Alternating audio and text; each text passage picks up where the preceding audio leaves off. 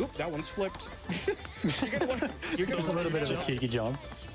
Here's a bunch of crossovers in a row if you haven't seen his form yet. Yeah, we've introduced all these things in a quote unquote safe environment, and you're gonna be thrown into a burning building as you. These files are biohazard. True. All right. This has a little bit of an intro. Yeah, get some water. Good hydration break. Hydration check for everyone. So this is a probably a last song of the Toho block. Yep. No more Tohos after this, except for the part when I lied. This one is mostly about context switching as well, but here it's much more explicit about it. As Nue passes behind a playfield, that playfield will literally not become readable because the arrows will turn white, they'll point in wrong directions, and their vertical spacing will get all hecked up.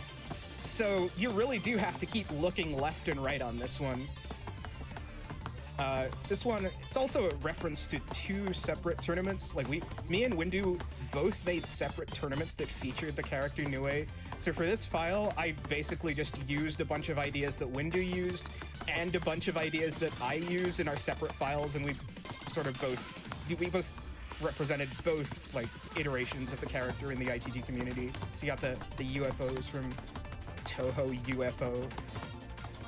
But we do have time until the end of the song for probably 2 donations, I would say. All right, I got you. We have $30 from Jinx, who says, "Ever since I was a kid, I always liked playing DDR. Then one day I found out about Tarot's charts, and it added a whole new dimension to the game I love. Let's go, Spooty, go for a quad. Let's get the bonus round too." Thanks, Jinx. Wow. All right. Oh gosh, a quad is when you get all fantastics. I think Spooty's a little past that right now. All right. Vigor by You is this song, and this is the first file I've made for this pack. And also the first file I've made that's OpenITG compatible, not just not ITG. The reason for this is the previous 2 mods boot camps were all OpenITG compatible, which means all of the files are able to run on stock ITG cabinet hardware with no strings attached. And we tried our best to continue that practice for MBC3 for maximum accessibility. Who knows, we might see some technology later on. This gimmick right here, where the receptors drop towards notes, is called a driven drop. In the original ITG2, there's a song course called Driven. And on the second song, Energizer, the main gimmick for that whole song was that dropping effect. It's a bit of a callback to remember where we came from and how to recognize our progress as a community. With the drop of the song coming up, a bit of a twist with the playfield position comes into play, where 2 separate playfields share receptors with each other in the center to create a new playfield, left and up from player 1, down and right to player 2. The chart here also gets a bit denser with some decently speedy 16th bursts, as you can see. The notes separating here also forces you to read ahead and chunk them, a technique we covered earlier during Ayakashi Kakushi.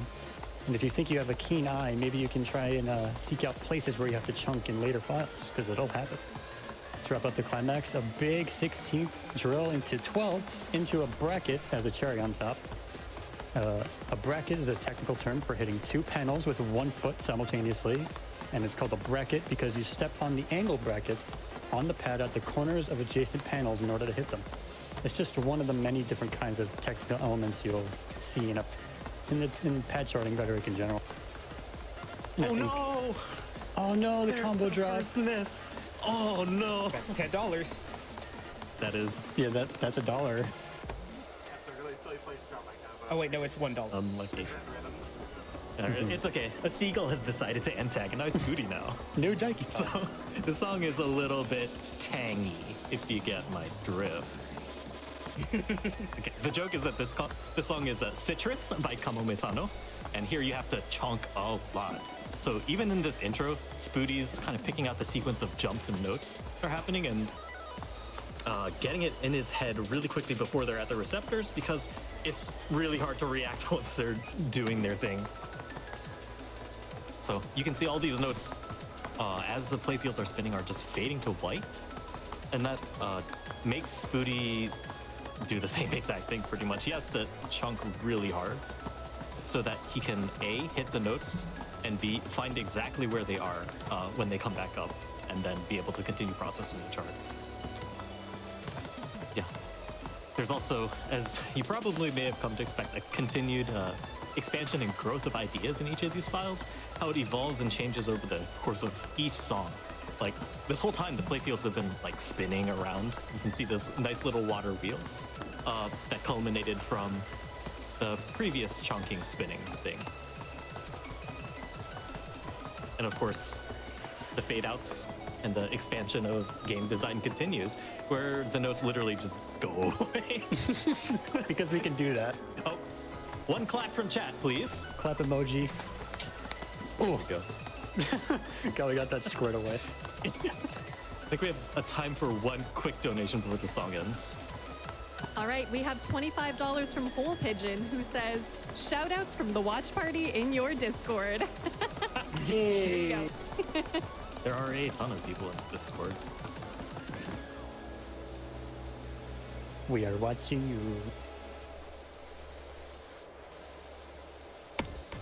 All right. Oh boy. It is time for Snow Motion by Kofu. This is Puro's first file. So Puro is another contributor to Mods Bootcamp 3. Puro is a demo scener from Finland who is currently studying like film production actually, and is just all-around excellent visual designer. This is the first not ITG file, like not ITG exclusive file. All the files up to this point are playable in Open ITG as well. So this file introduces an interesting concept, single column reading. The columns are gone, you only have the arrows. All right, here's our first shader. We got arrows made of crystal. They're made of ice. It's just something Puro felt he was able to do, so he implemented it. We got blur effects. We got transparent holds. It's really a visual treat. This file. This is definitely the technology I mentioned earlier.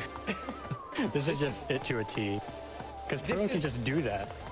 Yeah, like this is what not ITG can do basically, and it's not like super hard to do this stuff. Like anyone can get into this, get on the Discord server, check out the how to make things, and it's I mean at its core it's just Stepmania with more stuff you can do.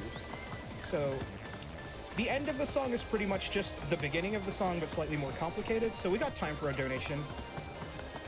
All right, we have $50 from Minty, who says, the not ITG scene is an awesome testament to the amazing things a community can achieve together.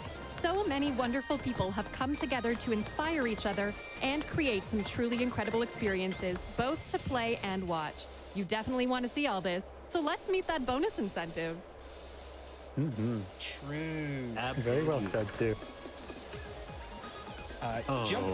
You got some science. No. We got some Koihado by... This artist title is really long, so I'm just going to say Tomosuke because that's who it is. So, starting off, we got a little bit of a physics engine that I decided to put together. You got some playfields that have like Vox 2G attached to them, and we're going straight into Rhythm Heaven. Just throwing a quick reference. I decided, why not, right? We got physics, we got conveyor belts. Let's put it in. Yeah, I mean, NITG is such an expensive engine, we can put literally anything we want.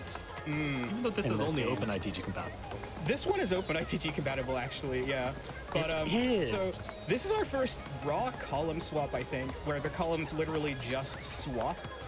That's a really hard technique to actually play, so I actually don't put those in a lot of my charts, even at high level. But if the density is low enough, it's fine, really. Especially at this level, anyway. This is another flicker, as I mentioned. And we're back to the conveyor belts. This time the playfield... Windows. This time the playfields go behind these sort of radiation scanners. Just make it a little bit harder. You know, as you do. Throwing in another Rhythm Heaven reference quickly with a mysterious unknown doctor. And back to some like wavy flying stuff. DDR 2014 background. A bit of a throwback. Bit of a throwback. One donation.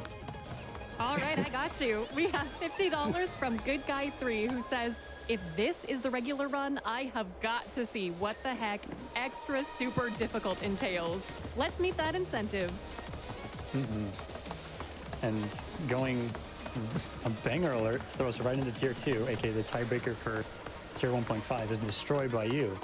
This is where you start to see more of a drastic difficulty increase, where the mods get harder to read and the chart gets more dense.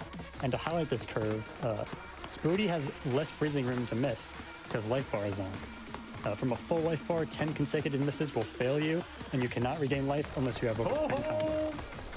And just when you think the Tohos were gone, Tenchi jumps out and punches you in the face with arrows and makes quite a few mocks on your screen just because Tenchi don't play no games. She do what she do, and right now she feels like killing you. And as the section ramps up, the text on the screen gets larger to obscure more notes and tries to distract you from chunking ahead during those super quick transitions.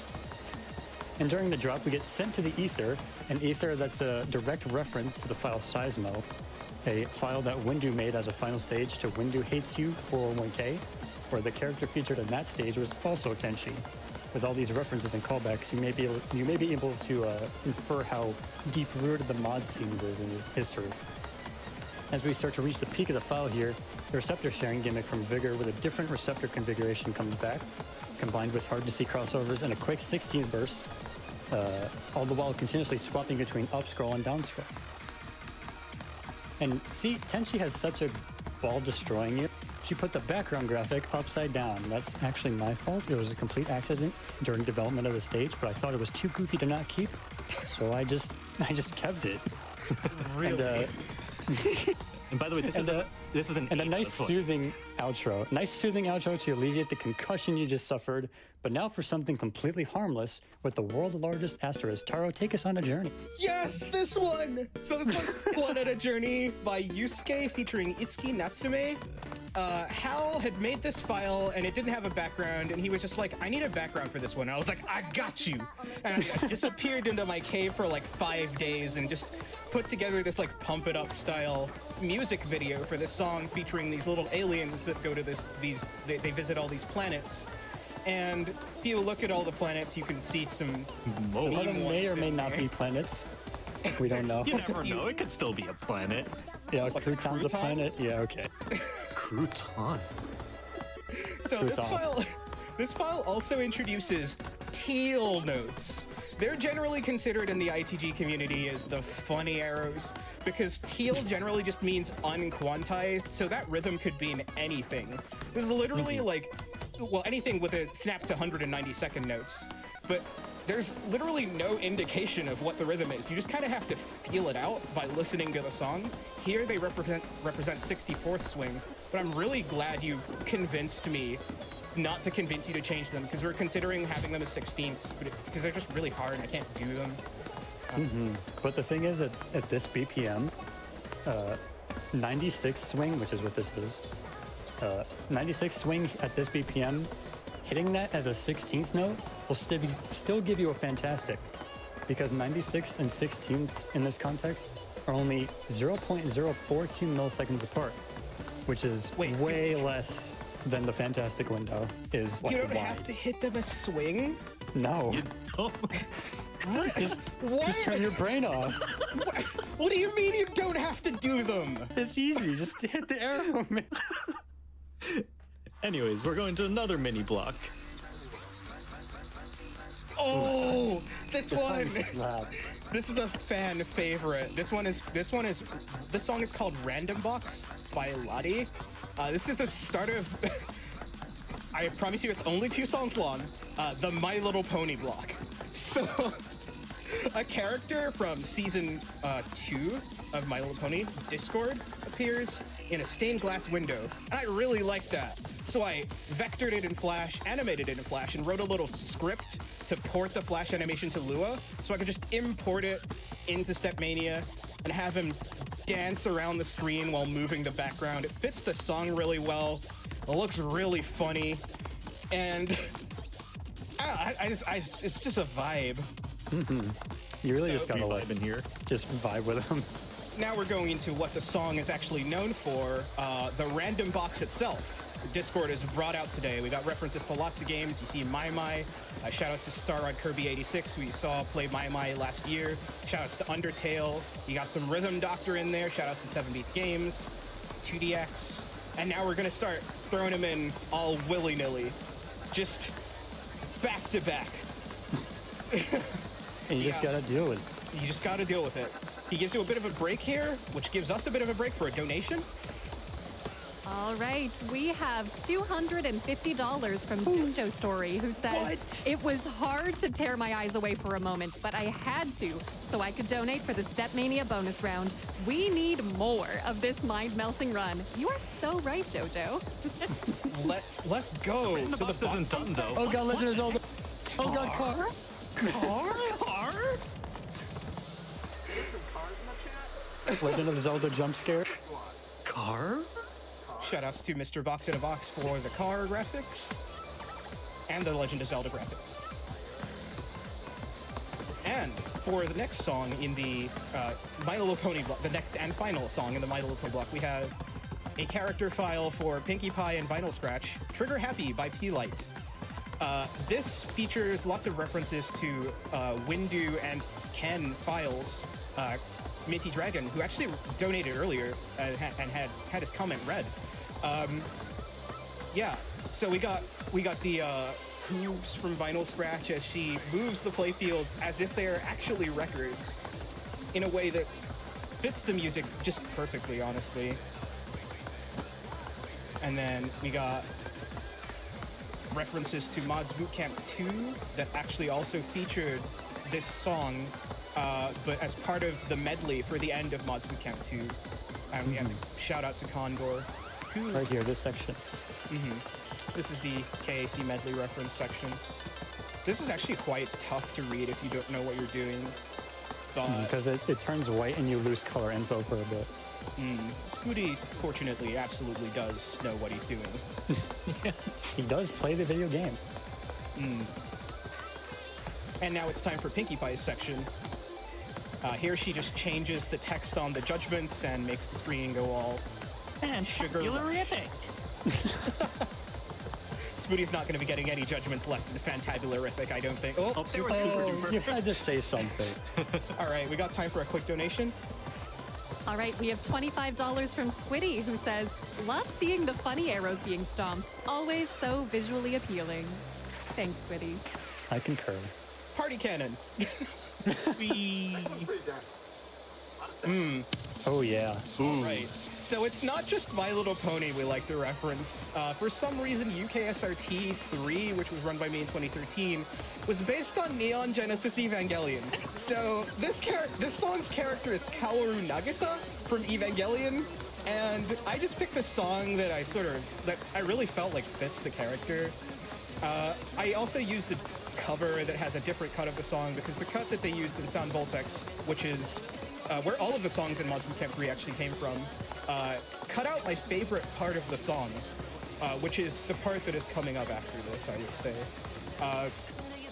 While we wait for that to start, and when it starts going on, the part with all the sensor beeps, that is, we have time for a donation. For sure, we have $50 from Bookworm42, who says, one of the highlights of online events is always the Rhythm Game Showcase. Great job so far, Spooty Biscuit, and good luck with the rest of the songs. Let's get the bonus incentive. Let's get it, Bookworm. I really hope he gets the bonus. Popoco just kind of shows up for a second. Don't worry. I actually almost forgot you put that in the file. I legitimately forgot I put it in there, and I put it in there. You baited yourself. How do you feel? Baited? Fair enough, have a nice day.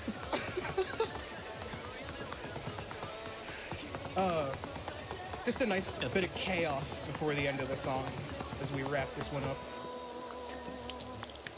Watch out for those mines. Oh, they're just arrows. Yeah, no, there are definitely no mines to worry about coming up. Yeah. Because the song's over right here, obviously. Watch out for the toilet. Watching that live is so good because people like launch themselves off the path to miss the Yeah, mines. it's like a cat pickle like gif. Yeah. And now for the untrustworthy notes. Yeah. This is Junkmania. I believe my second file that I made for this. It features a GUI cat called Tack, made by Tetes. This file will showcase some of the trickery that we can pull with True. with Stepmania, especially with OpenITG. Some of the tech that we use to pull off these effects can be a little bit more complicated than if we were putting it in an RPG because of how like the differences in resources in the engine. And we're going to be seeing that really, really soon. Right about now. Right about so here. this is where we lie to you for the first time, where the arrows are scrolling up and they're pointing in the absolute wrong directions right before they hit the receptor. So you have to actually read by column there instead of by the arrow direction. That's something that's made really easy in not ITG. We have ways to actually spin the arrows in not ITG, but in open ITG, there's actually not really any good way. So it's very much of like a janky workaround to get that to work. If you saw the receptors flashing really fast, it's because the mod that was used is rotating the notes based on the beat. And in order to position the notes so that they're in multiples of 360, so that they're pointing in directions that are sensible, we use stops, which basically stops the rotation in their tracks in accordance to the BPM. And we can control note rotation that way in OpenITG. 1700 combo. Kanashibari Into no a hot Ai song. wo. Yeah. Kanashibari no Ai wo by Harunaba. So the previous file kind of did actually lie to you. This one doesn't lie to you. I mean, you can see that the arrows are in the correct places once the playfield starts spinning. But actually, let's talk about this rolling fade effect. There are actually two playfields, and the visible region is scrolling down as the visible region on each playfield is scrolling down. So you have to soft context switch essentially. But now we get to the rotation. Now you can see that the arrows you have to hit don't change, but it's upside down. I still sort of make little mistakes here because you have to just train your brain to hit the wrong arrow compared to what you see essentially. If a playfield's rotated upside down, like in here, the notes are not counter-rotated, so you have to do that counter-rotation in your head. Do you want to talk about the projector? Yeah, talk about the projector. Oh, the projector strat. So there was a file called Necrophantasia, which did very much this effect, except it was a constant spiraling rotation. So there was developed a projector strat where you played this game on a projector and had someone hold up the projector and start rotating it counter so that you could read the chat correctly as it went on. Bit of a cheese strat, but hey, you do what you gotta do to get the clear. Oh, big lateral there. Alternatively, you can just do a handstand every single time something like that comes up. Oh, I think you that's about would as do that, effective. Mikey. Yeah, you would. I saw you rotating your whole head while you were playing Golden Rule. It helped. Ooh boy, guess what? It's time for some juggling. Oh, no. This is the big difficulty spike, honestly. We recently uprated this to 11, just because so many people were complaining about it. It's deceptively hard. extremely non-standard reading. You basically have to hit the notes by reading what arrow is on the juggler's box to trigger that juggler to bounce the ball in order to not drop the combo. And the charts that aren't in that are just really the parts of the chart that aren't in that are just really dense, and they have these really wacky rhythms with several consecutive green notes that don't have any other notes around them. That makes it pretty hard to keep the rhythm going because you got to go like ba ba da ba ba ba da, and people's brains don't do that normally when listening to music. It really stretches your brain muscles to like actively keep in time with the music. We got a quote-unquote normal section of chart for a bit, so we got a donation read moment. For sure.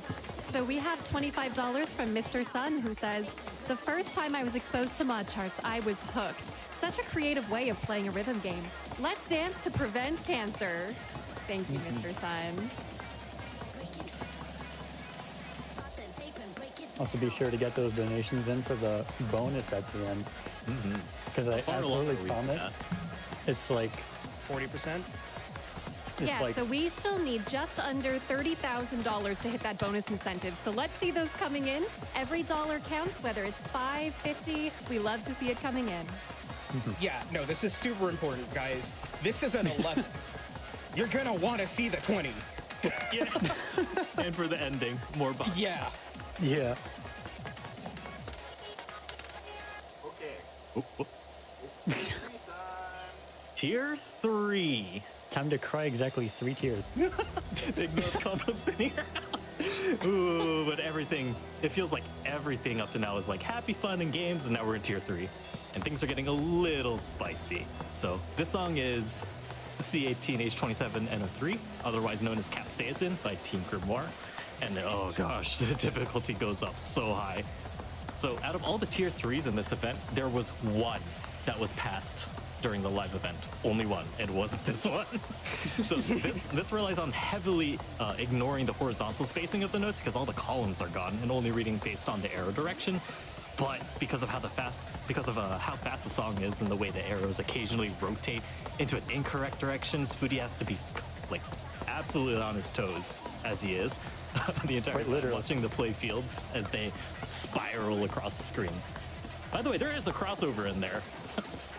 Unsure Yep, it just happened. Anyways, this middle section is a callback to Mods Bootcamp 2, where the final song had a section that did similar mods to this song, Panic-Holic.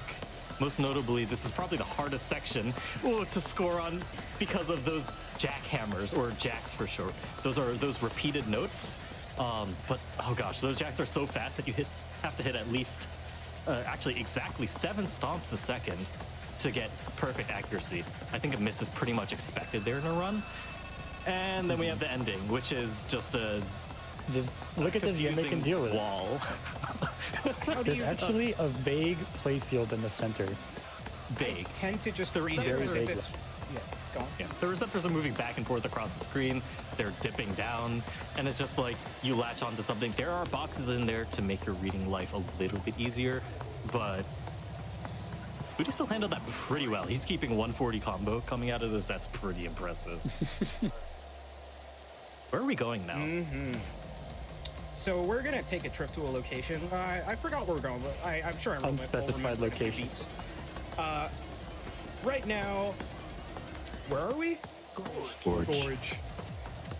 So, this is an effect I like to call a wall. It's not a proxy wall yet. Almost. This is a wall, and I mean, I feel like the name is pretty self-explanatory. It's literally just a big wall of notes. But the hard thing about walls is knowing when one playfield starts and another ends.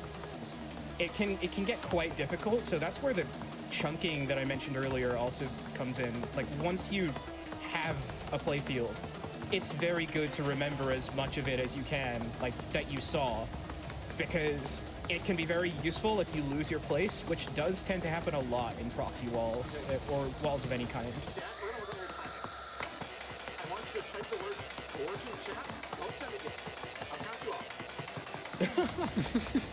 You gotta be pretty careful not to lose your place in these driven drops, which are back. Gorge!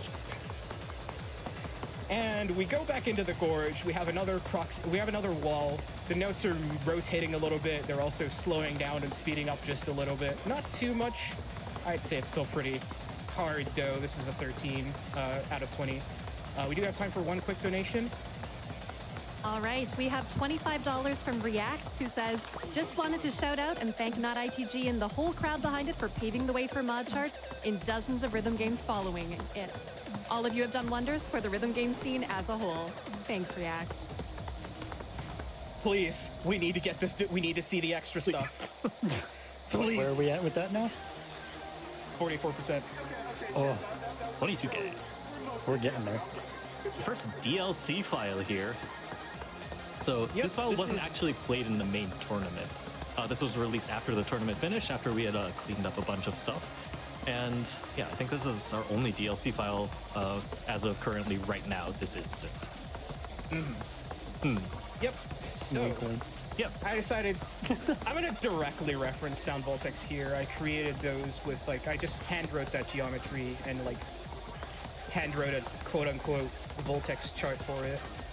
And clap. But Get some clap emojis in the chart. That was perfectly timed.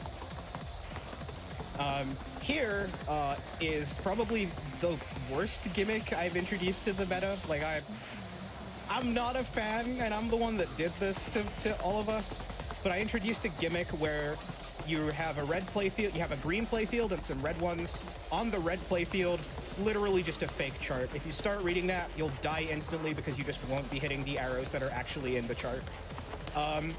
And once I opened that Pandora's box of game design, people just started putting them in charts, and now I hate it. I don't stop it. the true feelings have arrived. And now And I with stop every it from iteration of flashing. this, Just more kinda- playfields getting added. Yeah, there's 5 now. I just kind of got rid of the flashing, so you got to remember the first one that flashed. Keep that one in your mind. Here's more red arrows coming up. They're also not spinning, so you can identify them as the fakes. And then we move into another gimmick where fake arrows come in from the top, and the gaps in the arrows become where the real arrows were. Spooty quickly does a spin. And the last Toho, Oh, I point. think, is defeated. The last one? Wait, really? Are there more? Maybe. You sound excited. This is Sailing Force by Ephemerary, and I think this is probably my best file from this entire event. There's a lot of unconventional things that don't seem like natural occurrences within the base game of ITG. Things that you normally see in not ITG exclusively. Like, how many playfields was that now? It's actually only 2. Since again we have exact access to only 2 playfields in Open ITG, but all the zoom effects are done in such a way that it makes it look like so many more. So if you pause at any time, you'll only see 2 playfields, I promise. But yeah, this is the only tier that was passed during the live event, and this is still hard with the rhythms that have definitely bumped up in density alongside of the mods, where it's basically oscillating. The playfields are doing a wave. Because it's Sailing Force. And we're in then the it ocean. goes really fast. 2 playfields. But yeah. Remember, only 2. We're now underwater. Yeah, sometimes when the song calls for it, there is breaks in difficulty like this. But it definitely depends on the song itself. You gotta attune the mods to the song as closely as possible, because then you can go to the ramp up section where you move at hyperspeed again. But yeah, Pick up this a rhythm. nice ballad won't have an intense effects or anything like that. And one of the only slowdowns in this, making it even harder to time, and a speed up into the end, where it literally speeds up to max speed, where the speed of the playfields match up somehow perfectly to let you grasp exactly what the notes are as they're flying past at max speed. Oh boy! Oh no! I'm sorry that everyone has to listen to this. So, this character is a fan favorite. It's pretty She is a iconic in the sentient- community, actually. She is a sentient virus who has possessed you and can make you hallucinate to see her. Is there anything you want to say about this character? There's a red and green playfields right now that's going on that gimmick that we talked about. But anything you want to say about the character, Daiki? Oh, of course. I love Shane. Like, I really love Shane. Like how much? Like, a lot. Everyone is going to put you out to pasture. I hope you know that. Anyways, a lot of references to UKSRP 8, the tournament where Shane debuted in. Like this Shane Q, as we call it. Which is a Sounds like reference you just to realized ping pong. the joke. We got When I first D-pads saw in the this Shane D-pad, Cube. This D-pad, when I first saw it, I was crying laughing. Because that's a wiggle it does. Janky. This one is obviously not ITGO. I say obviously, but I mean, there's a lot going on here, so really, it's definitely some of the technology of all time been put to good use on this kind of song. It's almost over. We're almost done here. The intensity is going to start ramping up pretty soon. As if it Right, we already start- hasn't. As we start inching towards the upper end of the scale. Speaking of upper end of the scale, get those donations in for the bonus at the end. Very scary content waiting at the end of that road, so if you want to see it, get them in. Now this song is Cloud9 by Yunosuke, which is my not IGG specific file, which is kind of an obligation, featuring a character named Kyo, who I made a long time ago before this. What you're going to mostly see here is a showcase of some amazing artwork. I'll get to that in a second. Super tricky transitions and speedy column swaps with some funky rhythms on the side. But the main thing I want to touch on is how pretty this file is. I mean, it's not my doing, actually. It's all thanks to the various artists that we have contact with, one of which is on the couch with us right now at Taro Nuke, and an S-tier artist by the name of R. Mao, who contributed to brief background shots of the character in question. You might have seen that at the very beginning of the file. The power that these two bestowed on this file really helped push it to what it's really meant to be. And I consider this my formal thanks for that, because I don't think I actually ever thanked you. Aw. For example, the light masses in the background is Taro's doing is to represent a bunch of fireflies.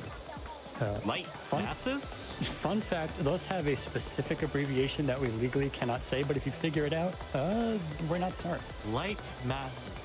And to this extent, I believe, this truly exemplifies how much the Stepmania mods are an art form notion rings true, because with an incredibly flexible game engine like Not ITG, you have complete freedom to implement your ideas and represent the song in ways that are unique to you. Much like in drawing or music production, everyone in the community has a style that you're able to immediately associate with them, whether it be artistry, motion design, charting rhetoric, whatever wacky new thing the community comes up with. It's all amazing to see. Right. Ooh, what are those notes doing? Dark Matter by Yo. You probably immediately noticed that's not how arrows are supposed to look. Well, this is another file from our Finnish graphics programmer, film studio, film studies major, Puro, and he just wrote and used a lot of shaders along with his boyfriend Koot, and they generally just brought this file the graphics that it deserves. So we have... They smashed it with this file, quite literally actually, because playfields are getting smashed against the wall. Puro's bear character Karhis was animated by me punching the playfields into the walls. And I don't know, it just really shows his strength. There's a more shader funny happening right now. In the Speaking of section- shaders, special shout out to FMS Cat, who implemented native shader support in Not ITG, which allowed all of this to be possible. Custom fragment shaders and vertex shaders. One of They which really is do anything you want, really. shown right here as the arrows bounce off the ground and turn into gelatinous blobs and then come back up off the ground and need to be hit again as they hit the ceiling. And the arrows aren't supposed to do that. While we wrap back to previous, we have time for more donations. Let's get that donation, Matt. All right, we have $25 from Angela H, who says, Spooty, are you a Stepmania god? I have to donate toward the extra hard charts because I can't even imagine what they look like. We're well on our way, everyone. Let's see those donations roll in. Yeah. So, Mods Boot Camp 3 had an overarching storyline where everyone gets possessed, and that's why they're all character files. Also, this one in particular was after everyone has been cleansed, and you're doing some warm-up exercises. All right, Spooty, feet shoulder width apart. Make sure your scroll speed is okay. You're not holding the bar, which is good. You're not a cheater, and we can go on. Bro, you actually just did that. Yeah. So pretty much the character talks throughout the whole thing. And oh, there was a crossover there. But yeah, I'm pretty sure that can carry commentary if everyone just reads what's on the screen. So I think I have time for a lot of donations. Maybe a couple, actually. All right, let's get these in. $50 from CVTCS, who says, I feel like these commentators and I have vastly different opinions on what lower difficulty bracket means. Happy to see Stepmania, not ITG, showcased at GDQ. Loving the exhibition, and let's get that extra hard bonus incentive. Where are we at on that exactly?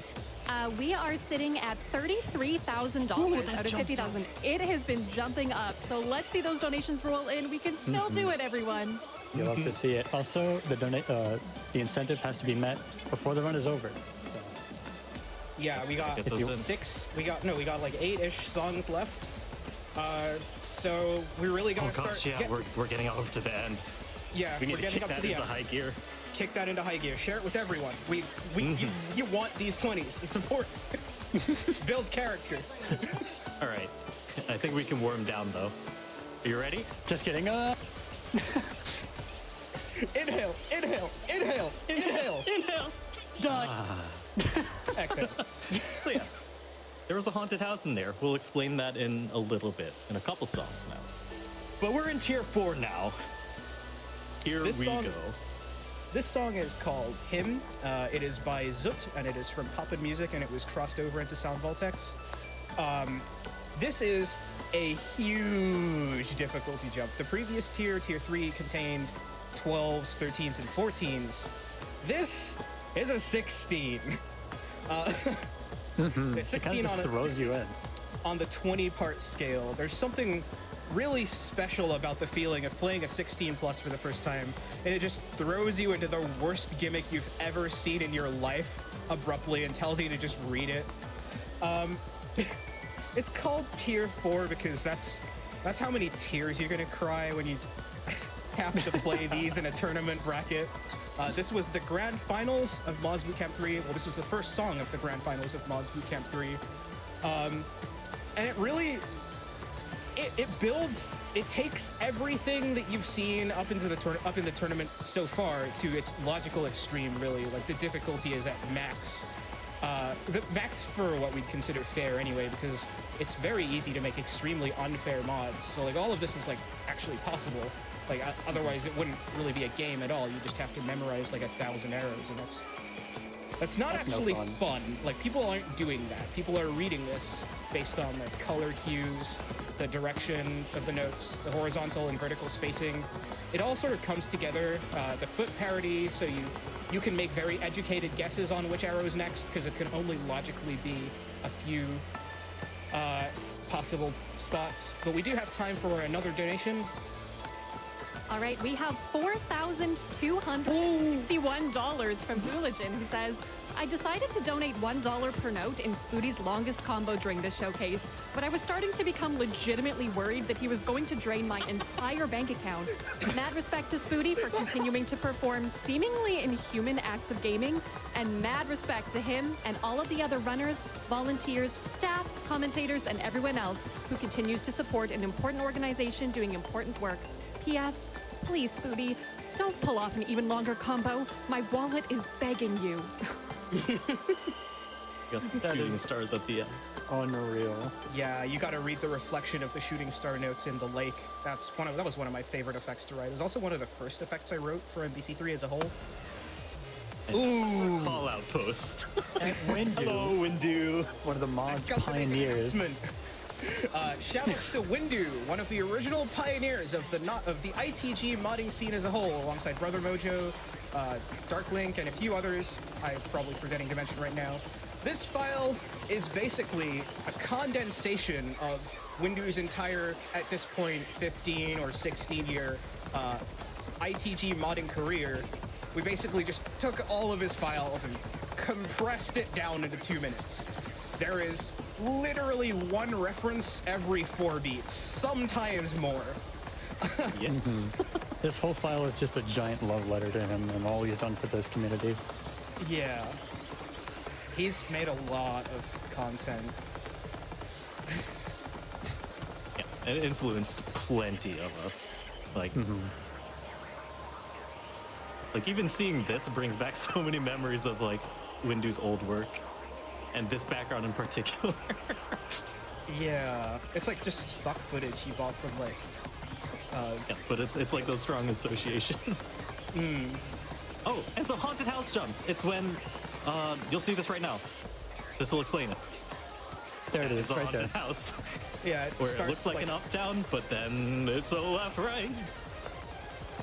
Yeah, you're gonna really see how long this community's been going on for if you really dig deep into where all these effects came from. This is one of my favorite effects in this whole thing. It's so readable, even though it doesn't look like it should be readable to a practice eye. Yeah. All right, one more donation. All right, we have $200 from Anonymous, who says, putting some money down for the Step Mania bonus round. Thanks to all the staff for the great event so far. And let's get to 2 million for that door reveal. Thank you, Anonymous. Yeah, Thank you, Anonymous. I also want to know what's behind that door. I do too. What's behind door number 1? All right. Got More Raves by Egg. You may or may not have seen Groove Coaster before. Well, I got really bored one day and decided to entirely recreate the whole 3D environment and background animation for Got More Raves using nothing but a text editor and a lot of free time. Because model rips were not available for Groove Coaster, so most of this 3D geometry is handwritten and painstakingly pixel measured using Flash, and just sort of hand timed by watching a YouTube video of the chart over and over again. I didn't make that sound like any fun at all, but I don't know, if you like just vibing and coding while listening to a cool song, that's something you could just do. You just do that. Yeah, these rhythms are so complex. And also, you know, Groove Coaster, that's ad-libs. Oh no! Oh, a mine hit. That was a mine, not an ad-lib. Ooh. How much is it for hitting a mine? We didn't establish that in our contract. Oh, true. I totally forgot about that as well. I just kind of assumed that Spoody would not hit any mines because he's a gamer. $5 each mine. No! I'm Hell, you're dumb. gonna kill me! I thought we were gonna make it 10 because the miss is $1. You know? Oh my god. Oh, that makes Only sense, one mine. actually. Yeah, that makes 1,000 cents. That's a pickle, by the way. It just comes in and it's all distorted. Shoutouts to all the other games that featured this song. I put the charts at the appropriate timestamps in the background of the music as well. And just before the end of the song, we have time for another donation. All right, we have $5 from Zerla, who says, the kind of things the Not ITG community has achieved is absolutely incredible. Everyone there is so supportive and welcoming of new players. Let's get that bonus incentive met. Friendly reminder to select which incentive you want when you're sending in your donations. We have just under $8,000 left, or just over $8,000 left to meet that incentive. We can do it, everyone. So Let's get it. This is a collaboration file between Daiki and, wow, I said myself. Between me and Taranuk. Are you ready for the worst thing that you've ever seen? Hold on to your pants! Jumping right into things, this effect is a great example of hilarious effects where the playfields are visible for exactly 2 frames in the middle, and you need to look at that in order to read properly. A quick interlude references the white notes from Sayonara Plant Wars for NBC2. This next section is what we call smooth brain power because of MPC2 file for brain power that use sideways rotations like this. However, we made the rotation smooth, and they also rotate in the wrong way the second time around. Oh, I don't think we fixed the screen. But these bounces call back to MVC2's ESEN. There's a tiny break in the mess. Oh, here we go again. Well, this is just a funny movement, really. It sounds like you were at a loss for what to say. Oh, shoutouts to My Hero Academia for the concept of the sprite coming into existence while the playfields are being tossed around like from cross-infection in MVC2. Then you get a Preserve Valkyria's license to Sayonara Planet Wars Big and Small Things, and then everything happens again, and it's spinning, and it's even worse the second time around somehow. Shiawase transition, and some censored screen bounces along with more Preserve Valkyria slides. Oh, this song goes too fast. But the ending is something else. True. So you may notice that the song is actually continuing to speed even further up. So, this final section, basically you need to watch the bottom and delay when you're hitting the notes because they slow down before they hit the receptors. However, the top half of the screen is being completely destroyed by a meme. Thumbs up. Thumbs up. And coming straight out of that, we have a 250 BPM 16th drill, just in case you hadn't already fit. And the Haunted Plus Ultra, which is an ultimate haunted house. Thankfully, the ending fades out before all the arrows are hit, so hopefully the slowdown isn't too hard to time.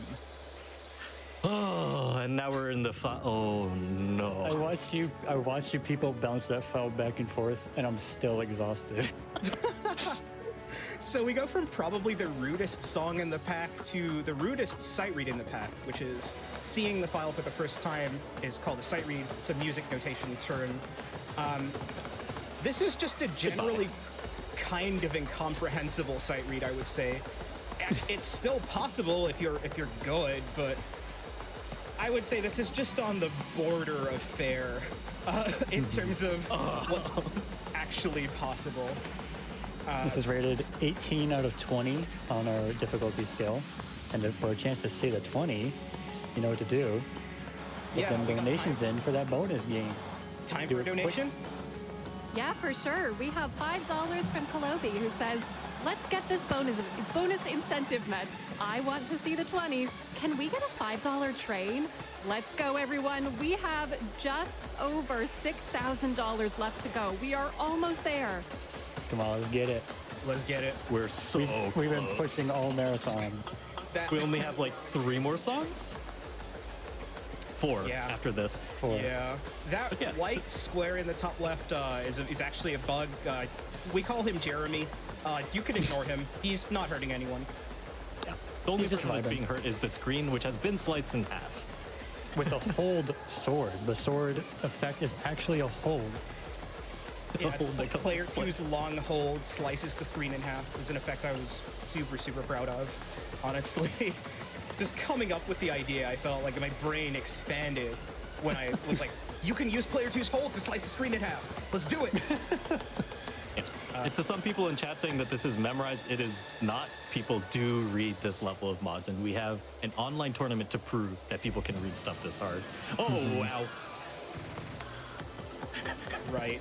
We're gonna head straight into UKSRT's probably most threatening character. Another virus, this time a computer virus. Her name is Scold, and you are inside the computer, and that's not good. You should not be in a place with a virus. It's a very, very violent mod file. This is also an 18, but people consider this like a very high 18. Like this one's close to 19. So we're reaching the top end of what difficulty looks like, but this is, it's very, Playing Taiko now. And we bump it up. don't need arrows anymore. We got some Guitar Hero notes. We got some pump notes. We got some That Taiko super arrows. fast drill is really rough. It is. But bear in mind, it's not all violence. Like you gotta fit the song. A lot of these files are good about picking like the right times to have violent things happen, and the right times to have calming things happen. This is This is To an calming. extent. Look at this. I'm so relaxed right now. Daiki was I'm sorry, Spooty.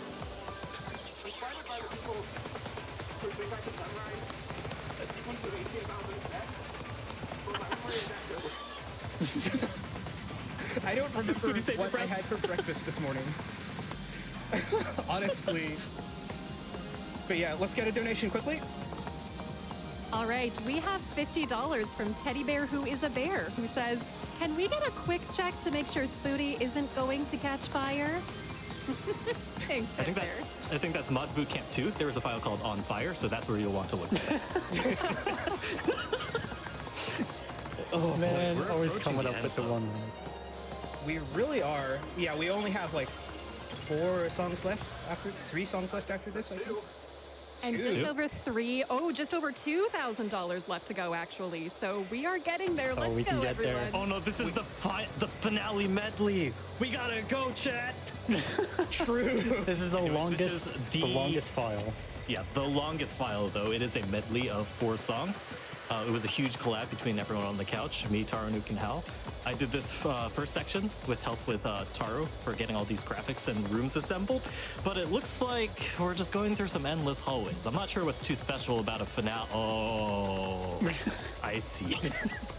So yeah, you can do a lot with this engine, such as stringing how many playfields is this? We should also mention this is Infinity. purely not ITG right here.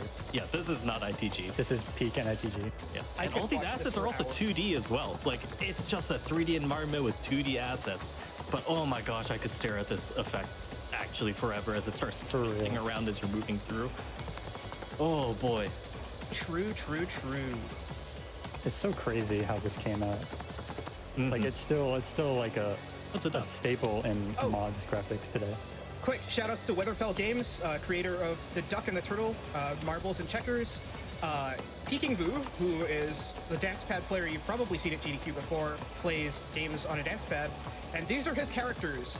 We're friends with him. Like, I know him from earlier. We've both made Stepmania things in the past, actually. And yeah, just support him. Support him Yeah, wherever you can. they're- He's making a They're game just with the chilling there, members. There's- playing Go. Oh my god, we are $1,500 away. Oh, so close. So, And I kind of want to Get leave him this in. hallway. You still got a little time. Thank you. out of the frying pan and into the fire. Song 2, Halcyonics. It's my section now. Those rhythms are bad. This section is the hardest section in the file, I think. It's a lot of context switching, a lot of really fast transitions and column swaps, a lot of really weird rhythms, and you just gotta kind of just deal with it. Yeah. Receptors here are just trading their own receptors with each other. It's like what is even going on? You really got to be on your A game to follow in any of this, even as a top player. Oil painting shader. Good stuff. And this is where the real difficulty begins. I made this this mod with the intention of you having to read back into the Z-axis plane depth that the notes have, just enough so that you can chunk ahead to not miss the transition, but it's still really hard. Hey, everyone, I'm just going to interrupt really quickly to say our incentive is met. We Yes, did let's it. go! Let's go! We get to show the thing! We get to show the thing! The thing 46. The thing! We get to show the thing! For the first time, mind you. So happy! This is just the section earlier, but harder and water. Hydration check, by the way. Hydration check, sorry, Spooty. Not for Spooty. So, end of song 2, into song 3. This is my section. I am a very big fan of PlayStation graphics, PlayStation era, so we used a lot of game art tricks from the early PS2 era to make this very low file size, run quite efficiently. Go into a quick Archaea reference, shout outs to Loiro. You got the floor notes in the river and the sky notes in the air. In the... And now we have a particularly mean context switch where the arrows rotate into wrong directions as they go away from the Beholder Eye emblem in the middle. That is the villain's logo. And now they start to screen wrap. Just follow the eye. That is where you can see and where the arrows There's might a be rotated. crossover as well. And Boy, another transition into the worst gimmick you've ever seen in your whole life. And it just tells you to read it. This file is a 19, by the way. This is what 19 out of 20 looks like. Thanks to you guys, we get to see the 20s. This gimmick is actually not super bad. Well, until it gets super bad. No, it's pretty bad. It's pretty I heard someone in chat no talking about a sugarcoating. waterfall. Here's your waterfall. And a forced double step? This waterfall is actually inspired by Melee's Congo Jungle stage. It turns out if you put a bunch of cylinders together and make them a little bumpy and start rotating them, it looks like very, very, very convincing water. That's all I'm doing to make that water. It's not like I'm not like a genius or anything. I just slapped some cylinders together. Yeah. And this clock simulation on the paths. Those wires coming from Yinbao, the villain's wings, are an actual cloth simulation. I just felt like doing that. I'm just showing off at this point, but that's not ITG. Aren't we all It's with this? flexing. You kind of got to do that for a final Hydration stage check. like this. Waterfall. True. Good luck timing this, by the way. This part is just very, very strange rhythm as we head into Black Emperor by Chroma, the final song of this medley. And then we got a little bit of voice acting. Yeah, this whole thing was a really big... When this tournament actually ran, between the rounds, we had voice acted and animated cutscenes actually at the time. So a lot of the stage is actually tied into the story, but we cut all the story elements for marathon purposes. You can watch all of them on my YouTube channel. Get all the playfields sucked into a black hole. What the heck? Spoody has 1.6k combo going into the end? Wait, did he combo the entire medley? Oh my god! It's not done yet. He comboed the entire medley! That's a medley full combo. What are you doing? Oh my gosh. First combo? All right. Oh, the game just crashed. Oh no! Okay, let me just boot it up. Let me just restart it real quick, and I'll just manually boot up the credit sequence. All right, good Oh enough. no, that means we don't get to see. That means we have to go in hand. We're count by donating- judgment. No, We're no, donating donate. 69.69. We can do that. You can do that Estimates later. was 69.69, wasn't it? Oh, I'm going to pop in with a couple quick donations quickly while Sure. we set things back up. Go right ahead. The game just does this, by the Alright. way. This is no problem. that's never we- happened before. All right, so we have $50 from Kalaria, who says, let's get those 20s. Thanks, Foodie, for making and hosting the co-op tournaments over the years at Rumbles in the Prairie and being a wonderful community member in dance games, Necro Dancer, and more. Okay, so yeah, just one more song in this. Hang on, just the credit sequence. Can you share your screen again as well? We'll wait for that. Oh.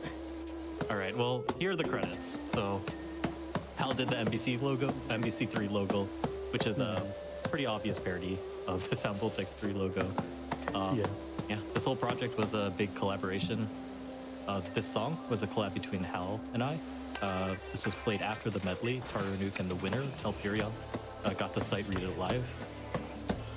We spent like a year to date on this project, and plenty of blood, sweat, tears went into this. So there was actually a lot that wasn't showcased. Plenty of voice-acted cutscenes that are all available on YouTube, a lot of art assets, and a couple extra files that will be available in the full download. So yeah, huge shout out to everyone who has had a hand in Mods Bootcamp 3, big or small. Just a big passion project, and personally, having this run in a marathon is really special, especially this song in particular. During development of this chart, my grandfather was diagnosed and quickly passed away from cancer, actually, so a lot of the feelings of this song definitely went into that, and I'm just so happy and honored, really, to be able to be a part of this cause, because it really means the world to me, helping to be able to raise money for this cause. Yeah. Huge shout outs to Spoody for running this. He's still standing somehow. Shout outs to Taro and Hal, the big project buddies, and everyone who makes AGDQ possible. Y'all amazing. Thanks so much. All information about Not ITG is also available on our website, noti.tg, noti.tg. That includes game downloads and a link to our Discord. We're super friendly and welcoming towards people interested in playing or learning how to create content for this game. We have new people coming in basically every day, trying to figure out how to play and how to make their own mods. So Our server is ridiculously active, but don't worry, our moderation team is ridiculously competent. So, That can be time right there. Unfortunate Time. game crash there means we don't get to see my overall stats in the whole marathon. But we can that count is it. the MVC3 showcase. we'll find out how he did later. Or it could just be a mistake. I mean, the runners never show their splits in the marathon runs, so it's a great parallel, I'd say. All right, We still have the bonus. And I Scooty, you do gonna take a just- break? I do just want to touch on some. There was a quote shown in the credit sequence there that Carl really likes about when you stand on the shoulders of giants, you can see really far. And I just want to say that the non-MTG community has, I think, taught me that when we all build each other up and help each other out in our endeavors, creative like here or otherwise, I think there's a little bit of giant in all of that. Let's go. Anyway, Wait, all right. everyone, somebody say thanks there's so much bonus? thanks so much for all the donations towards the bonus round. We will be playing some 20s and stuff in a little bit.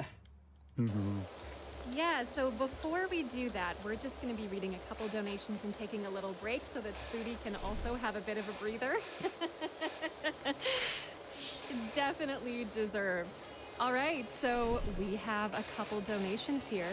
We have $1,000 from Anonymous who says, "Can Spooty have a little breather as a treat?"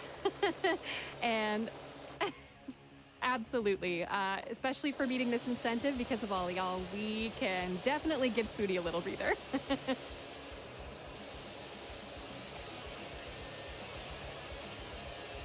All right, and we have $50 from D-Ron who says, "Boy, howdy, do I love stepping on arrows. Let's see some more arrow stepping, but made difficult." All right, I know I'm really excited for the bonus runs. How about all of you? Okay, so we are going to be taking a short break, so hold tight and we'll see you right after this.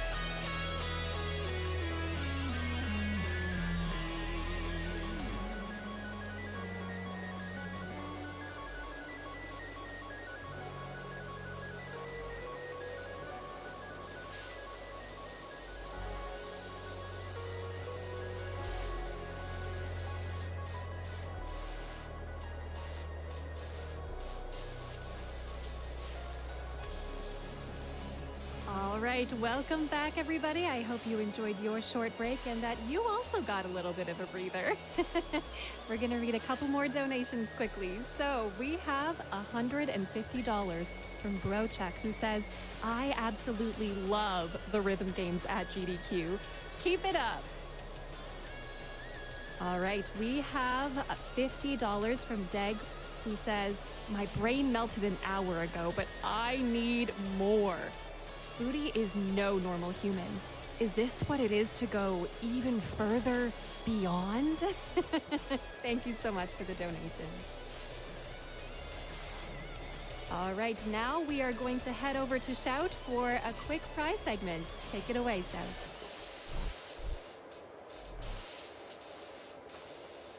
What? I'm memeing at chat. Why do I got... Really? Look, this is simple. $25 minimum donation.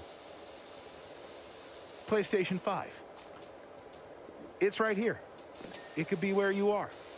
$25. Donate now. Also, Prime Gaming. Make that train happen. What else do you need? Go.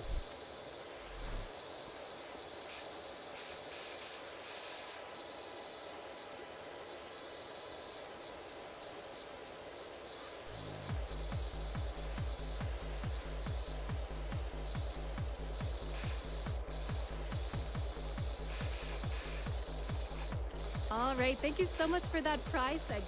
We have a couple more donations before we hop into the bonus segment here.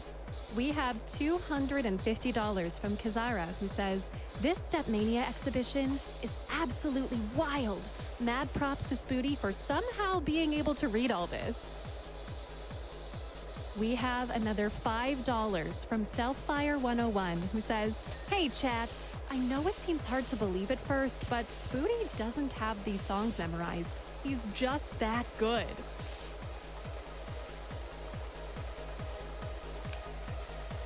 All right, so it sounds like we are ready for the extra hard chart. So let's go check out this bonus incentive. We'll see you over there. Take it away again, Spoody. All right, everyone, again, thank you so much for all the support. Both first in getting the game into the block, into the schedule, and then getting this bonus block enabled. So, yeah, as was mentioned before, mods are rated on a 20-point scale, and we only saw up to 19s. So we'll be seeing some 20s in this block, and some other very hard, like, upper end 18, 19, 20. And some of you may have seen me mention before that I had some surprises in store for the bonus block. For everyone.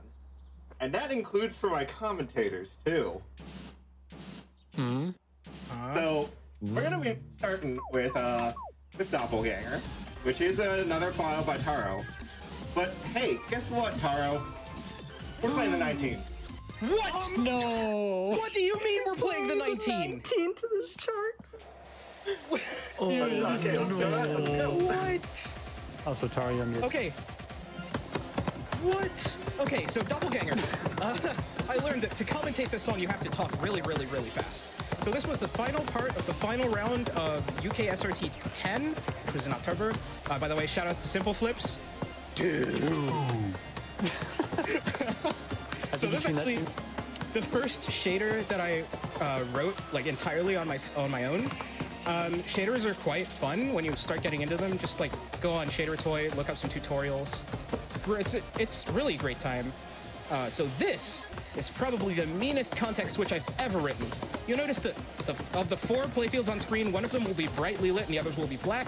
The one which is lit is actually moving around the screen in a clockwise direction, and you have to follow it. Otherwise, you'll end up stuck reading a playfield that doesn't have any meaningful information on it, as the receptors are sort of disappeared into the ether. So you gotta just keep moving your eyes around the screen. And we go straight out of this section with a little bit of a stream, actually,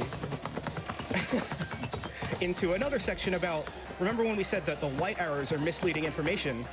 Well, at the start, you can see that they're flipped, but eventually, it turns out that they're all spinning, so you just gotta remember that the white ones are the flipped ones. Now we move into another context switch that was quite mean. I like to call this one spooky action at a distance. You have to keep chunking and switching between reading the near portal and the far portal. Otherwise, you're going to end up looking at a playfield that doesn't actually have any arrows on it at all. It's spooky And then- action at a distance. Spooky action at a distance. And we go into the references. Lots of references to stuff we've already seen. So we got the background from Voltex Taiso. We got Boku no Hero Academia. We got Hymn. We got an RPG that you didn't see. And you got the bumpies from Juggle.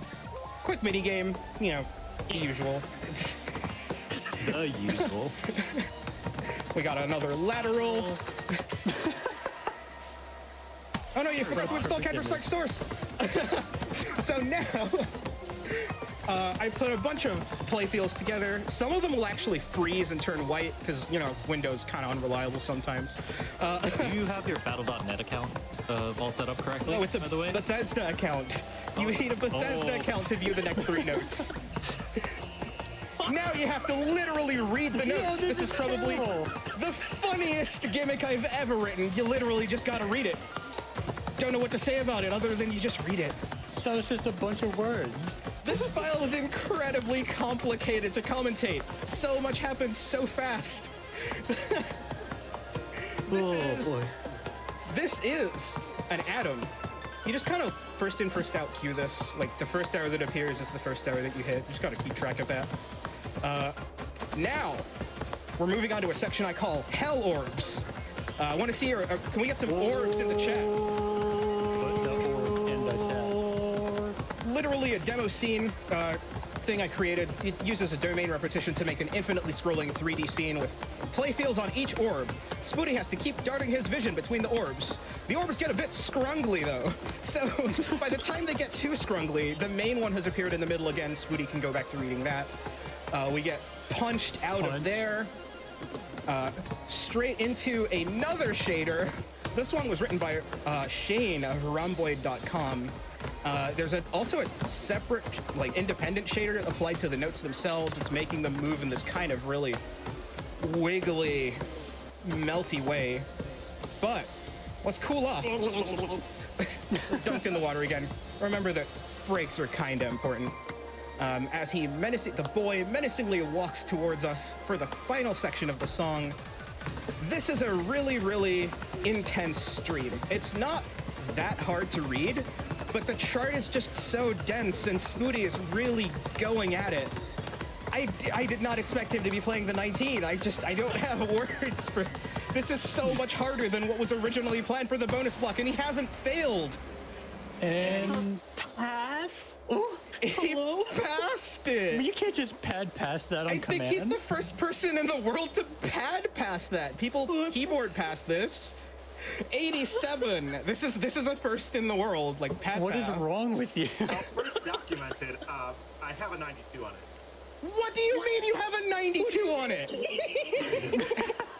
I've never seen anyone pass this before. I've never seen anyone pass this before. I would like to improve, mister. Let's see that metrics. All right, so that's our first one. Doppelganger's a little bit of chaotic, exudes a lot of chaotic energy. But we're gonna be moving on to our first 20. Without the. Yeah, no jump scare. No jump scare. Oh yeah.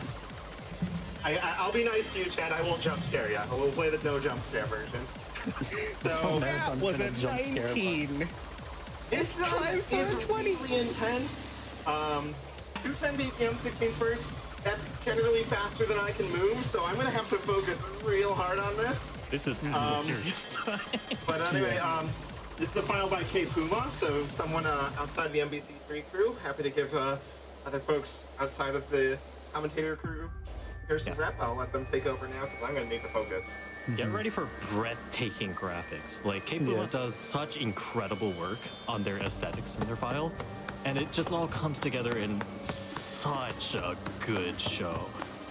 Like I mentioned in Cloud9 during MBC3, the visuals in this game can get insane depending on what you want to do.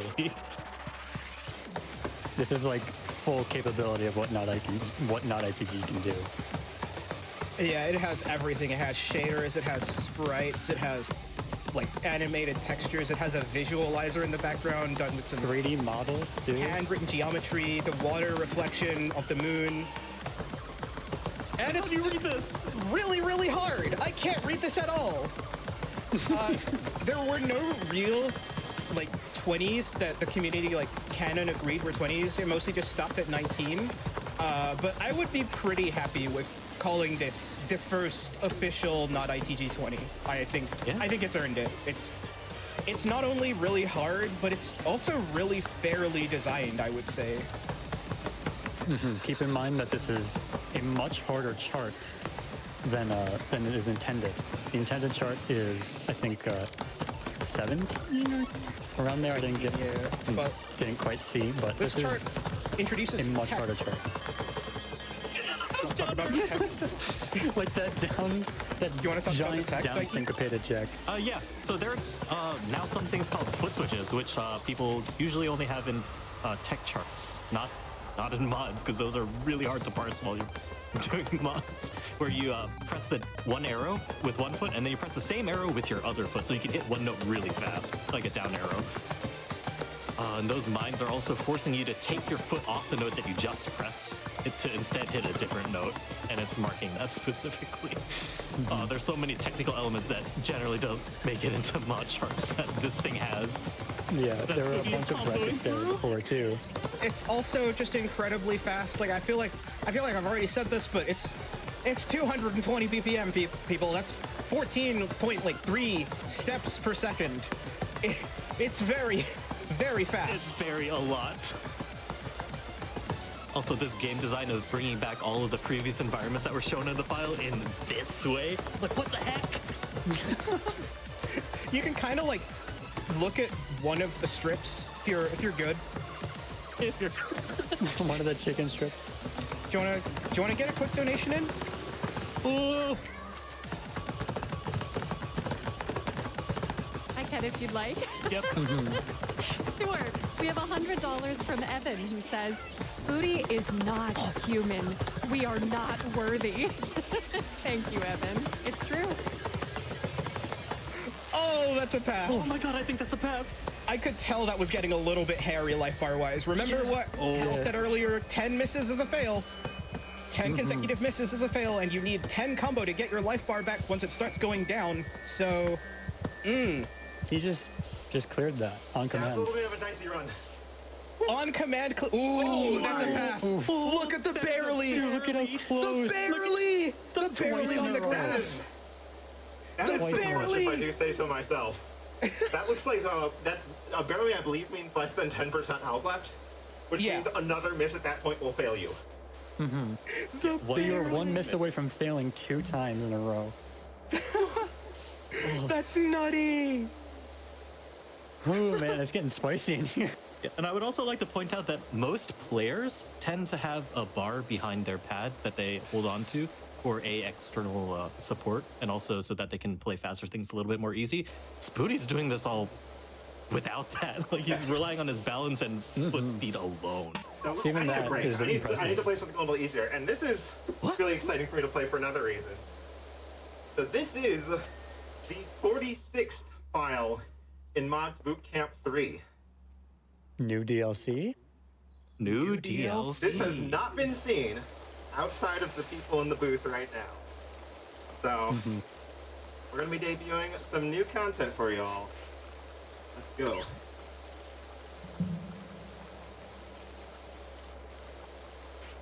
I'm so excited.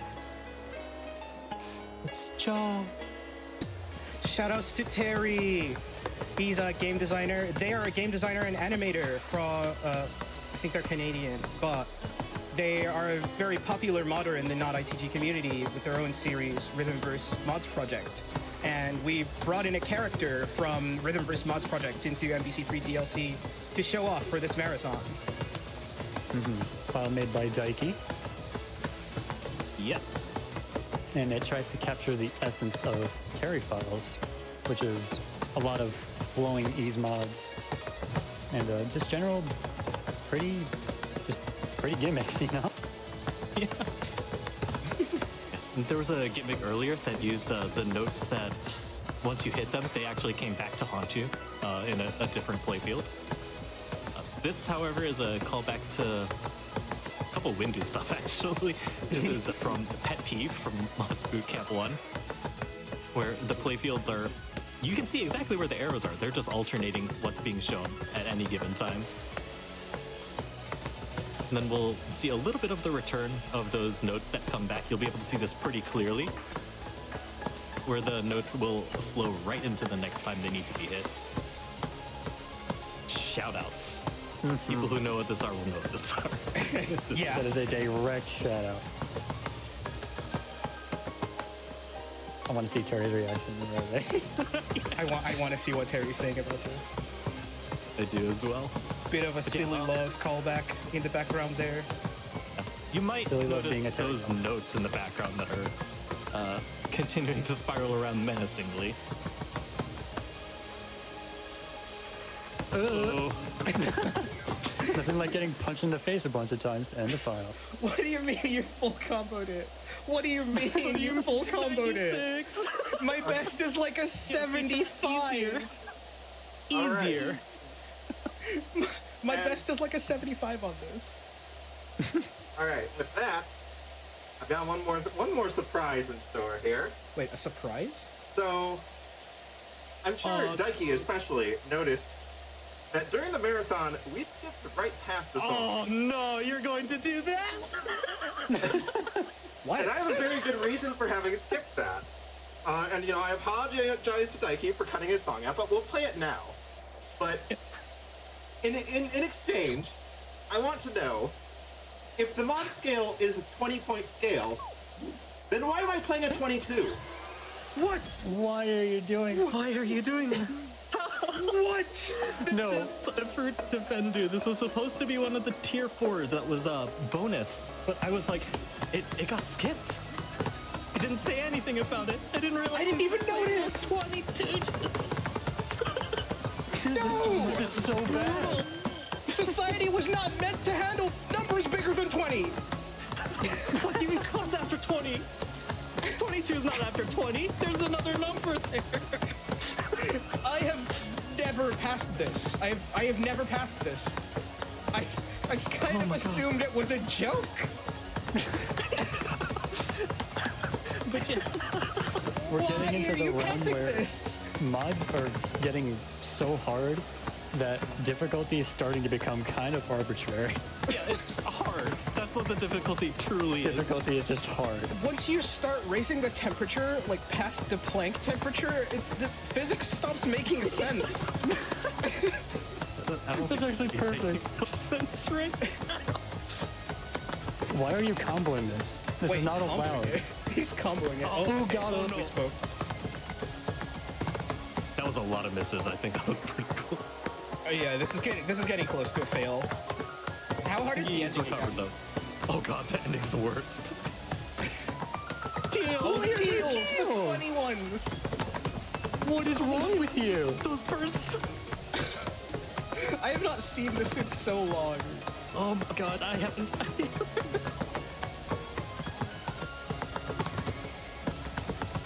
So this isn't meant to be this hard. Chat. Yeah, it's not meant to be this hard. Version that's made Yeah, we have so to- to be hard. Oh, It's Yeah, we have honestly to iterate kind of a that these charts are not the intended difficulty. They are not the intended difficulty. I don't know if that's a pass with those mines. It's not even a. That's a comfortable life bar. It's not even close. Yeah, no, Spooty is doing this. Spooty did not tell us that he was able to do this. This is a surprise for us too. You want to know something really funny? What? No. I have 92 on this, too. What do you Are we gonna have to start introducing 20s into the actual meta of the game? I just walked away from his computer. All right. Oh my So, how much time do I have left? I've got, like, one? There's one more song I want to do. I'm considering if I should do like something a little easier to space it out. Oh right, yeah. No, he said one more, but with something a little easier to space it out and before it. Oh. So it's like 2-minute song, and then, okay, Okay, I can play the 2-minute song. okay. Okay, cool. All right, so yeah, this is actually Oh yeah. Oh, this is this good. is a much easier song. I'm not gonna play the 16. I actually can't do the 16. I would need to practice it more. I'm just doing it because I need something easier before we go into our grand finale. We found the 23. This But I file want to kind of keep myself moving a little bit. So is- we're gonna play Analyst. is what happens when you know how to write FMS Cat, shaders. very pretty file. Yes, FMS Cat, the person we mentioned a little earlier, is the person that actually was a well-known demo scener from Japan. They came second at Tokyo Demo Fest at one point, so that's a pretty big deal. They randomly walked up to us and went, "Yo, can I implement shaders in your game? I haven't written C++ before, so it might be a little bit rough." And then they disappeared into the codebase for like 3 days, and then it was just done. And then the trend was immediately set. Yeah, and then they make content like this, which is Like It's- how? it is a Actually, visual how? masterpiece. Lots of references to DJ Max. Lots of very shiny content. That look at that, the neon arrows. I'm like The always rain- breathless when I look at this file. It's so beautiful. Any of their Rainbow files are really glowy just, paths. it's just an absurd spectacle. And Cube. The Reference shape to the- cube is Cube makes a return, but it's a little bit more wonky. The cube that we saw in Onishan High Tech is back, except now it looks like it came from the year 3000. Look at these graphics. I did not know Stepmania or any derivative could do this. That's the power of not ITG. And it could be yours for the price of $0.00. You can download this game right now. Let's you want go. Get good at this game. I mean, it's not all ridiculous content like this. There's lots of easier stuff. Spooky actually recently made a bunch of easier content just today for like easier versions of lots of mods charts from Mods Bootcamp 1. So newcomers will have things to sink their teeth into. The charts aren't that hard. The mods. There's a decently sized pool for any player of any caliber. All right, yeah, I'm feeling a lot better after taking it easier with that one. that one easier. Yep. That one. I'm watching chat. Definitely. I'm watching chat to see everyone who is Thanks for humoring angry me, at that statement. Letting me have the extra song just to kind of catch my breath there. I figured it'd be better than having me sit around for a second, for a minute. You know? All right, so we're gonna go into our grand finale of this bonus block. This was rated a 19 earlier, but community consensus seems to be that this is a 20. Yes. Unlike stuff like Possessed by the Blood Moon, the 20 to that, and the 22 to With Fruit Defendu, this one, which are, those two are very based on having extremely dense and fast steps. This one is all about the mods. The mods are just really hard to read. And I figured this is a proper send-off for the block because, shouts to Yeti for this t-shirt block. The aesthetic on this song matches the aesthetic of this shirt exactly. So, and it's also gonna have the references to a lot of previous boss songs, some of which you saw earlier in the block. So, let's go ahead and send it off with the Phoenix. And 20 is the intended difficulty for this. There is no other difficulty or hidden difficulty. It is just 20. Yep, this is the boss rush of boss rushes. Pretty much. It's not ITG the We're file. basically just going to be going through references after references here. So this is Lux Mortis from NJSRT by Searing. You can already tell the difficulty's already way up. Yep. Well, This song slaps, by the way. Oh, hell. Check the document. This is Cosmic Railroad by Explosion. right, we go straight into the coin, the worst gimmick you've ever seen in your life. Mods Bootcamp 3 by Taro, which is me, and transitioning right into... This is a Puro mashup. We saw that a bunch of his files, like Snow Motion and Dark Matter earlier. Yeah, just a normal fairly normal transition. That's right. Transition straight into Tang Pong, which was a collab between me and Kurokuro from UKSRT 8 in 2016. And we transitioned straight from that into the GAT medley from UKSRT 8, which was by me, like a reference to that. And then it goes straight into another part of the GAT medley. This is actually the D-pad type configuration that you saw in the Shamecube back at Oni-chan High Tech. But then we go straight into the extra stage after a few more arrows here. We go straight into the extra stage of UKSRT 7 with another haunted house. The arrows change before they reach the targets. You gotta watch out. This goes into the Sky of Sadness, which was the extra stage from UKSRT 7. And straight from... Oh, you gotta watch out for the one that starts rotated. Straight from there into Dragon Lady, which was the final round of UKSRT 1. And then the repeated arrows from HBT. There's a Kai Dash mashup, Fault plus Camera Eyes plus Undiscardable, all at once. It's just a mess. Doom! Back into Doppelganger with the Whibbery Sphere. You got a big old lateral. We get a little break. It's Discouragioia from Celestial Harbor from that I did. It's a break until this happens right here. Fun fact, Celestial Harbor was the first tournament to have online capabilities. True. So that people at home could play the stages. And then we go straight into the Gap 2 medley from EKSRT 9, but you probably know it from Illness Lilin, which was just played in the Mods Boot Camp 3 exhibition. And then it flips upside down. This part I literally just can't read. I just don't know what's going on here. I just don't play this file for that reason. Does Spooty still have a full combo? Probably not. We transition out of that into him from, which was the first tier 4 that was played in the marathon. This is a complete break, which is great. And then we have Nisemono from Monster Mash 3, which is a huge 7-person collab that with an original song by Frums. Original song by Frums. Shout outs to Frums. A single clap emoji for me. I'll count you in. Yep. Oh. Get ready to clap. One clap, chat. 3, 2. Exactly one. 2, 1. Boom. Absurd Gaff by Windu plus Pieces of a Dream at the same time. Yeah, this section is just so much if you're not ready for it.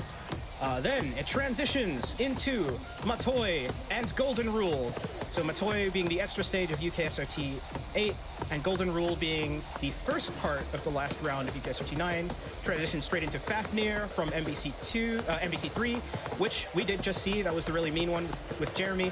And Censored from MBC 2 before closing off dramatically and climactically with a little bit of a speech from our vocalist. All right, and that can be time right there. That is the Phoenix. That's a pretty good run of it. That's what double only ending 93! Single digit miss for me. SDCB. Yo, look at that combo! Almost 800 in the middle of it. All right. Time. And that does it. That's all I've got for you guys tonight. Thank you again so much for donating to get this game into the marathon, and then again for the bonus block, where I just, really pushed myself to the limit there. 210 DP on 16, my fast. Just want to give shout outs again to the UKSRT and non-ITG crowd. It's been no secret the last couple of years have been rough on a lot of us, but just the direction of given to me by a lot of the creative non-ITG folks has really kind of helped me take care of myself in terms of getting my physical exercise in while I'm stuff at home. I don't know where I'd be without you guys, honestly. Which incidentally also shout outs to LTech, the brand of pad I use. Definitely a step up from the pads I was using before.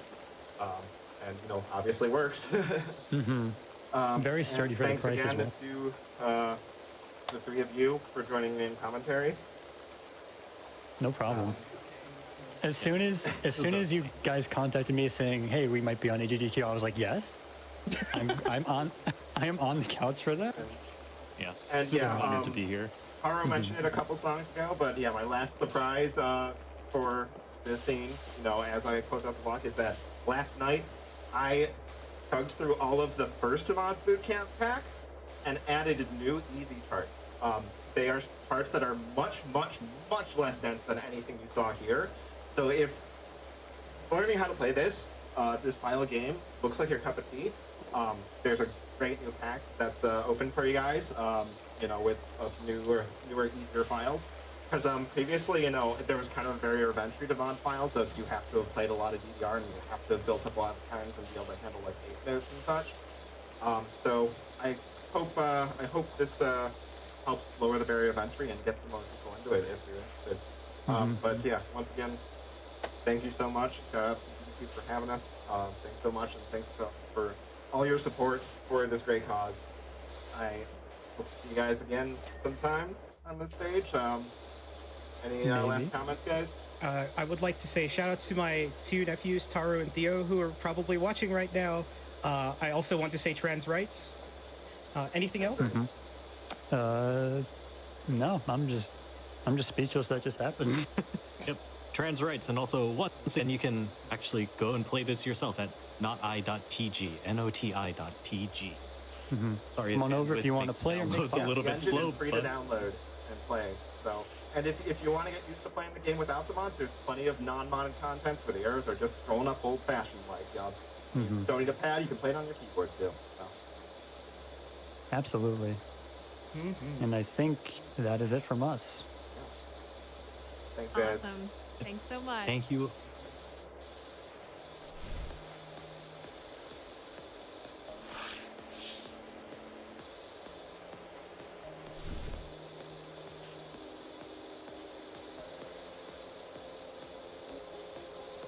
All right.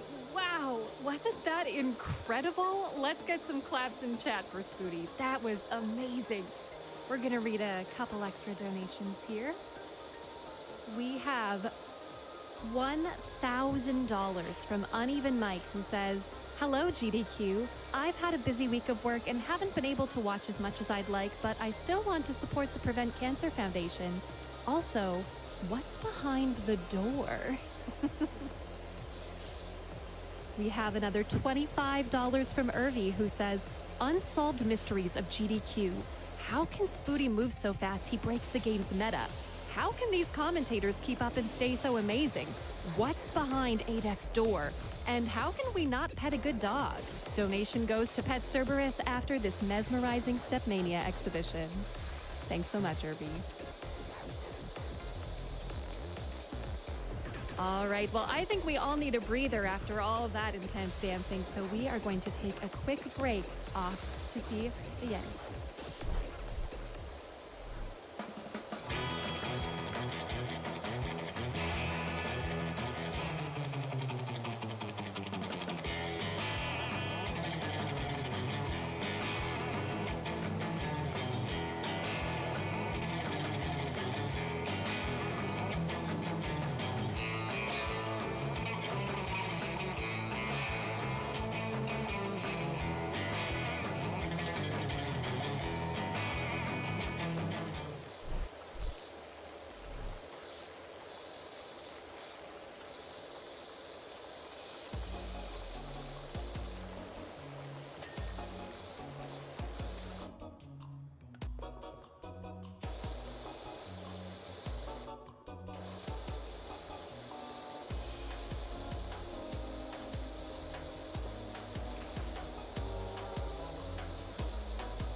All right, welcome back, everyone. Good to see you. We're going to be reading a couple extra donations. We have $25 from Fallen Eifel, who says, "Pet the dog." That is right. Get your donations in to Pet the Dog, aka Cerberus, because our runners will definitely be seeing Cerberus a lot next run. We have $60 from Wally, who says, "Here's my $20 for each head to pet that dog. Cerberus for best pupper."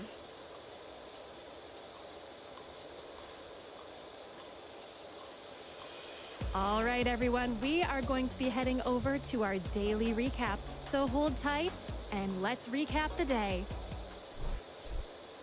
Welcome back to AGDQ 2022, everybody.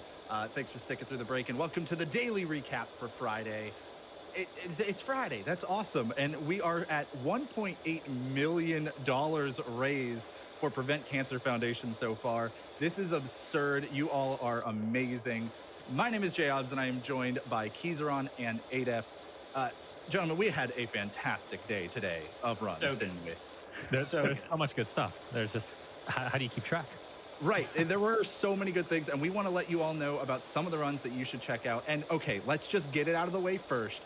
Let's start with Step Mania. I know you all just saw it. I want to remind everybody real quick that this clip may have some flashing lights. For those of you who need to look away for a moment, we will warn you, or we will let you know rather when it is done. But we literally took a random 30 seconds from this run. We have not seen this clip.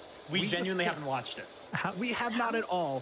Where are the arrows? Where are the? Oh my God! Where's the? I love that this is the clip we got. Yeah, we straight up picked random 30 seconds because we knew it would deliver. It did not matter.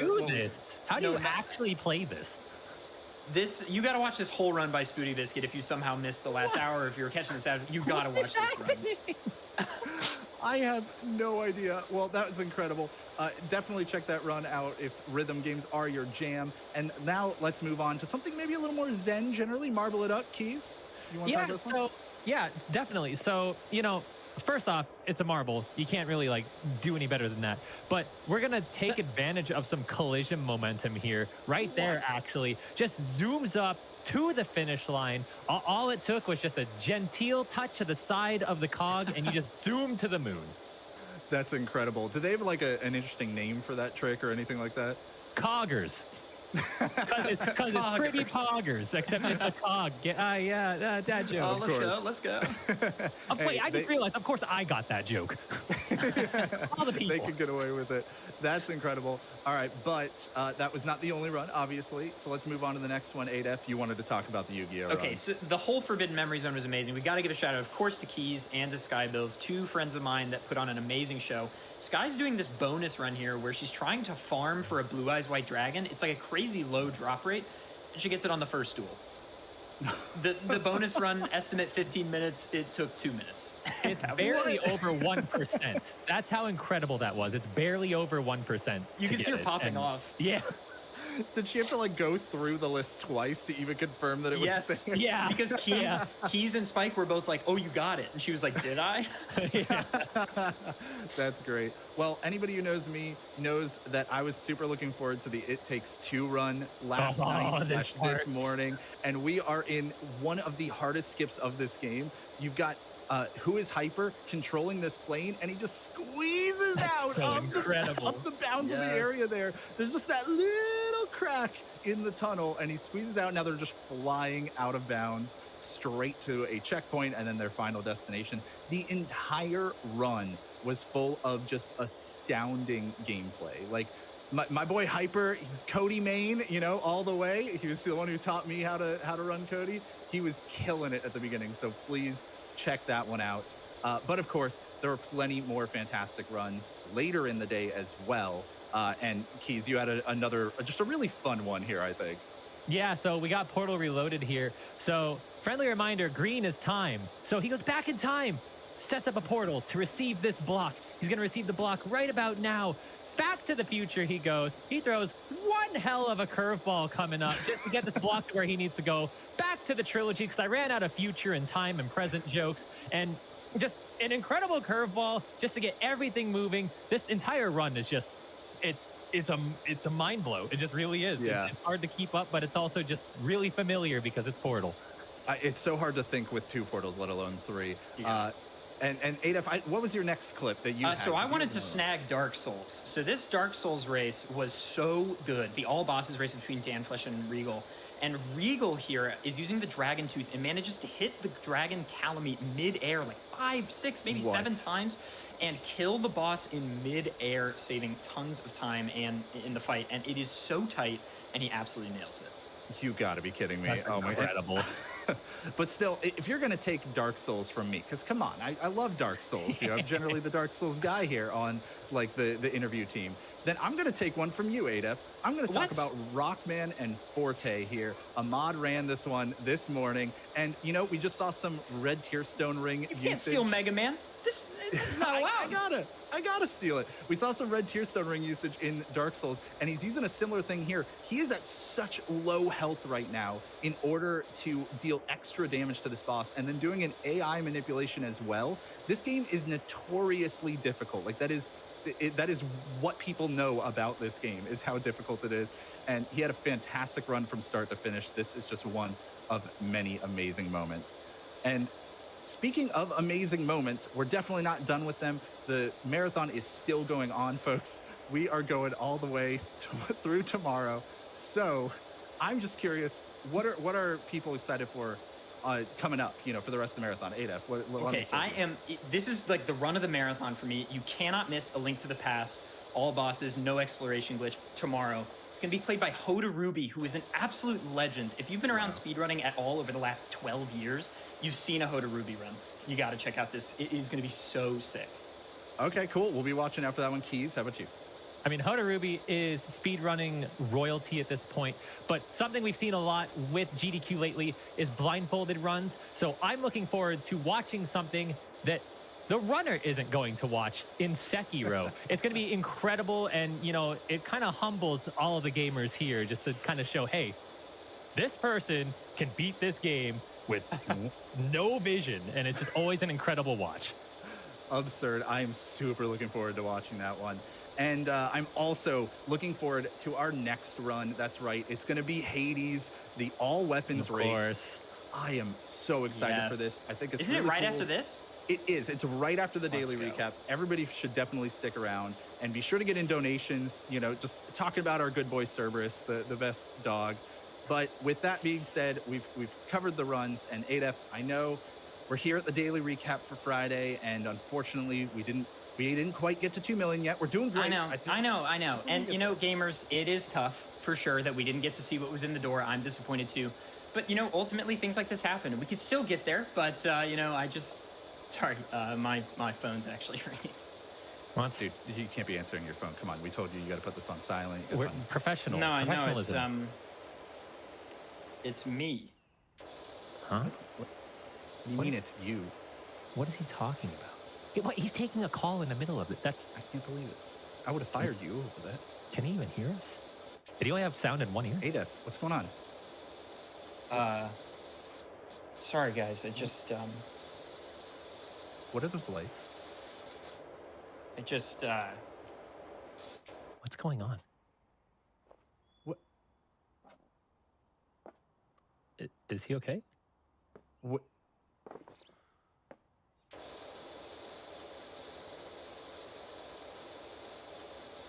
Adef?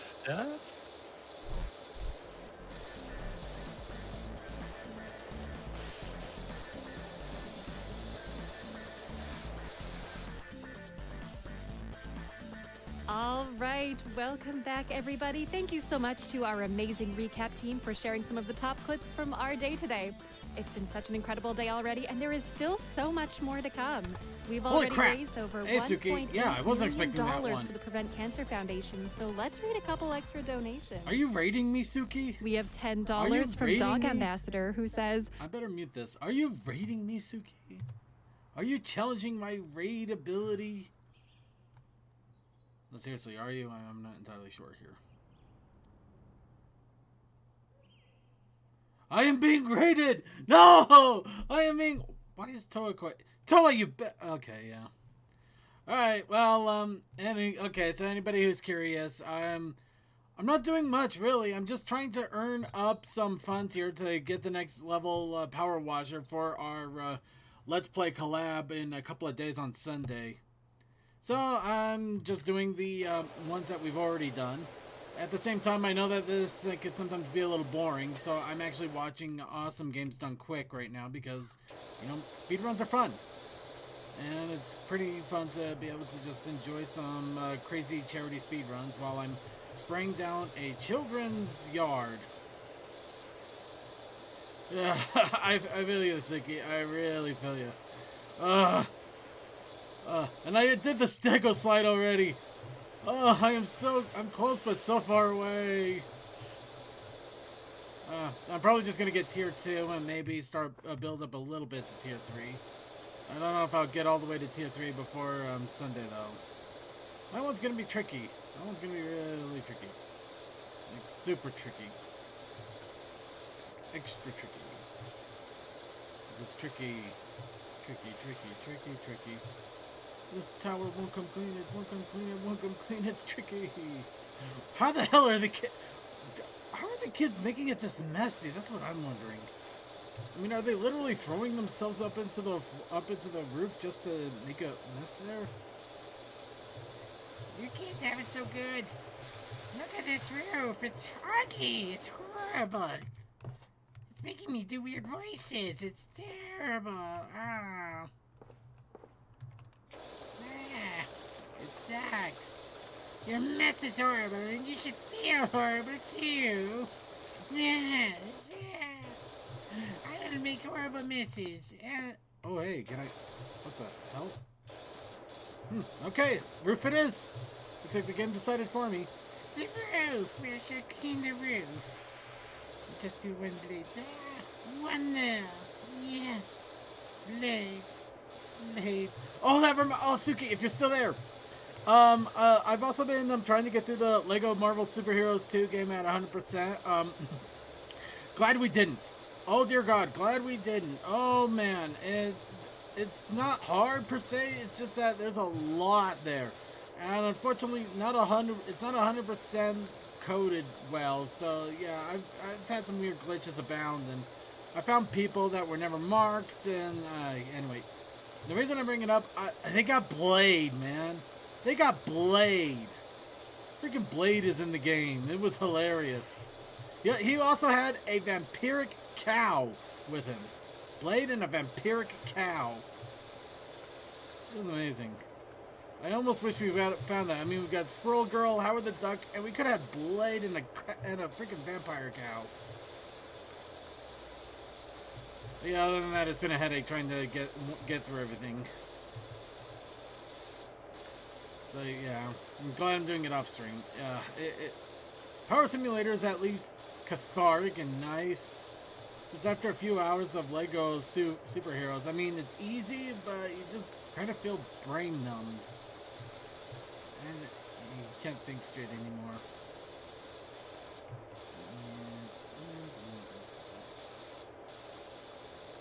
Power washing roof, wash away. Anyway, luckily I've gotten a little bit smart about how to get my sprays to do the most work with the least amount of effort. Granted, yeah, I put tab and you can just see spots all over the place. So yeah, it's a good thing it's not as critical as it used to be, where you almost had to get it so picture perfect it was actually a headache. But man, it does not look good when you tab it for a bit. Anyway, okay. Let's go ahead and clean this tower. Alright.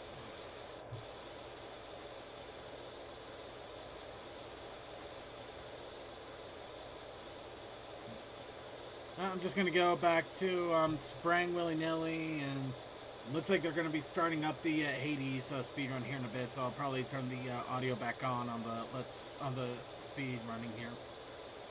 Unless anybody wants to ask me any deep personal questions or deep personal thoughts, or maybe just a random limerick, I don't know. You want to ask me something before I go back on the mute? Now's probably the chance. Now is the time. This is the place. Taco Bell should not have made chicken wings. Seriously. What? I mean, so mediocre for such an exorbitant price. Well, it wasn't exorbitant. I mean, you get the same price for at like so many hot wing places and so many flavor options instead of just crispy. And the crispy wasn't even that good. You needed that sauce. When wings absolutely need the dipping sauce, you fouled up. You fucked up.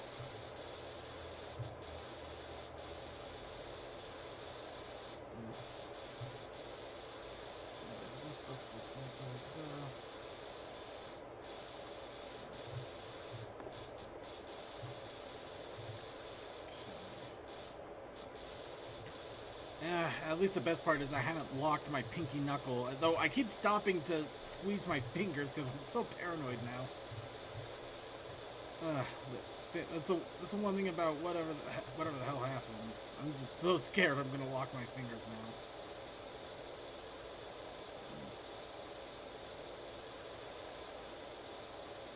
Wario, I'm going to be a success. I'm going to be in Smash Brothers. I'm going to get a piece of garlic. I mean, we make fun of Wario, but let's look at the facts here. Wario has had at least 4 different princesses that we're aware of, and a massive fortune, and several castles. Mario has basically been at the beck and call of one princess for several games. Maybe gets a random kiss and a cake. Let's face it, we all know that cake means cake. He is not getting the cake. He is getting a cake. But yeah, Wario gets the women. He's got the money. He's got a game company. And Mario just basically he works plumbering. He's literally he's literally Captain Save-A-Ho. I'm gonna save you,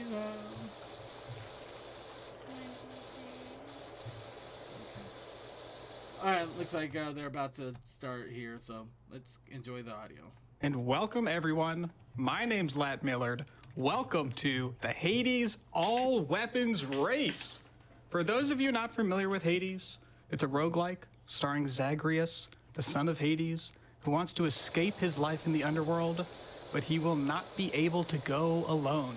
He will need the help of the Olympian gods, who will impart powerful boons and give him the strength needed to escape the underworld.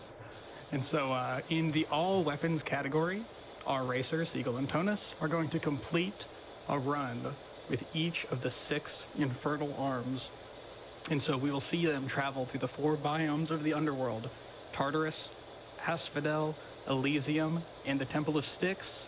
And each biome will contain a number of combat encounters where they must defeat each enemy before they can move on. And there are many paths through the underworld. The underworld, the racers will need to adapt the room rewards being offered and choose the paths that best suit the weapon and build that they're going for. Some rewards can be as simple as money to spend in a shop or a pomegranate to level up their boons, where others, like the Hammers of Daedalus, will fundamentally change how the weapons play. And for those of you that are familiar with Hades, you may notice that some elements are slightly different than what you're used to seeing, and that's because for races, we actually make a few modifications to the game in order to even out some of the RNG to allow the player's skill to really shine through. It's just, speaking of the player's skill, the two racers that we have for you tonight are incredible runners. Just absolute cream of the crop. We couldn't have picked 2 better people to showcase this video game for all of you. It's going to be an absolute treat. I'm so excited to get into it. Is there anything else we wanted to get into before we do a countdown? I'll just say quickly, sorry, for the petting Cerberus, we are already at 8. So next available time, you can get started whenever. All right. Well, if we head over to our Pact of Punishment, you'll see we have a few things already selected. We'll talk about that in a little while, but I guess, racers, are you ready? Yep, I am ready. All right. We are starting in 3, 2, 1, go. Good luck, We are starting our gauntlet of 6 weapons with the fists, the aspect of Demeter. Each weapon in Hades has 4 different aspects that slightly vary the playstyle. Really just lengthens the content of this game. This game's incredible. I'm sure most of you already know that. We're all just such huge fans of this game, and we're so excited that we're bringing it to you tonight. Absolutely. And so the fists. What build do you think they're going to be looking for here, Kareem? Yeah, so on the fists, there's not a whole lot of variety. It's actually one of the strictest weapons in Hades speedrunning, because the only thing that really works super well is a powerful duo boon, which is a boon that combines the powers of two different Olympian gods. In this case, called Merciful End. Do you want to explain Merciful End? Yeah, absolutely. So Merciful End is the combination between the Ares boons and the Athena boons. And so when we talk about boons, what we're actually talking about is the different ways that you can damage enemies, right? So you have attack, you have a special, and you have a dash, and you have a cast. Those are the main ways that we're interacting with the game.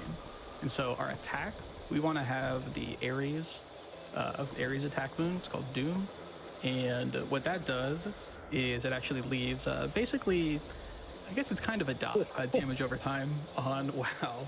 I'm sorry to interrupt. Things are looking good. So speaking of, how do you put together the Merciful End combo? You need attack from Ares, you need special from Athena, which oh my lord! Wow, and there it is. So those are the two prereqs, and it looks like Seagull is off to a flying start here. Incredible start here. No pun intended. Oh, but did you get flying cutter or something? No, this Seagull. Oh, yep. Went over my head. Hey. Wow, and a fountain into a Sisyphus. So there are many different types of chambers that you'll run into. Lat talked a little bit about that before we started, but you'll have these combat encounters that Tonus is in right now. You'll have these story encounters that Seagull is in right now, and a few other things like a fountain chamber. Generally speaking, you want as many non-combat encounters as possible because killing enemies is slow, and these runners want to get out of here as quickly as possible. So, in order to get out of these rooms quickly, they're going to be doing some enemy manipulation.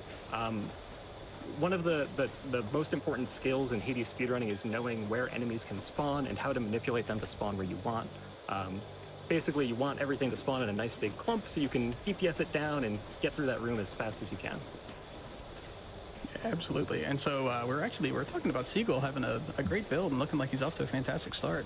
Tonus, however, is actually in the mini boss, or the final boss for our first biome, Tartarus. And that's the general structure of the game, is you go through some number of chambers and you're going to fight a boss at the end of that biome before you can move on to the next area.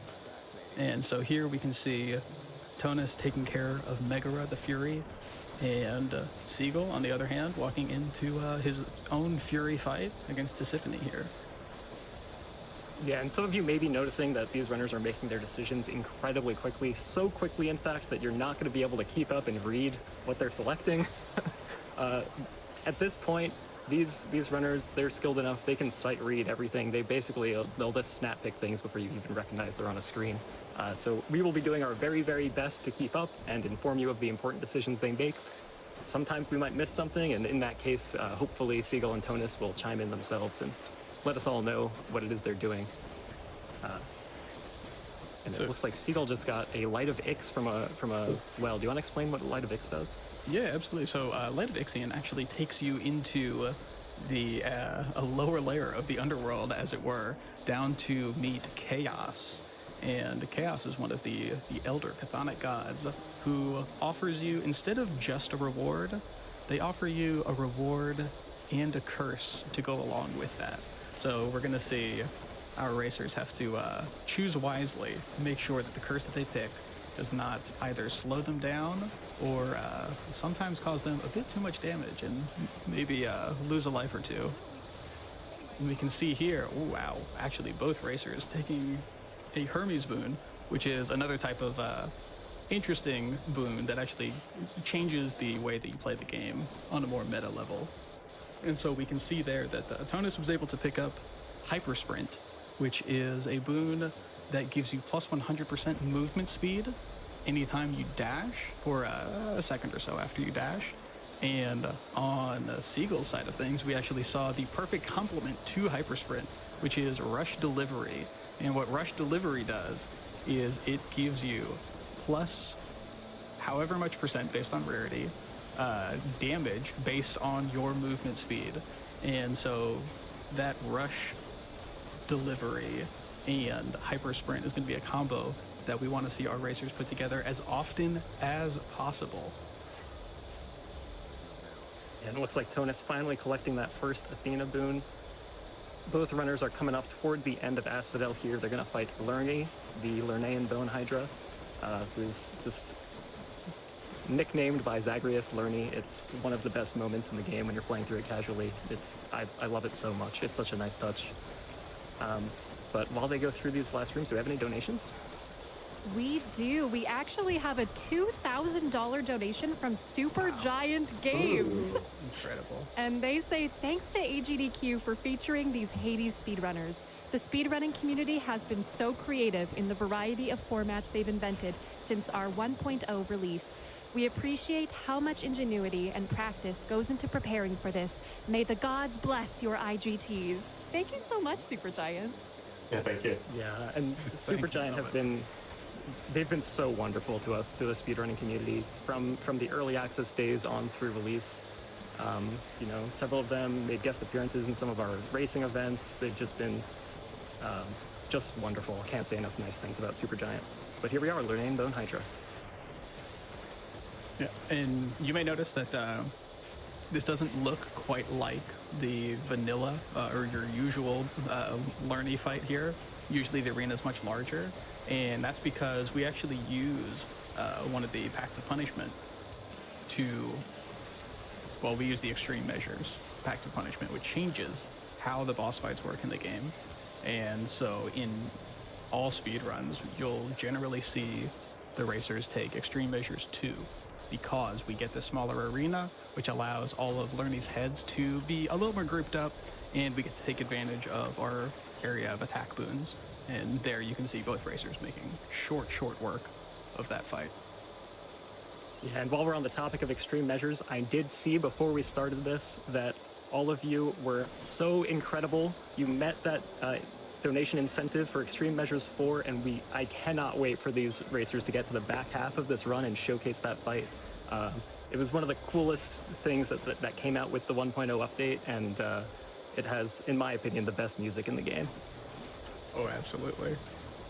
Very excited to hear that Extreme Measures 4 music. And so here we can see the players come into Elysium. I mean, honestly, both of these builds are really solid, and the racers are neck and neck. You can actually see in the top right corner, it actually shows you which chamber the racer is in, and you can see Seagull's in 27, where Tonus is in 28, and so there is no difference between where the two of them are. And yeah, so we can see what Seagull actually did was he was able to pick up Hypersprint there, so now he has that Rush Delivery combo, and we're going to see his damage really start to take off. Yeah, once you get Merciful End really rolling, you get a few palms, you get a source of extra global damage. Everything just kind of melts away. It's one of the most straightforward builds to play. It's really hard to put together, so we have a hard time recommending it to new runners, but when you get it together, it's really straightforward. You just dash through everything on the screen until the screen is gone. I think kind of interestingly, I see it a lot as a build that a lot of new players start with. Like a lot of people's first submissions onto the speedrun.com boards are with some Merciful End build. I think it might be because it's more straightforward in terms of these are the boons you can take, these are the boons you don't want. And so maybe like the flow chart's a little easier, but it's definitely one of the harder ones to be consistent with.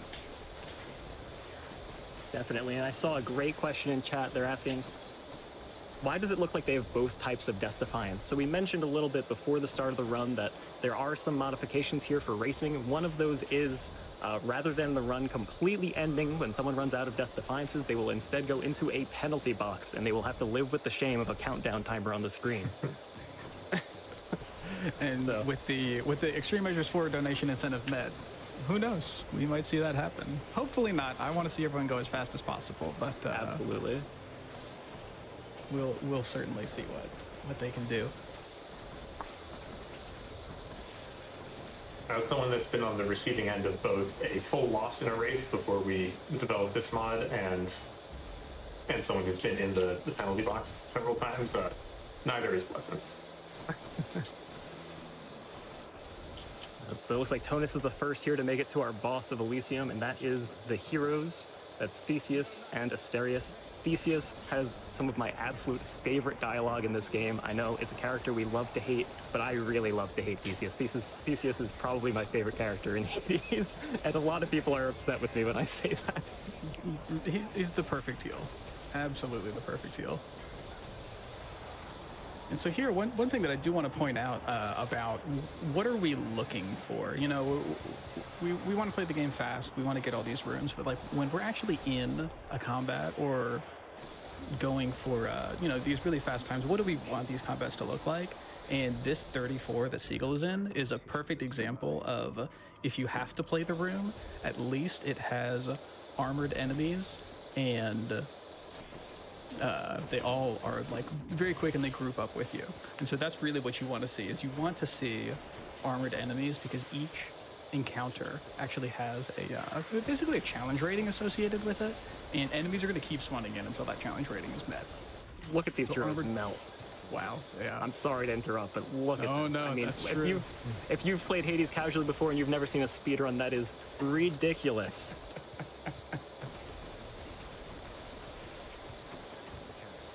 Oh, and, here we and see- Seagull greeting the friendly shade there too. Go ahead, Lat.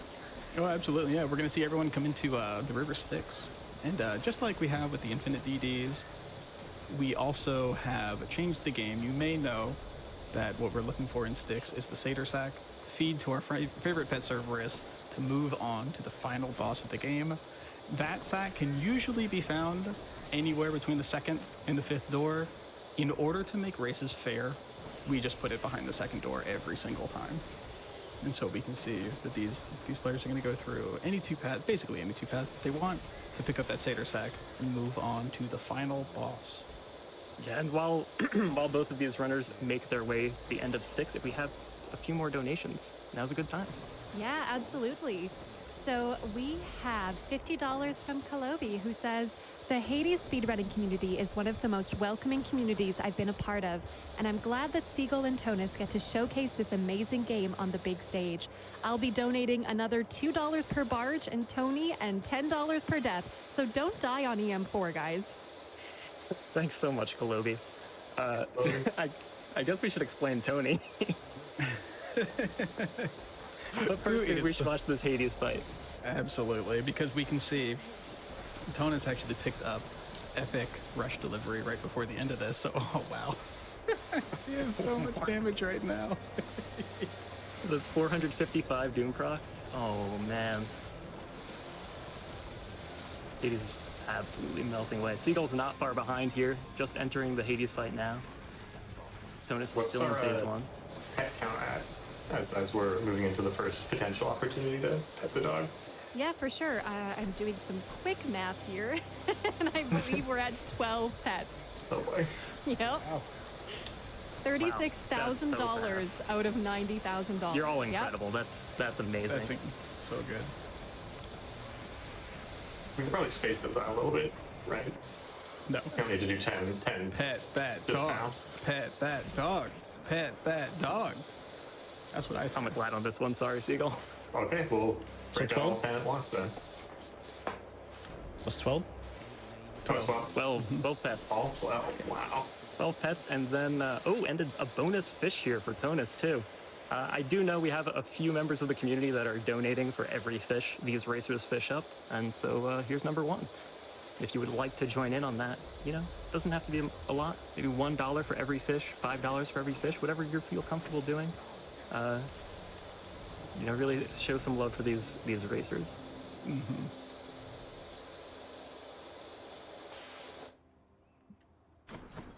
And so here comes Tonus. We're gonna see it there, Cerberus, 12 pets. Count them out. And while they do that, we have time for some more donations. Absolutely. All right, we have $25 from Pancake, who says, 1 year ago, I joined the Hades speedrun community. It's been incredible getting to meet so many talented runners, and I couldn't be happier to call you all my friends. Good luck, Seagull and Tonus. Hopefully it is not Wrath the Clock. Thanks, Pancake. Oh no, he's not here. No. I'll have to get him on the Seagull's next gonna have one. a bank. I'll have to make him up on the next run. Sometimes he's just doing his own thing, you know? It's a strong, independent dog. He's a hard-working dog. Absolutely. All right, so here comes the aspect of Achilles. Lat, if you want to do a quick intro on this weapon. Yeah, absolutely. So Achilles is, honestly, it's probably one of the best feeling weapons in the entire game. And what you end up doing, the gimmick on this weapon is you can throw that spear anywhere you want, and usually you would have to call it back to yourself. But instead, when you play the aspect of Achilles, you get to launch yourself across the arena to wherever you threw your spear to. So the movement on Achilles, it just feels incredible. You're dashing everywhere, you're spear tossing everywhere, and the Supergiant has done just such an incredible job of making this aspect feel so good to play. They've played around with the buffering and everything, and the way that it works is it's probably it's my second favorite weapon because Hera is so good. But I also want to do a quick shout out. Before I forget, I believe, and I might be wrong about this, but I hope I'm not. I believe that 185 is doing the Japanese restream commentary. Yes. And 185 is an absolutely incredible Achilles runner. You must watch their runs. They're insane. So a quick, huge shout out to 185, who is one of the best players in Hades and is currently live on the Japanese restream.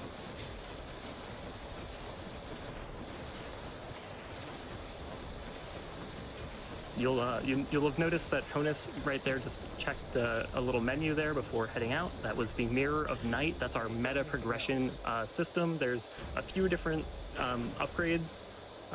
There's I don't know how many upgrades there are, but there's a number of them, and they're all toggleable. They're two-sided, so you can pick between two different upgrades in each slot, essentially. And so you'll see the runners return to that Mirror of Night to swap, to whatever their preferred meta reward upgrades are. And here comes the Doomstone, and there goes the Doomstone. So that was a fight. And on Tonus' side, I can see that the rune that he just picked up, was the hammer, the Daedalus hammer. And so normally you might see that there's usually 3 options for rewards.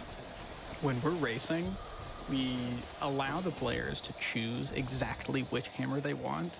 And when you're playing Achilles, you're always going to see these racers take Flurry Jab as their first hammer. Do you want to tell us a little bit about why, Vareen?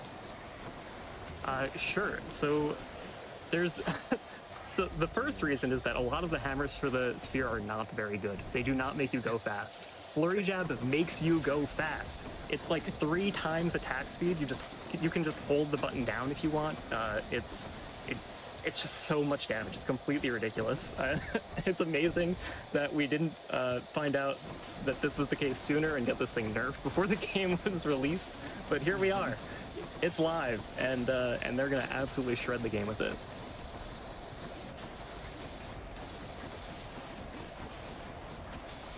And I guess while we go through the rest of Tartarus here, we can probably do a couple more donations. For sure. So, sorry about this one, but this is from Hades. It's $300. And Hades says, Cerberus, are they bothering you again? Thanks, Hades. Man, that's a good segue into talking about Logan Cunningham's voice acting in this game. Oh my. The voice acting in this game is so good. I know. It's a shame that we usually skip through all of it on these runs. But the moments that you do get to hear it, absolutely incredible. My favorite thing about the voice acting in Hades is specifically some of Zagreus' lines, where he gives little comments. Every enemy in every room, not always, but as you play enough, you will learn every single enemy's name without ever opening the codex, which is like the encyclopedia. you just learn every enemy's name just from Zag kind of commenting on them offhandedly, and it's so like natural and organic, and it's just such a great way to communicate information to the player. I think that I've learned all this stuff without even trying. A few hundred hours in the game also helps there. Yeah, I still don't know Here what the and there. pink crystals that shoot the lasers at you are called. Yeah, well, I just call them reset lasers. that's a you problem, Lat. Is that a fisheye spot in the lava? It is. And so we can see. Yeah, I guess we should talk a little bit about the build that they're going for here on Achilles. The Seagull has a really great setup right now if you want to talk about that. Yeah, absolutely. So the oh, I just gotta. Oh, I messed up. I was distracted by thinking about the build. So Achilles is, with the flurry jab, as you were talking about, a very, very strong weapon at going quickly, at moving across rooms quickly with this basically teleporting ability, the Raging Rush. But one place where it's a little weaker is in boss fights. It just doesn't have a ton of damage on its own. But one thing you get with that special rush is you also get a huge bonus to your attack and cast damage for your next 4 attacks or casts after. So if you get a very strong cast, then it can pretty much solve your issues with boss damage. And probably the most popular one right now is one I picked up, the Ares cast, which is called Slicing Shot. You can see it's really these big blade riffs, as they're called out. They're not that good on other weapons, but on Achilles they just turn into these little wheels of death. And when combined with Artemis boons, that's the wrong one. I'm searching for the duo boon between Artemis and Ares, which is called Hunting Blades, which turn those wheels of death into homing wheels of death, which will circle around and seek out the bosses and enemies, and it just becomes unbelievably powerful in boss fights. Hopefully I'll be able to get that combination. And Tonis, what are you looking for right now? Because you've got something a little different going on. It's fairly similar, but you have Zeus on special there, if I'm not mistaken, yeah? Yeah, I just kind of slapped it there. I'm probably going for the Slicing Shot anyway, or the Hunting Blades. Gotcha. Really nice 4-witch Meg there, by the way. You'll notice these runners use the Meg companion keepsake a lot. It's the speedrunning staple for the companion keepsakes. It's basically always Meg. And the reason for that is it does the damage in a pretty large line. It does 2,500 damage, which is usually enough to break any armor or shield threshold on a boss. And it comes out way faster than something like Mort does, where Thanatos' companion keepsake Mort does 3,500 damage, I think, but it comes out much slower. It takes several seconds for it to come out. So ultimately, because we don't need the extra damage from it, the extra 1,000 doesn't really hit us any breakpoints. It's usually better to just go for this Meg keepsake, which has some really cool tech for how to line it up. And these runners are great at it, so you're going to just see nothing but impeccable Megs, I'm sure, for this entire race. Well, don't jinx us now. We might see the return of the legendary 1-witch Meg. That's always a risk, but I'm sure you two will do just fine. All right, so Seagull is heading into Elysium here. Tonis is fighting Lerny the Lernane Bone Hydra, but remember, Tonis has already pet the dog 12 times, so Seagull, it's so relaxing, I almost feel like I'm about to fall asleep a little bit here. Seagull, fly. Oh, girl. Probably just This is that whole probably a good idea time of for a few making donations things as clean, Tonis just getting finishes things up. organized and sorted. Absolutely. So also Just, just to catch you up, we are one of those at primal 14 instincts of pets now. mankind. We never, But I'll read never some more like donations one, for you all. To like too much We chaos have and randomness all around us. $25 Just from getting everything Museus, who clean, says, just good luck, has a Seagull and nice, Tonis. It's organized been great feel seeing to you us. both grow from struggling to for get our a sub monkey 10 brains. IGT to going head to head at GDQ. Also, let's go first run couch. Hey. Museus Well, I there, hope you go to a sleep long-standing watching member of my the community, is stream an of absolutely slowly phenomenal power person. washing a playground. We love Museus Or if here. not, and, either case, I hope you have we a may good be sleep biased because me and regardless. Lad here both run a category called Fresh File, which starts on a new save, and Museus also is Yeah, a I'm probably not going to go to sleep for at least fan an of hour. that category. Yeah. Maybe I'll Museus turn it also a little the early, coder depending on if of this the relaxes Infinite me way DD too mod that we much. use That'd be good to get a little extra in this snooze race. time in. Seagull getting another fish here. Will we catch this one? Do we get sea mare? Charp. I hope you're enjoying the fish tech with Achilles that I'm doing, where I throw the spear towards the door ahead of time, so as soon as I catch the fish, I can warp myself there. Amazing. Next level speed strats from Fish, Seagull, fish the innovator. flex speed tech, yeah. Been working on that for a while.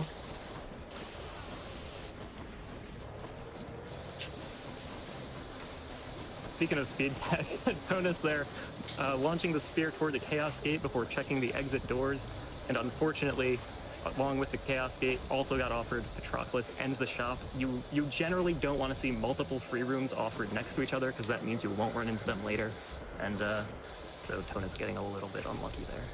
An embarrassment of riches. It's an embarrassment of riches, but also you have to be able to identify which of those three is the best for you, because they're not all equal, right?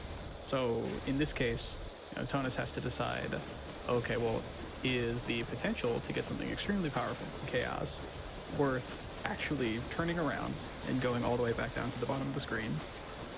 Is there something in the shop that you need for the build? Or is probably the attack damage, or maybe even some extra death defiances from Patroclus the best? And the fact that you can run through all of that in, the half a second of looking through things is absolutely incredible. Yeah, the pace that these runners are processing the information, the boons being presented to them, the enemy layouts, optimizing their path for all the enemies in order to stack them on top of each other and DPS them down. It's always such a treat. I just love watching Hades speedruns. Oh yeah. Well, watching anyone fight these shielded enemies, watching how people are able to get themselves behind the great shields and continue DPSing them is so much fun to watch. Yeah, at this point, it probably makes sense to mention that this is a game that doesn't have a ton of what you would traditionally think of as speed tech, and that there's not that many like glitches or tricks. It's really just boils down to getting really, really good at playing Hades the video game. It's that simple. You just gotta know what to do. You gotta know what boons you want to grab. It's a frenetic pace. You're constantly going, and the really nice thing about it is it's a super accessible speed game. Supergiant were awesome enough to put an in-game timer in this game, so and it's prominently displayed on the victory screen. So you see what your personal best time is, and you want to beat it right away before you. Even if you have never heard of speedrunning before, you're kind of already trying to beat that best time. And, I know a ton of runners got into speedrunning from Hades because of Hades, and I'm so grateful to Supergiant for that. I think the three of us beside you, Mareem, this is our first speed game, both Lat, Tonus, and I.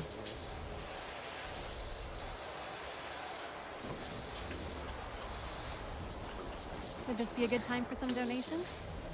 Please. Awesome. Absolutely. So we have $50 from Zeruvius, who says, "Good luck, Tonus and Seagull. Don't forget to fish, give Boldy nectar, and greet that shade, along with pet that dog." Thank you so much. Thank you, Zeruvius. Both runners heading into Styx tunnels now. They're really hoping not to get these tiny rats, and especially the tiniest rat of all, the tiny vermin, which, a bit of a throwback to earlier, that's what we call Tony in the community, thanks to a typo by our very own Seagull here. Tiny vermin is officially Tony in the Hades speedrunning community, and the giant vermin mini-boss is Anthony, Tony's older brother, of course. Why Tony's parents named both of their kids Tony is beyond us, but it's a weird choice. They're rats. What can we expect? Seagull making short work of that Doomstone. Is it a Doomstone? I don't even know what that. See, I told you the shiny pink laser. All the shooty things. I have no idea what they're called. A snake stone. It's a snake, and it's made of stone. That makes sense. You should listen to Zach. He knows all the names. Meanwhile, Tonus dealing with the Big Bother, which is actually the fastest mini-boss that you can get, just outside of just slightly faster than the Great Satyr that you will see sometimes. Unfortunately, you cannot pet Cerberus when he's here in the Temple of Styx doing his job. You can only do it when you're at home. Yeah, but you can get that fish.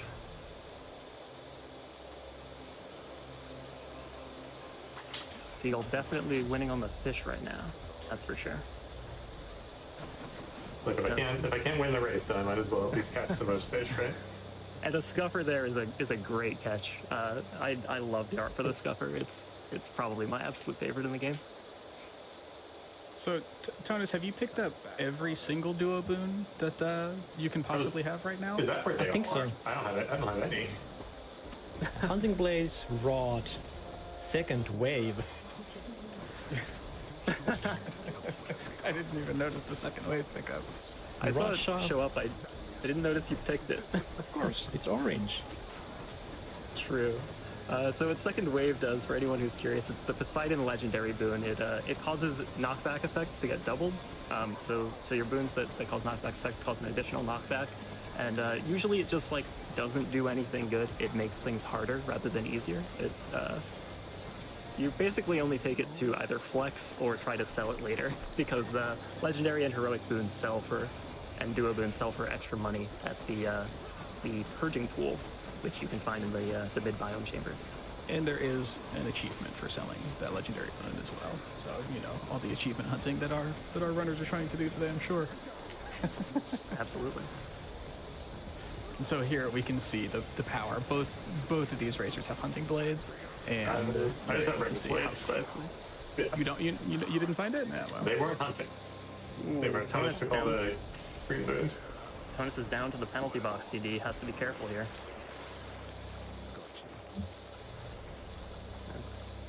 On to the second health bar of phase 2 here. A good Hades call. This Hades call makes Tonus not able to take damage for 5 seconds, and that is just enough to get through that fight. Whew. Seagull, 120 health. How many pets do we need?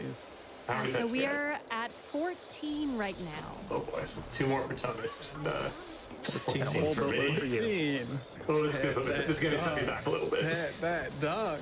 And while we're petting that dog, feel free to read some donations. Absolutely. All right, we have $50 from Elo Mina, who says, sorry if I watched that. I can't Elemental stress- P, but Oh, Elemental P! Yeah, you know what? That's clever. I can't stress enough how wonderful and welcoming the Hades speedrun community is. Thanks for being a bright spot for so many these past few years. Much love to Lack, Boar, Seagull, and Tonus. And pet that dog! I lost kind of bells Oh. for. Elemental P actually built a lot of the base of the speedrun mod pack that we all use today. We owe a lot to Elemental P's contributions to the community. Just a wonderful, wonderful person and a great contributor. You can read a few more donations if you'd like. For sure. So we have $100 from Rogue Mike, who says, Hades is one of the greatest games I've ever played, and I just had to donate. So much thanks to Supergiant for their fantastic game library and the runners for showcasing them. Stay cute, chat, and let's get these gods to help smite cancer. Thank you so much. Seagull, how we Also- doing? I think Yeah, this Seagull- is 9 maybe coming up. If anyone wants to correct that, and then I think I've been counting. I think this is 9. You're also really close to hitting 15. I will let you know. But you might have to hit 15. Okay, I'll keep that in mind. All right, and while Seagull pets that dog, we can explain what Tonus is doing. So Tonus took the sword as the third weapon here. This is the Nemesis aspect of the sword.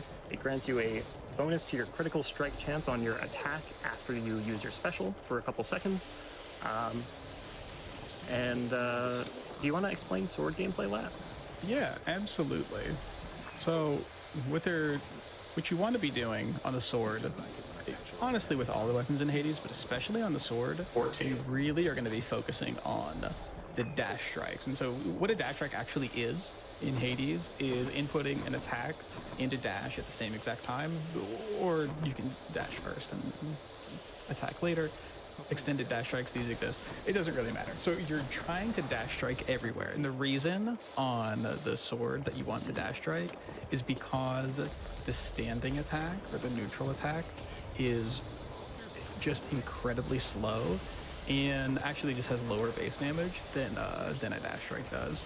So the combo of attack that you want to see, or that you're going to see a lot from the Nemesis aspect, is the runners will open with a special to get their critical chance buff, and then do 2 dash strikes is generally speaking what you're going to be seeing. And so yeah, here we can see. You'll also see a lot of usage of this cast. The sword does not have a lot of range, and that's really its biggest weakness. You really have to just have accurate dash strikes through all the enemies in a room, and if something spawns really far away, your best bet is to chuck that cast across the room and try and snipe it. So as these runners are doing these dash strikes frantically, trying to kill all the enemies, if there's something that spawns really far away, you'll probably see a red projectile fly out of them to the side and snipe something across the screen while it looks like their attention is somewhere else. They're paying very close attention to where these enemies are in these rooms, and they're not going to miss anything. Which is brings up another important point about the cast in the game. Is we mentioned earlier the Mirror of Night and how that has a lot of meta upgrade rewards.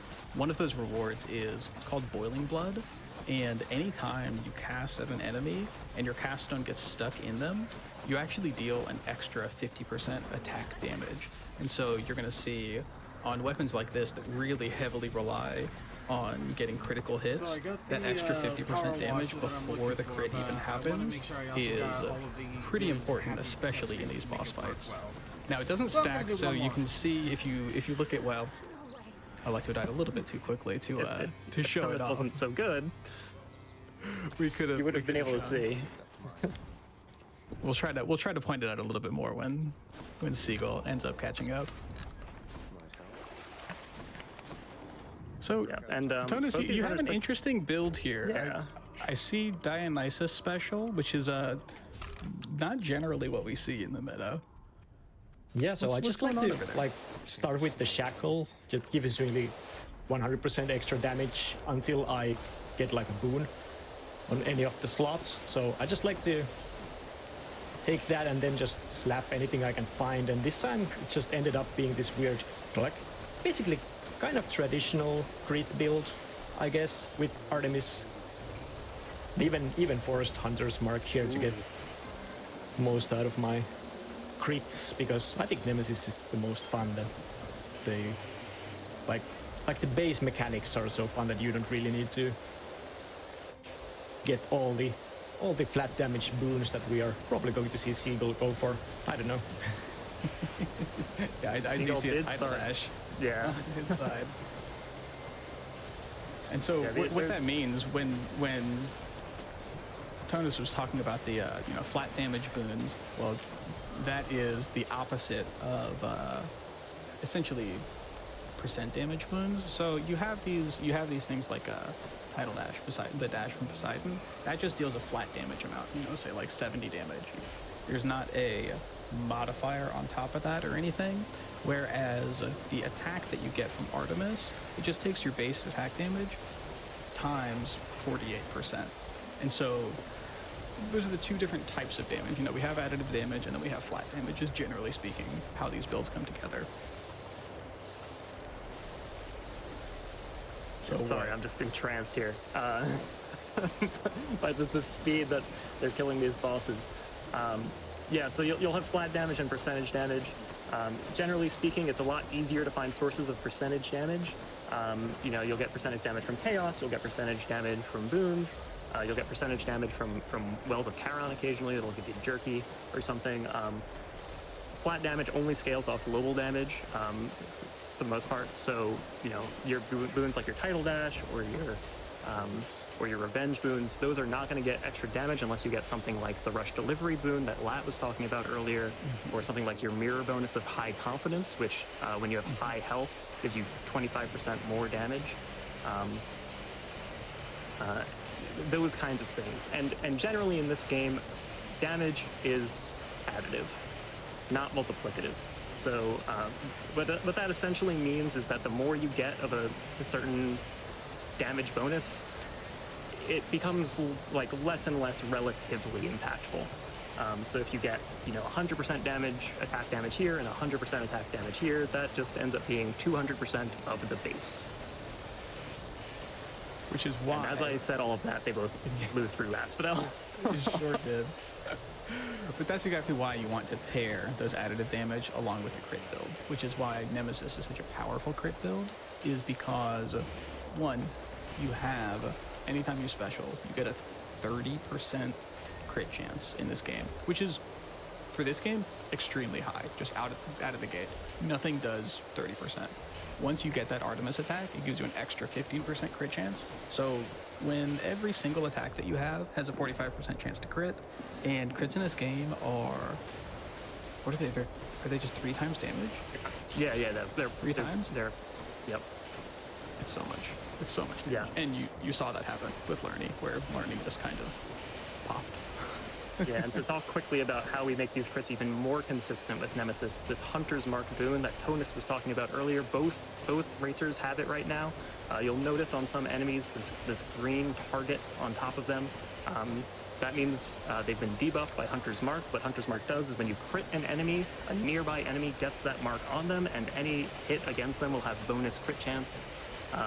So one of the high skill aspects of playing Nemesis is dash striking through an enemy to put the Hunter's Mark proc somewhere, dash striking to that enemy to proc Hunter's Mark, and to chain those Hunter's Marks and chase them around the screen until all the enemies die. Mm-hmm. It's so much fun. It's so much fun.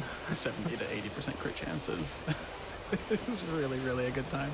You'll see it especially come in handy during the heroes fight, when you just have 2 enemies with relatively large health totals standing right next to each other. You just trade that Hunter's Mark back and forth between the 2 of them over and over and over again. Another thing that Hunter's Mark is really nice for is that it applies, it's a global crit chance. It's not just on the, for example, Nemesis can only normally crit on the attack. But if you have a high damage dash boon, like I have Tidal Dash, or if you have a call boon or a cast boon, the crit chance applies to all of those. You basically have this big crit chance on your attack that you can use to set up Mark, which can apply to any of your big damage. Right, because your normal crit chance is basically just on your attack, but once you get Hunter's Mark, that becomes global. Yeah, because anything can crit. Because the Artemis attack boons, they have some of the lowest percent adding in the game just because of how strong a critical hit chance is. But if you can apply a critical hit chance to something that wasn't balanced around that, like the dash or a call or something, then it's even more powerful. And I guess if we want to throw over some donations real quick before we get to watch these heroes fights. Absolutely. So we have a really fun donation, $250 from Seagull of the Past, which says, "Hello, Seagull. This is Past Seagull. How are you? I am fine. I hope the race is going well and you're getting all of the boons that you want. I am very proud of you and all of the cool Hades things you are doing. If you are winning, good job. I always believed in you. If you are behind, don't worry. It's only a game. Love, Past Seagull." Oh, that's very sweet of them. Sounds like a nice guy. Yeah. Right. I'd like to hang out with him someday. Tonus is now entering the heroes fight. We're probably going to see these heroes disappear in record time, so don't blink. So we can see that perfect Meg setup. All you have to do is push the up button for just a moment, and then you hit your summon, and it hits both of them 100% of the time. Goodbye. Goodbye.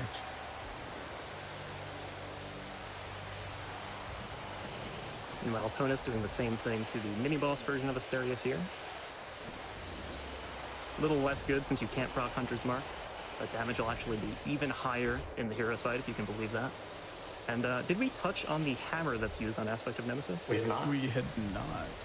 So, lost among all of this discussion of multiplicative damage and crits and all of that is the main hammer that we get with the Aspect of Nemesis that we search for, and on most swords, is Double Edge, which doubles your dash strike. You get 2 of them. It just does 2. It used to do a little bit of extra damage on top, just why not? So yeah, so for all of this talk about trying to maximize our crit chance and doing all of this extra damage by stacking additive damage on top of each other, yes, we also get to every single time any of that damage crits, it's just going to happen twice because of Double Edge.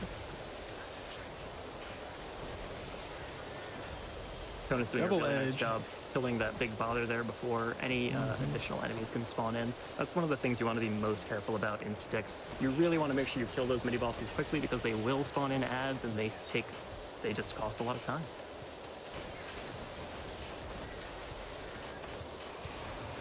Also, just as an update, we are at 16 pets now. Let's go. 16 out of a possible 30, so keep pushing for more pets, everyone. See how many pets we can make these runners do. Kona's collecting the 3rd sack and getting Epic Rush delivery. Oh boy.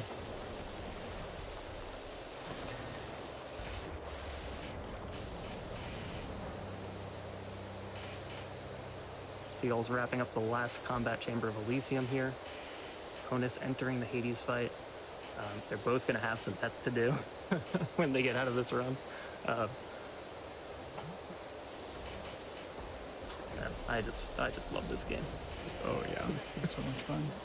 It'd be nice to see both of these players hit these boss fights at the same time. Yeah. So Watch this Heroes fight especially.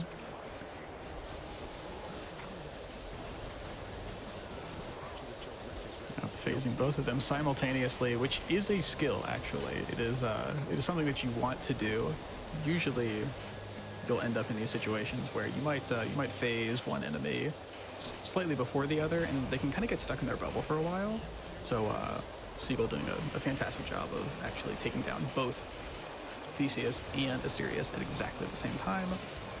One thing that kind of helped with that is the fact that I saw when you see Asterius as the mini-boss in Elysium, he starts the boss fight with 25% less health, and he already has way more health than Theseus, so it helps phase him at the same time.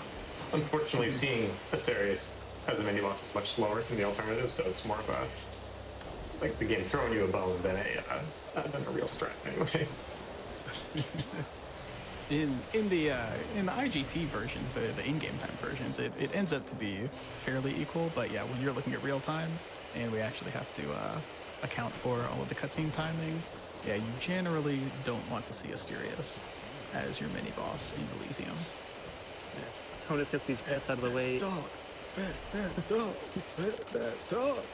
We're about to head into the second half of the run, and you know what that means. You all donated for it, so we're going to get to watch it. These runners are going to do these last 3 runs with Extreme Measures 4.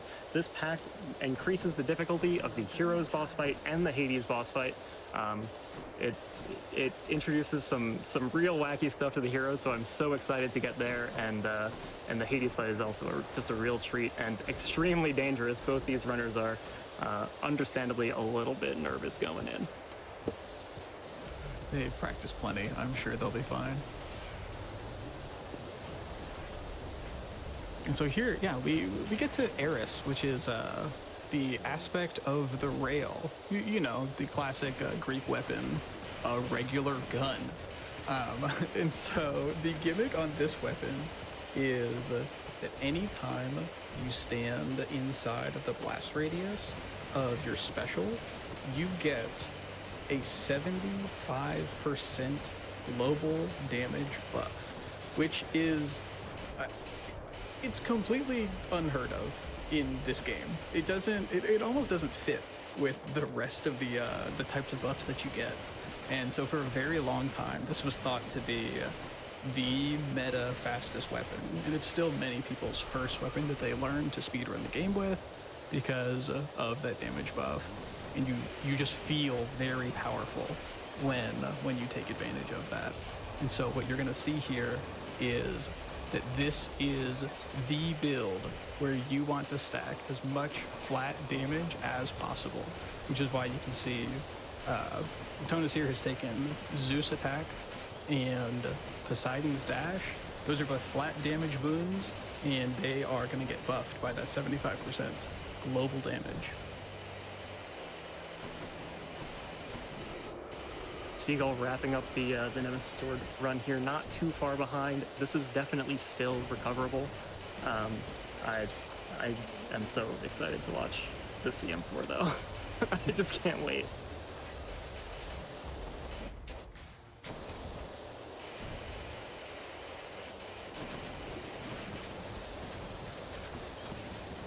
Would now be a good time for some donations? Absolutely. Awesome. So we have $10 from Crobin, who says, good luck to Siegel and Tonus, and thanks for couching, Latin Bream. Been a great year since I met this community and kept playing with all y'all. Don't die to EM4, please, and pet that dog. Yep, Siegel is about to go have to pet that dog right now. What do we got now? I think we have 2 more. Believe we're at 16. Okay, Yes, 2 we're more at then. 16.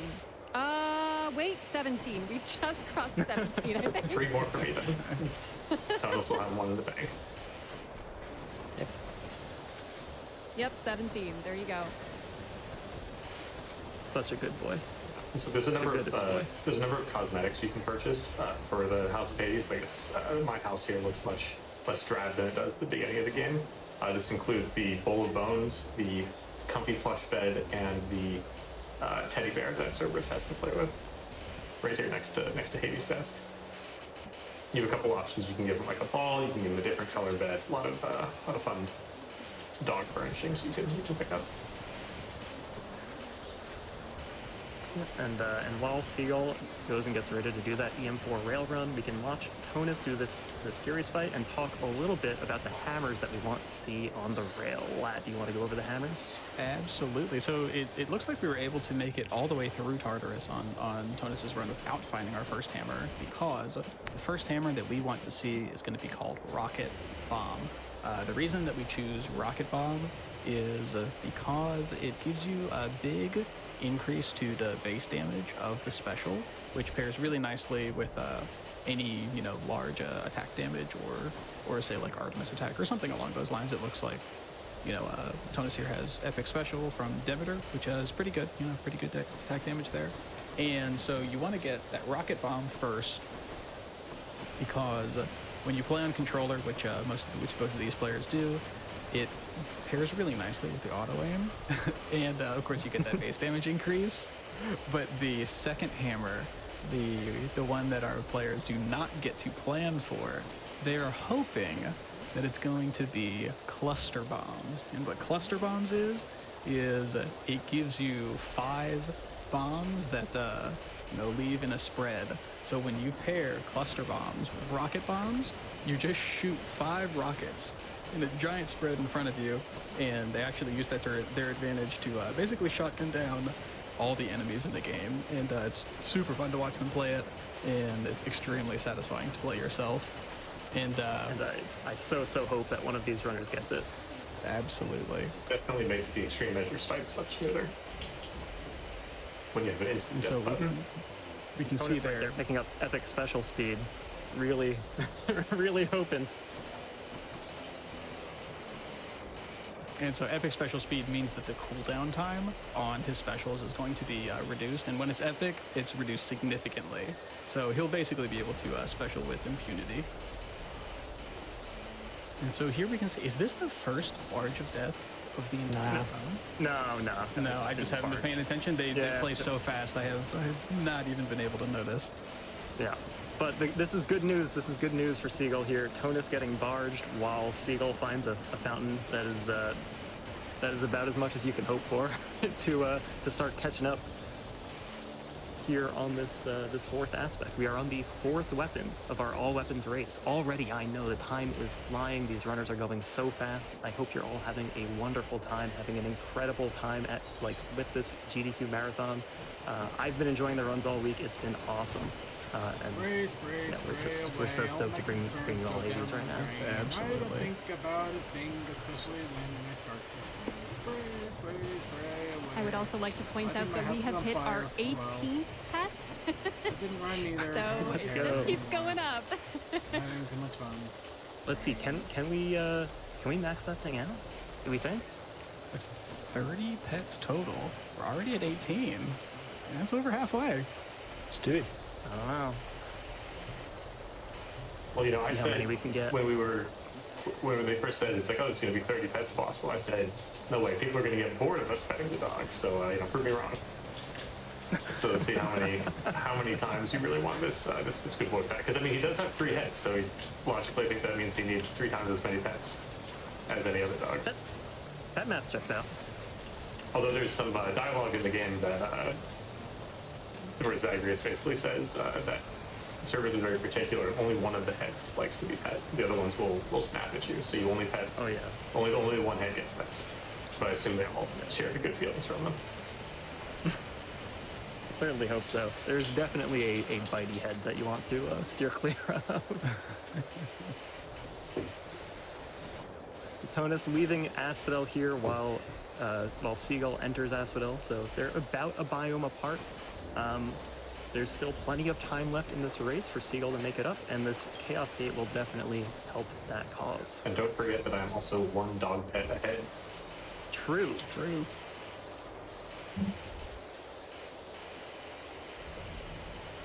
The Chaos into this Eurydice room. Let's see which reward it chooses from Eurydice. Yes, and so you get 3 options from any of these story rooms. Where you talk to one of the NPCs. With Eurydice, you can either gamble to increase the rarity of 2 of your boons, you can add a palm to 4 different boons, or you can take the Nectar, which actually makes the next 3 boons that you pick up have increased rarity, or the potential to have increased rarity.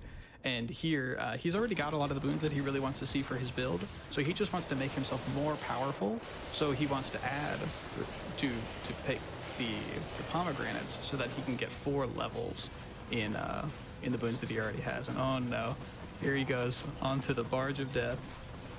Because Lat was saying earlier how the Eris Rail likes, you want it because of the big base 75% damage buff, you just want to stack flat damage onto it. And by taking those bombs, I get an extra 75% value, essentially. Mm-hmm. It's very worth it. Yep, and here comes our first example of what EM3 does. We have Sirius in the shining gold armor. Changes the attacks up a fair bit, but Tonus looks to have an incredible build and is still absolutely shredding this mini-boss. So here we can see, Asterius's dreaded spin attack taking a Death Defiance away. I was not ready for that. So have you picked your second hammer yet, Tonus? No, just the first one. Okay. Did we talk about Jolted? We have not talked about Jolted yet, no. Okay, because so in order to understand Cold Fusion, you have to talk about Jolted first. First, you have to understand Jolted. And so what Jolted is anytime you hit an enemy with any attack that does lightning damage, it adds a curse to that enemy that the next time they attack, they're going to take an additional amount of damage. So basically it's the why are you hitting yourself boon. And that Jolted is basically a curse that the enemies will always have because of the amount of Zeus attack that we're doing with the machine gun, the actual Greek machine gun that we have here. Yeah, and an awesome thing about this, the Eris Rail attack is unlike most other weapons, when you hit something with the Eris attack, it does not hit stun the enemies. And that means that they are free to just proc that Jolted on themselves as fast as you can apply it. On other weapons like the Achilles Spear, you'll interrupt their attack animations if you keep hitting them, and so you won't get as much value out of Jolted as you do on a weapon like Eris. Not to mention the fact that we're also stacking that 75% Eris buff on top of it. And there we go, the honorable Asphodel fish for Seagull. Let's see what we get. Seagull's been keeping the fishing alive here. You'll notice there's a blue outline around Zag. You might have noticed some outlines around other things on Seagull's screen. This is a colorblind accessibility mod that was created in order to assist runners. It is the only mod that is legal on the unmodded leaderboards, because we figured as an accessibility option, having a colorblind option there just was a bit of a no-brainer since it was easy enough for us to implement. Yeah, I'm really happy that we have it, and I'm glad that one of our runners is using it so we can showcase it. Yeah, you can activate it as you want, like in each biome, basically, if you feel like you want it there or not. And obviously, I do prefer to keep the original visuals as much as possible because the game is gorgeous to look at. But some of the stuff in Asphodel really starts to blend together for me. So I gotta apply that for some help. Can I slide a quick donation in? Absolutely. All right, so this is really on topic because Tonus just got out of Elysium, but we just got $3,000 from your favorite shade, who says, "Pet that dog exactly one more time, please." That's definitely a thank you from Tonus. Will do. Yeah. That's amazing. Seagull finally getting that first hammer as well. Both of them got really late hammers in this round. It's unfortunate, but there's still a chance here for Seagull to get that rocket bomb and showcase, or that cluster rocket rather, and showcase the power of that. So let's all cross our fingers and hope and hope and hope that Seagull gets to show that for all of you. And so there, Seagull goes through the butterfly ball, which is the faster of the two options for mini bosses, especially when you have that Extreme Measures 3 on. And, you know, we made quick work of it. Tonus did, but we'll try to explain what's going on in that Extreme Measures 3 fight when Seagull gets in there himself. Yeah, and don't worry, we will have 2 more of them. We still have 2 more weapons left after this. We have the shield and the bow. We'll be using the Beowulf aspect of the shield and then the Hera aspect of the bow, and we will explain those when we get to them. But right now, let's just enjoy the combat. Notice the Elysium is one of the hardest things to play. If you watch Seagull's screen, it's where new runners to Hades often lose the most time. The enemies are just pretty difficult to track. It's hard to keep them together. It's hard to manipulate the spawns because the rooms are so big.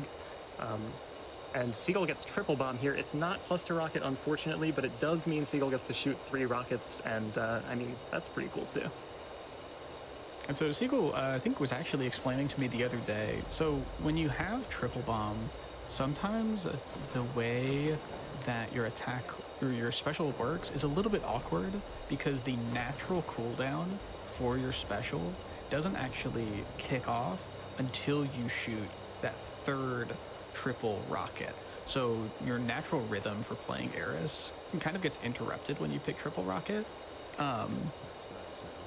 How did you solve that for yourself, Seagull? So the reason that it does it is, like, triple bomb for me has always felt very comfortable when it doesn't have the rocket, and then it feels awkward with the rocket. And the reason, I think, is because the rocket, even when it's just 1 rocket, has slightly more startup lag than the regular bomb. And so when you are shooting 3 of them, you can shoot more of them off in quick succession. And so having to stutter 3 of the rockets out is much more inconvenient. And so I basically moved the special bind to a button where I can just kind of keep clicking it and don't have to worry about it. But I can just keep slapping it, basically. We're seeing both Extreme Measures fights at the same time right now. I just want to point that out. We've got the Extreme Measures 4 Hades fight going on Tonus' stream, on Seagull's. We've got the Extreme Measures 3 Theseus and Minotaur fight. The chariots going around, just Gatling gunning in circles around the arena, while Asterius just spins in circles. It's totally hectic and will absolutely murder you while you're playing this game casually. Seagull takes care of it, no problem. And then here we have EM4 Hades. Right now you can see Hades is kind of channeling, and these pots are kind of getting like green beams on them. That's Hades healing. Hades actually gets to heal off these pots. Here comes the Cerberus call. These runners are actually hoping to skip that Cerberus call by doing enough damage. Tonus did not get it here, but it's one of the cute little things that you can do in this EM4 Hades fight. Seagull,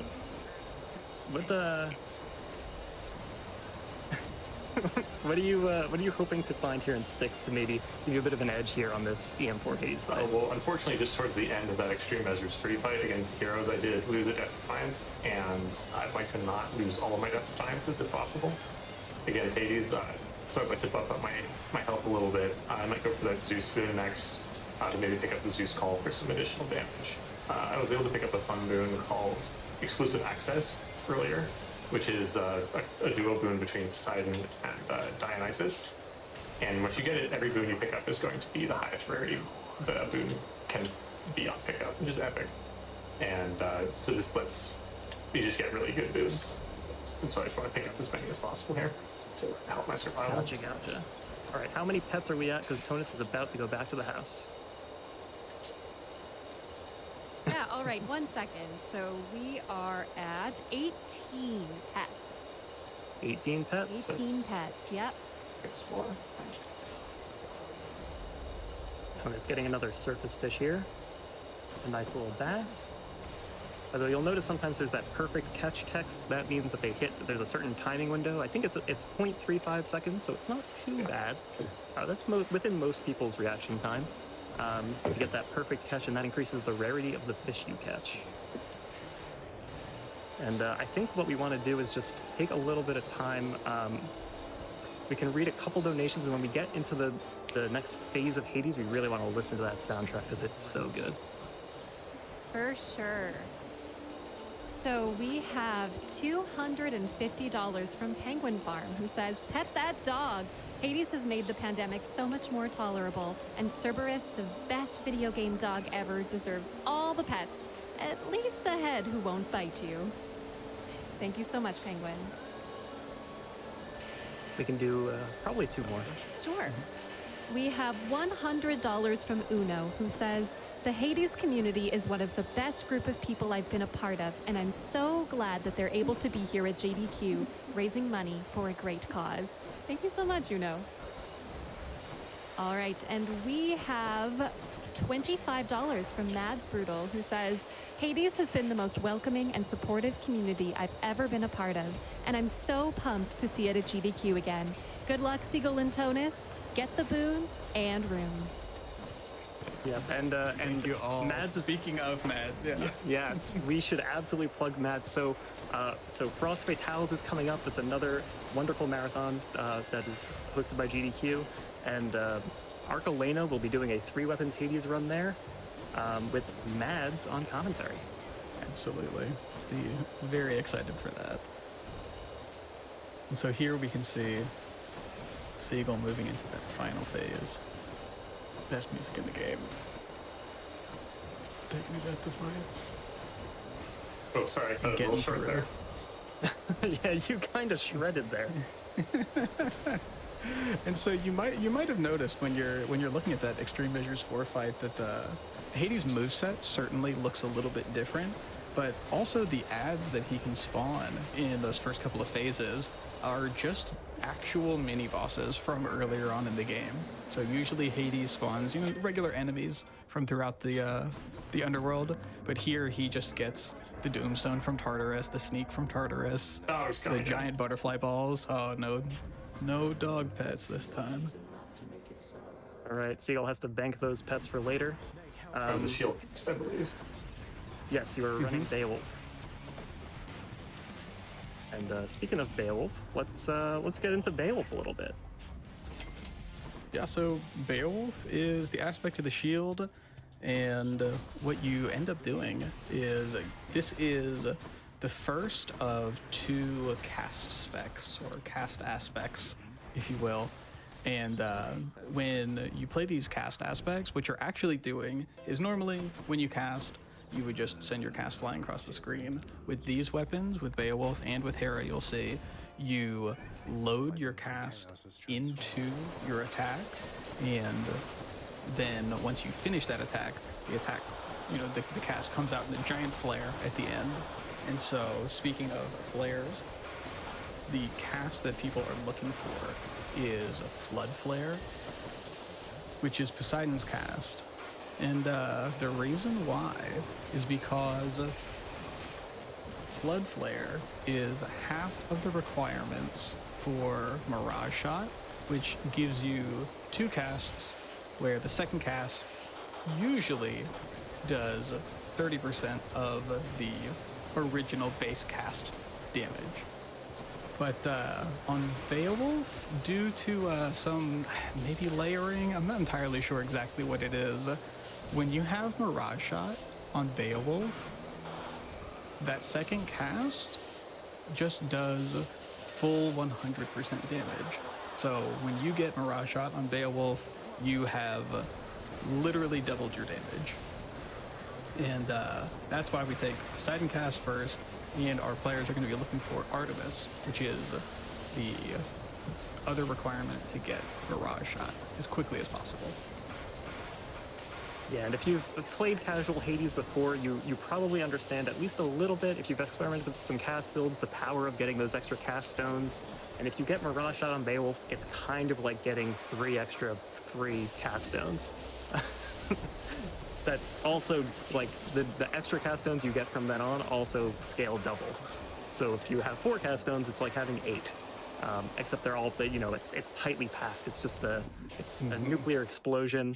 It's an insane amount of damage. It's utterly ridiculous, and it's one of the most fun things to do in Hades.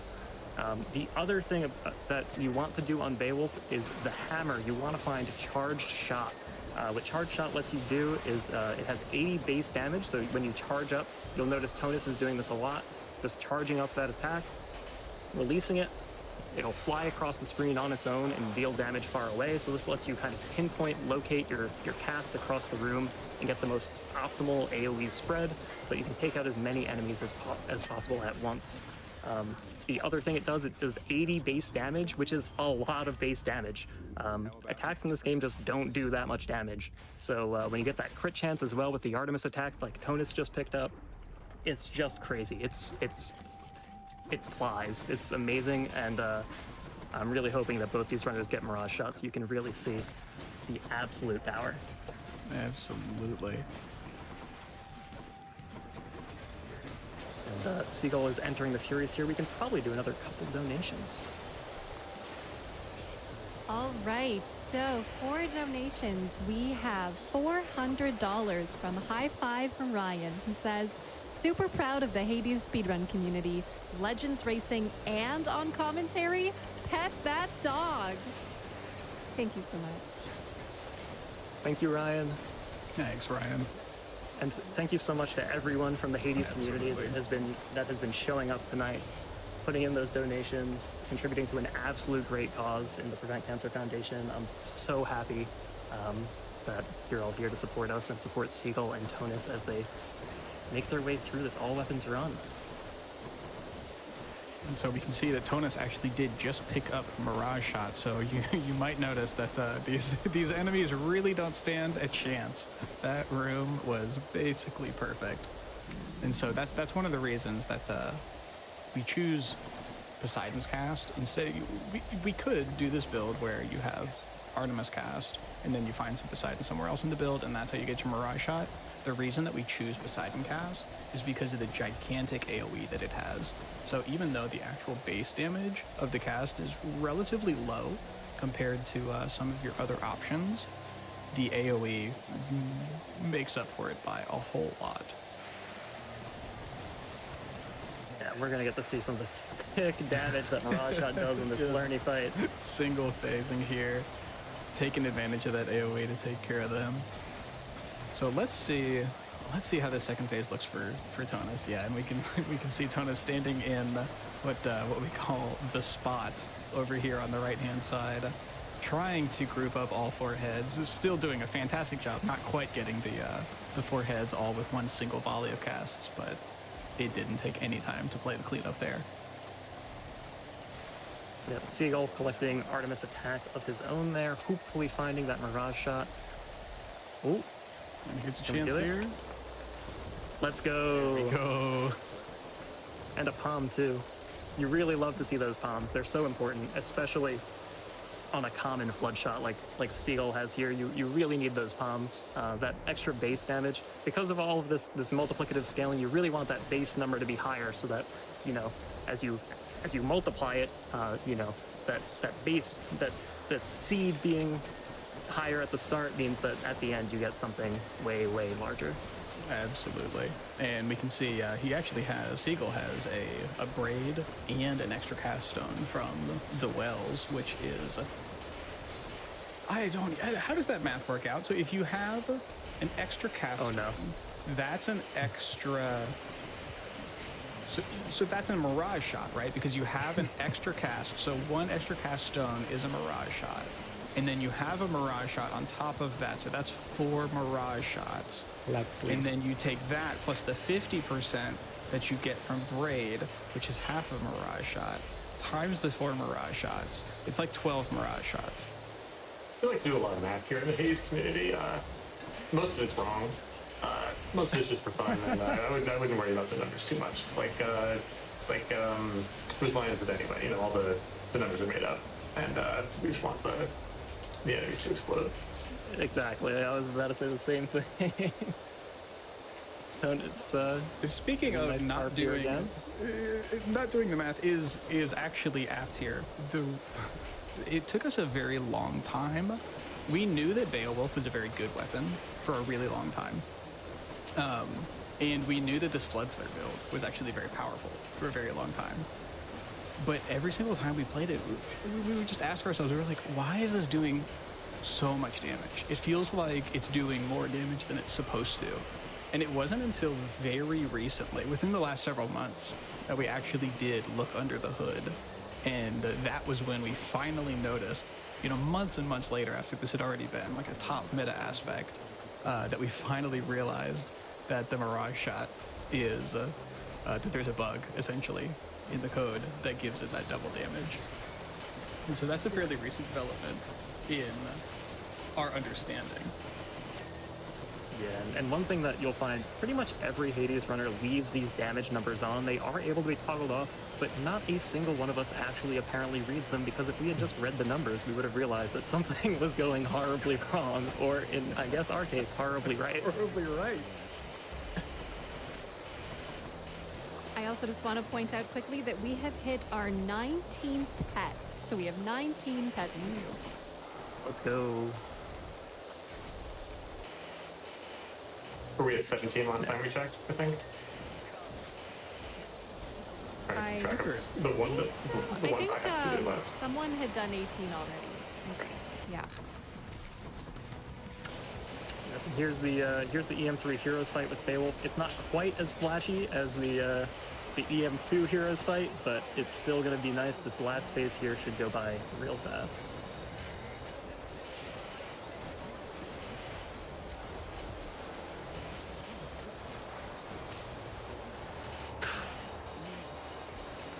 Would now But be a that good much time ti- for some donation?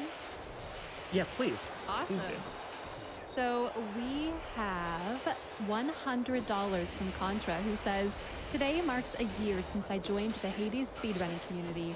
And boy, was joining one of the best decisions I've ever made. Shout out to all you fantastic gamers.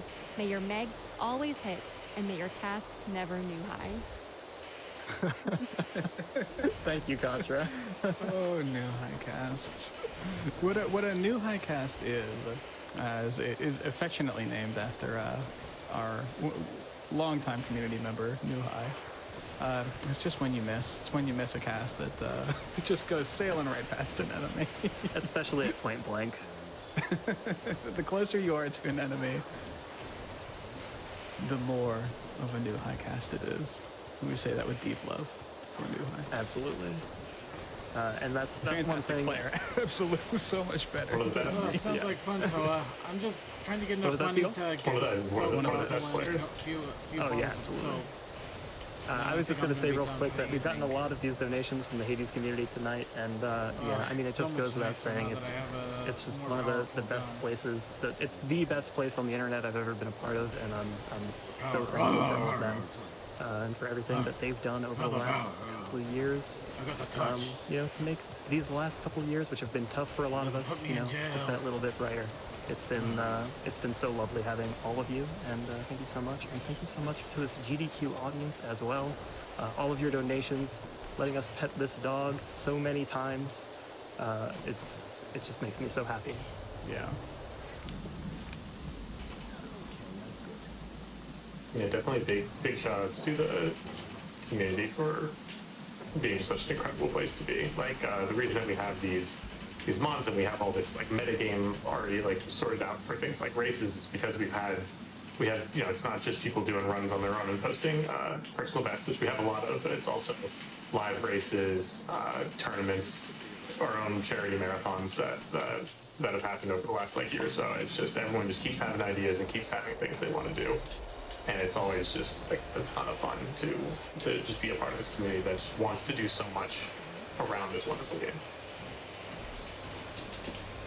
It really has taken on a life of its own. I would never have guessed that when I bought that game and I said, let me learn how to play this Zagreus bow, that it would it would lead to thousands of hours of enjoyment and new friends and everything. And now's a really good time to get a good look at this this EM3 fight. I love Theseus's chariot. It's so much fun. The voice lines and everything associated with it. It is incredible. Every time he gets destroyed and he just face plants in the dirt, I crack up a little bit every single time. There's so much personality even in the. All right, let's try that again with a little more sounds. I'm happy that I got the big gun with all the power. But yeah, I'm probably just going to get enough money here now to get the soap nozzle and a complement of soaps, and then I'm probably going to call it an evening here on the stream, since I should be down and ready for Sunday at that point. And honestly, oh my neck. Oh, cat paws.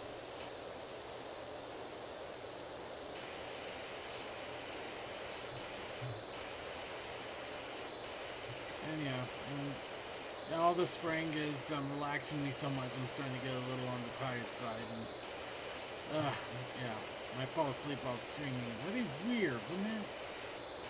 Very weird.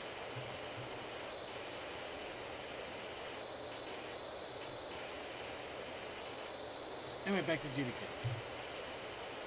And when you turn on that extreme measures 4, he'll do the spear throw, but then he'll actually like double back and do it again. And so the ways that you're like so used to all of these attacks that Hades has been doing, you're like, all right, let me play the hard version, and they put just enough of a twist on it, and you get knocked by it every single time when you first start learning that fight.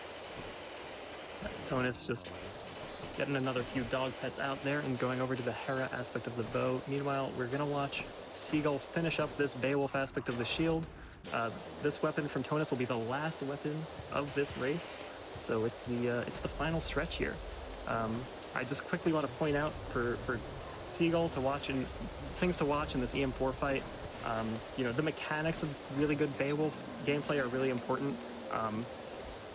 It's crucial that you get these dash strikes out that you know, they get your charge attack out sooner, so that you get these casts to come out faster. If you just do standing strikes, it takes a lot longer, and so they're doing really, really rapid inputs. They have to press the cast button as many times as they have cast stones to get them into the shield so that they all explode when their attack releases.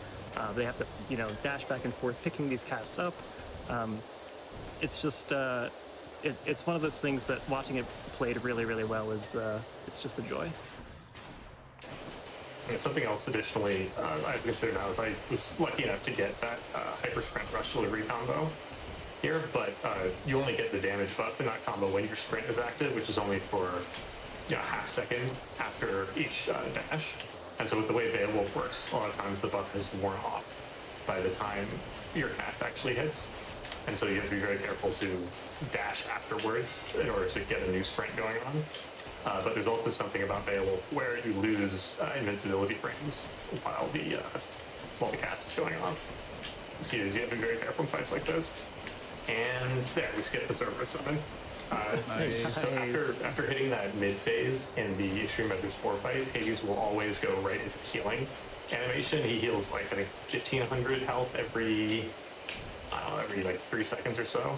And if you can out damage that and take him all the way to the bottom before he finishes the animation, then he will not summon Cerberus to mess up your day. So Cerberus is always a good boy, but he's extra good boy when you skip the Cerberus summon. Yeah, and to celebrate not having Cerberus fight with you, Hopefully he'll be home. I hope so too. Well, he should be home. He didn't have. I think we were at 19 pets, right? We were at 19. Yep. Yes, we are still at 19. All right. I think my last count was 15, so 4 more. Remember, we can get all the way up to 30, so if you'd like to send in more donations to get up to 30 pets and make our runners stay a long time around Cerberus, now is the time. Yep, this is it. And so here we can see Tonus go ahead. showing off the aspect of Hera, which is the bow aspect. And much like much like Beowulf, it is another cast aspect where the players are loading their cast into their arrow and able to send it flying across the screen. The cast that we use on Hera is actually Aphrodite's cast because it has a number of advantages when paired with this Hera bow. One is it does have a relatively high base damage, which we do want to take advantage of because Mirage Shot, while useful here, is not quite as useful as it is on Beowulf. It works as intended on Hera. So it is a nice boost to the damage, but not something that players are going out of their way to look for. One of the things that they are going out of their way to look for, though, is that quick reload from Hermes that Tonus just picked up. What that does is it makes these cast stones fall out of the enemy a little bit faster than usual. And so that goes a long way in these boss fights where your cast stone will not be stuck inside of the boss and you can use it again to DPS as quickly as possible. The other benefit of using, it's called Crush Shot, is Hera's cast. The other benefit of using Crush Shot is that the cast falls immediately. A lot of the other casts, the cast will actually go sailing past an enemy if you miss, but once it reaches the end of your attack, it just falls right to the ground and you can pick up your cast and use it again. So here we Seagull can see getting Seagull. an extra stone. Yep, an extra that cast stone, counts. which is, that's a Mirage Shot right there. That's an extra 100% damage. Not again. Do a little bit of a dangerous curse going on though. I'm going to be sitting at 1 HP for quite a while. Yep, the downside there for that extra cast stone that Seagull just picked up is that all the attacks are making Seagull lose HP. The important thing about these Chaos Curses that make you lose health for performing certain actions is they cannot kill you. They cannot spend a Death Defiance. They can only bring you down to 1 HP. And this is something that I think a lot of people are surprised by when they first learn it. But essentially it means if you can just not get hit, then they're free. Simple task. And we can see. Easy peasy. Nice and easy. It does make these numbskulls much scarier enemies than they normally are. Usually, they take basically one hit to die, and you get to move on. But when even a single hit from a numbskull can take you out, you want to be slightly more careful than you used to be. That we can see here. Seagull has no fear.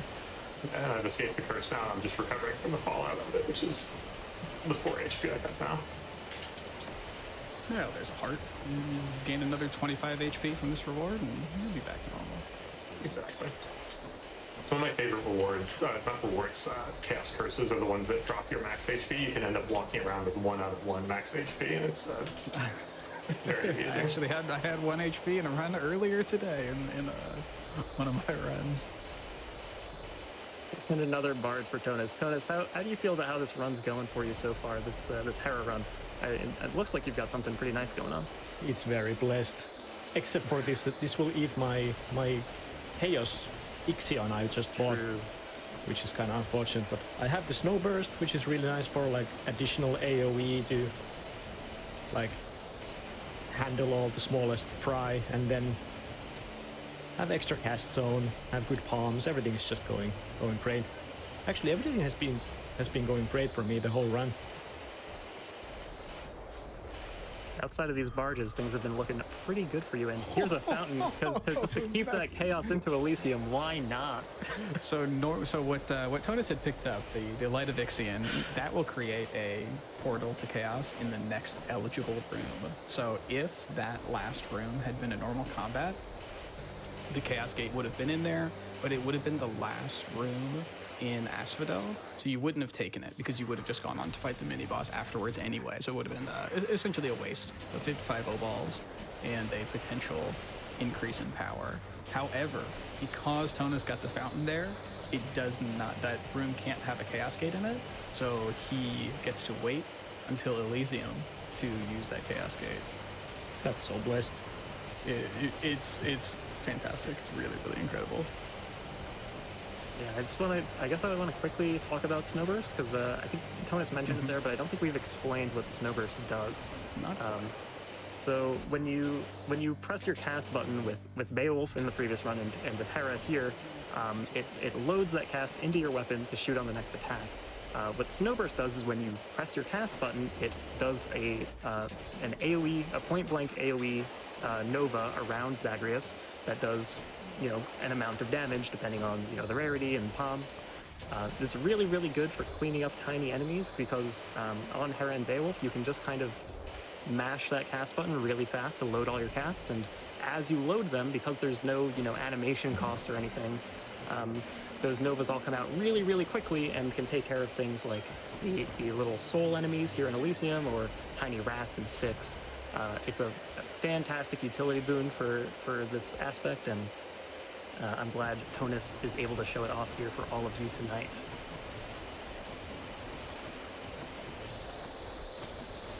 Would now be a good time for some donations? Let's hear them. Awesome. We have $250 from Camel, who says, "Hey, Seagull and Tonus, Camel here. You have both been cornerstones of this community for so long, and I am thrilled you made it to GDQ. Also, I don't know, but have you considered maybe using a certain aspect of the bow?" It's too late, unfortunately. Yeah, we already started the run. Thank you so much, Cam. If you're familiar with the game, the aspect of Rama, Camel is the fastest player that uses that bow, and by a long shot. And is currently has the second fastest single run time, I believe, on the leaderboard with a bow that many people for a very long time have considered to be very slow. So yeah. I mean, it was world record there for a while. He kicked off quite a cascade of monstrous runs in the last 4 weeks. I mean, how many times has record changed on the single weapon leaderboard? I think it's got to be at least 3. Yeah, within the space of about a couple weeks. Yeah, and we had not seen any change in the top one on that leaderboard in months. I think a lot of people took it personally when they saw Rama at the top of the leaderboards. They were like, "Hang on, Rama's that slow though. We can go faster than that." And everyone started grinding super hard to make sure Rama was not at the top. It was a pretty great time watching everyone put in the work to really optimize the run and get the time down to where it is right now. Yeah. And now's actually a good time to point out that for this all weapons run, it's simply that, it's all weapons. You can use any aspects you want for each of those 6 weapons. So if you prefer the Rama aspect of the bow, you can run the Rama aspect of the bow. Now it turns out both of these runners here enjoy this specific set of aspects of these weapons, but by no means are you forced to do so. There's a lot of player expression in Hades between the builds you choose and the aspects you choose to bring into some of these categories, and it's a pleasure to watch some of the different play styles that come about, like Camel's incredible Rama gameplay, or someone like Labrys's Hestia gameplay. It's just awesome. And all the Gilgamesh mains out there. We see. Shout out to the Gilgamains. We could probably do a few more donations here. Just wanted really quick to say that we do care about single aspect records too. I started as a Chiron player, and one of the biggest moments for me when I started speedrunning this was when I got the Chiron world record. So even if people only like to play one aspect, just get in and just show up in that very specific niche, and it's gonna be as cool as going for any big records. Right.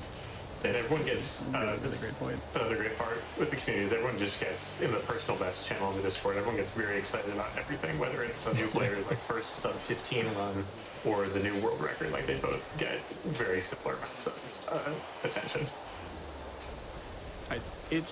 It's hard to even express how positive the community is.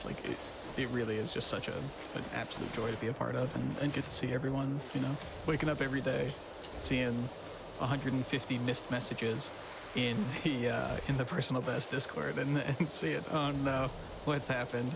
Is it another Chiron world record? Is it another, who knows what it was? And that's so much fun. You just get Christmas every few weeks.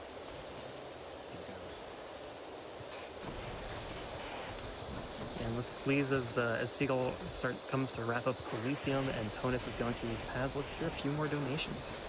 For sure. So we have $100 from Kenora, who says, Seagull and Tonus, knowing you two has definitely been some of the biggest highlights out of my last year, either in Hades or out. May geometry be ever in your favor and the rats be few. Love you both dearly.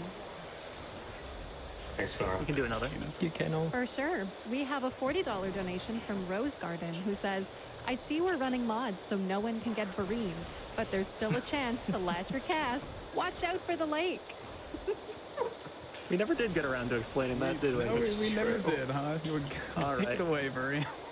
Sure. So, so you may have noticed at the start of each one of these runs, if you have eagle eyes, that on the very first boon screen that these runners have been offered, they've been given the choice between all 4 core boon slots. What we call the cores are the attack, special, cast, and dash.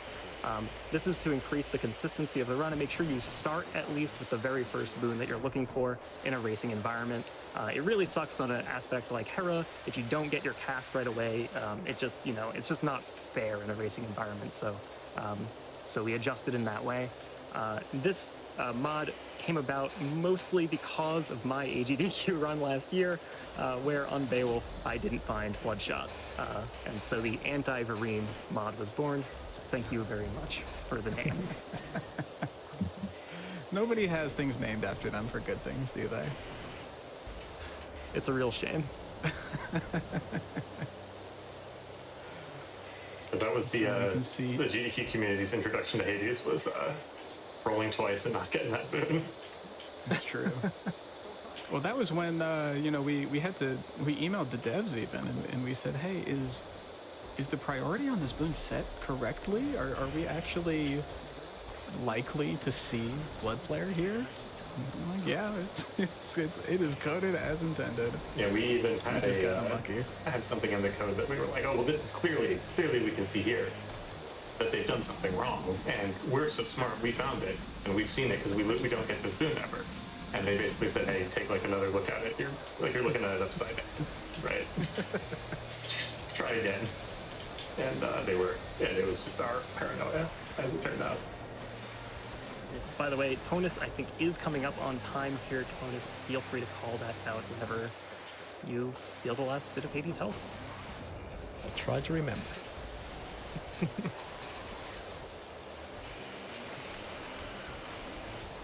This has been an awesome race. They've been pretty close the whole way through.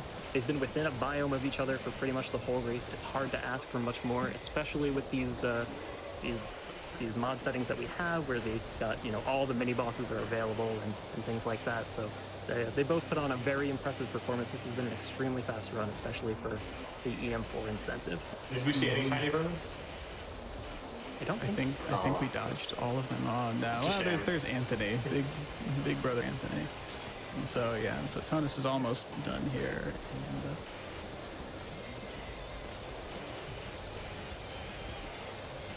And, one more time. Time. Nice. GG's. Congrats, Tonus. Good job, Tonus. Thank you. And Seagull not far behind at all, finishing up the final path of Styx. Do we have any donations that we can read off as he moves into this last fight? So we have $5 from Cherry Dad, who says, hi, it's me. I'm the Gilgamesh main. Pause up.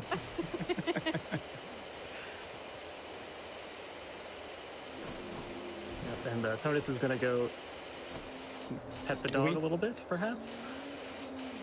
Yeah, what's our what are we landing for pets?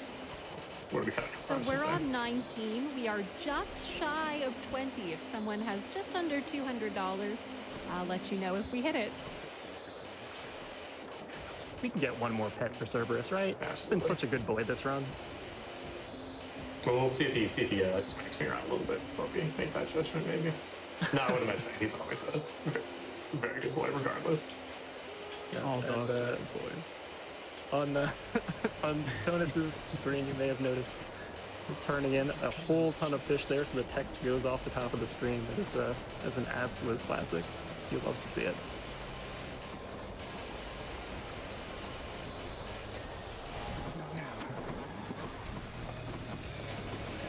to enjoy this EM4 music one last time as Seagull wraps the fight up.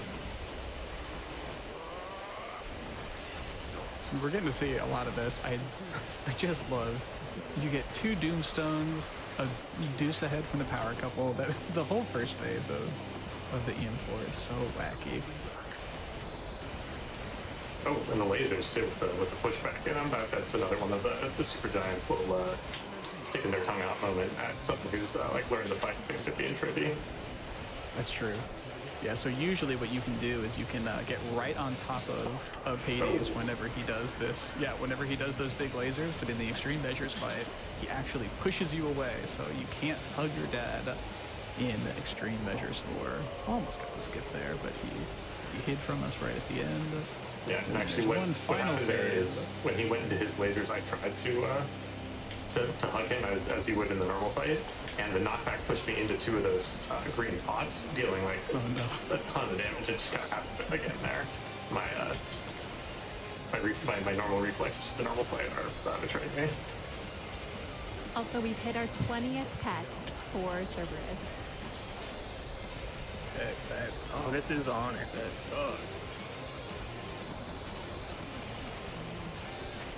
There we go. All right. Gee, that's time.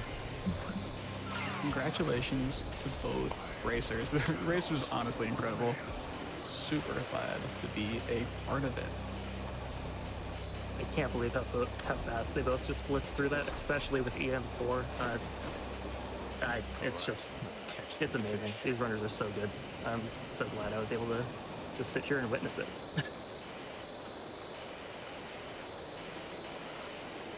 The last fish for Seagull. All that Animal Crossing finally takes off or something. Hey.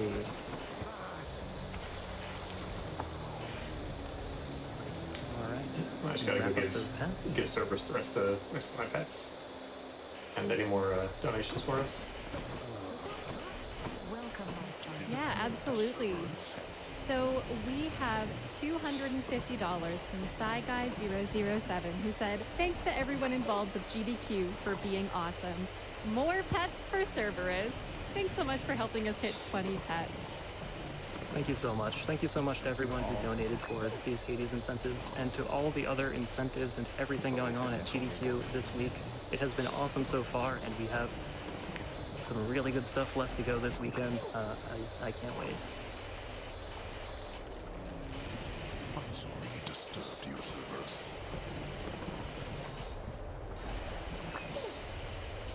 I think this is the 20th and final pet for Cerberus.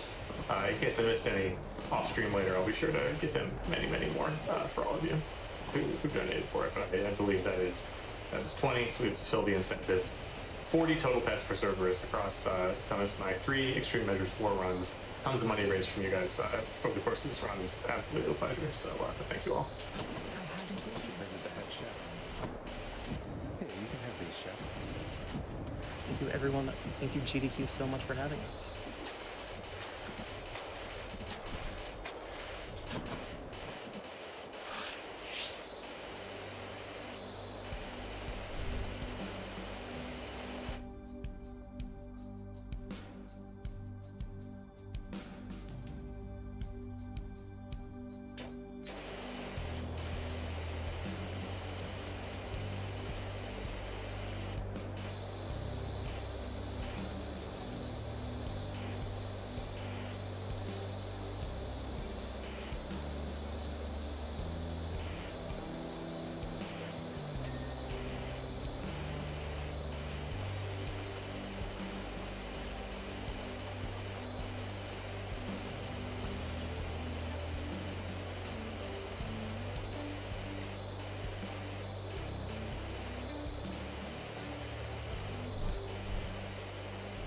All right, now for a quick word from Dangan Entertainment. Dangan Entertainment is a publishing company striving to share amazing indie games with the world. They help indie developers publish their games on PC, Xbox, Nintendo Switch, PlayStation, and more. They have a growing catalog of over 25 games spanning a wide variety of genres, and you can find them at danganentertainment.com. That is DANGANentertainment.com. genentertainment.com.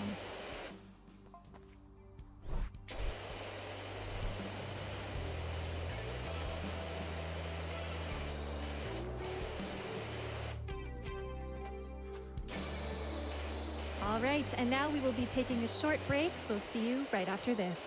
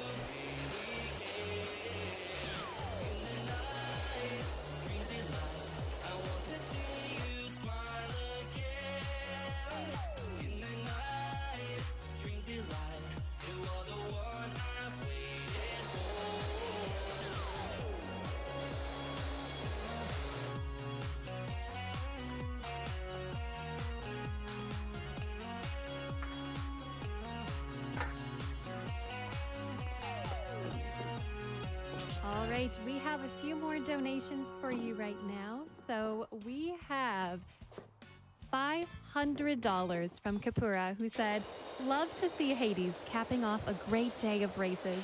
Casually, I was pushing my own time, so it's great to see it played at the highest level." Thank you so much, Kapura. We have $100 from MXW, who said, "My father recently had surgery for cancer. He managed to catch it early due to routine screenings and has an excellent chance for a full recovery. That's why the work that PCF does is so important. I was so excited for the Hades run, the game that got my wife and me through the beginning of the pandemic. For both of us, it was so easy for one more run to turn into 5 or 6 at a time when we really needed the distraction. Thank you, GDQ and PCF, for your amazing work." And thank you, MXW, for your donation. We have $50 from Toast, who says, "Love me some Hades, love me some charity. Let's hit that 2 mil."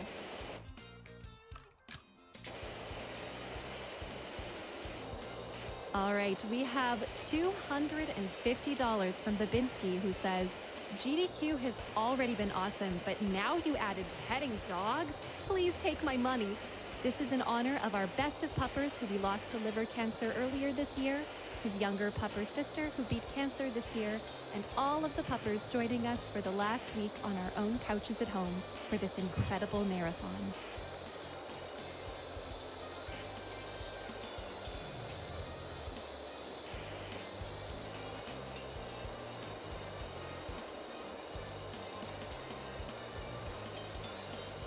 Wow, what an incredible evening we've been having. Let's send some big claps in chat to our runners Siegel and Tonus yet again.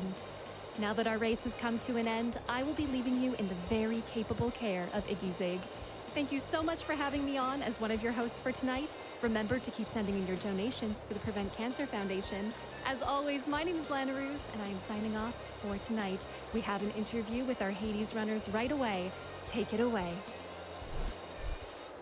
Thank you so much, and welcome back, AGDQ 2022 online chatters and viewers. I am J-Obs, and I am joined by Siegel and Tonus, who... Really, dude, you had to go to tier 3. You couldn't even let me have at least...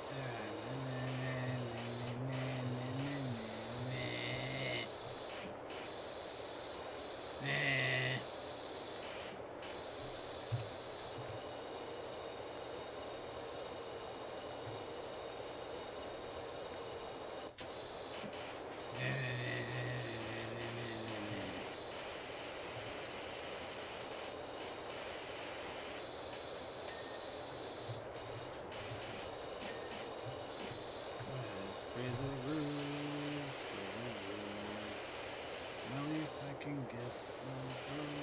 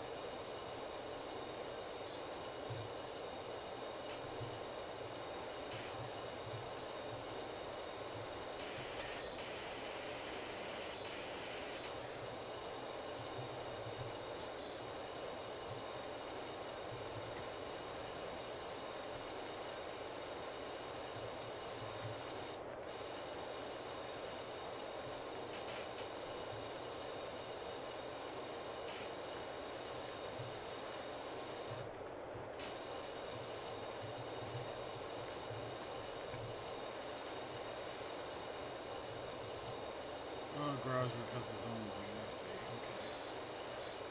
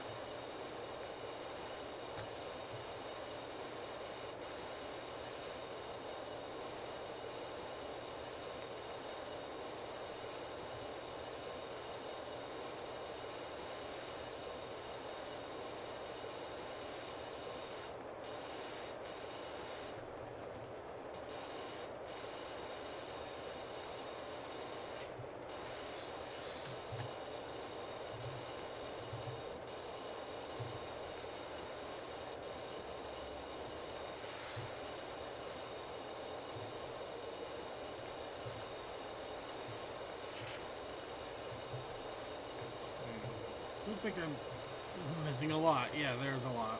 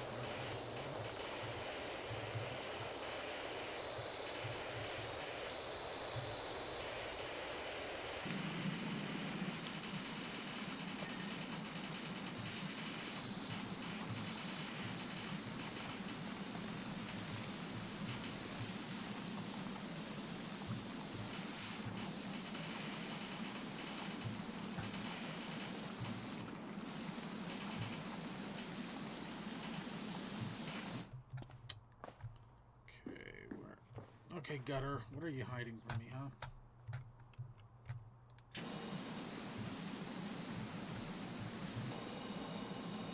Hiding a hell of a lot, that's for sure.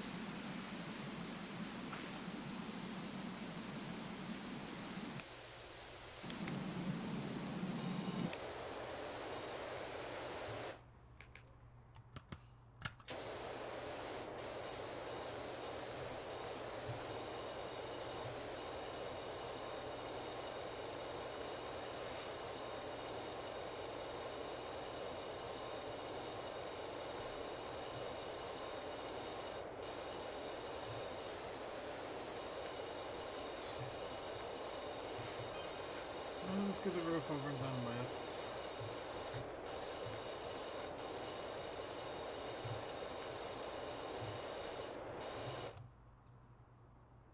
Celebrate with your community that seem fantastic. They just seem like a really great community, and we're definitely going to make sure we let Tonus sleep because I believe it is very early in the morning. So thank you all so much for joining me. Again, congrats on a fantastic race, and I am going to go ahead and throw it back to our host so that way we can continue on with some fantastic speedruns.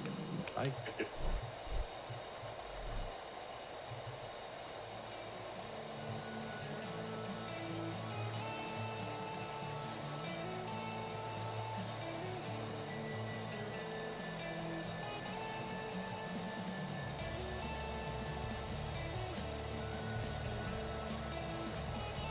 Thank you very much, Jay Hobbs, and thank you, Seagull and Tonus, for that extremely erudite post-race analysis of that fantastic Hades run. And welcome back, one and all, to Awesome Games Done Quick 2022 online, powered by Twitch and raising money to support the Prevent Cancer Foundation. My name is Ziggy Zig. I am your host, here with you this fine Friday night, bringing you 2 speedruns full of thrills and adventure and egregious archaeological theft. Up next is an 90% run of Uncharted 2 Among Thieves, performed by Matt. It's got a thrilling one lined up with epic action and a pretty generous amount of cool glitches. It is the best of both worlds, which is, of course, the magic of speedrunning. And it is coming up in a little bit.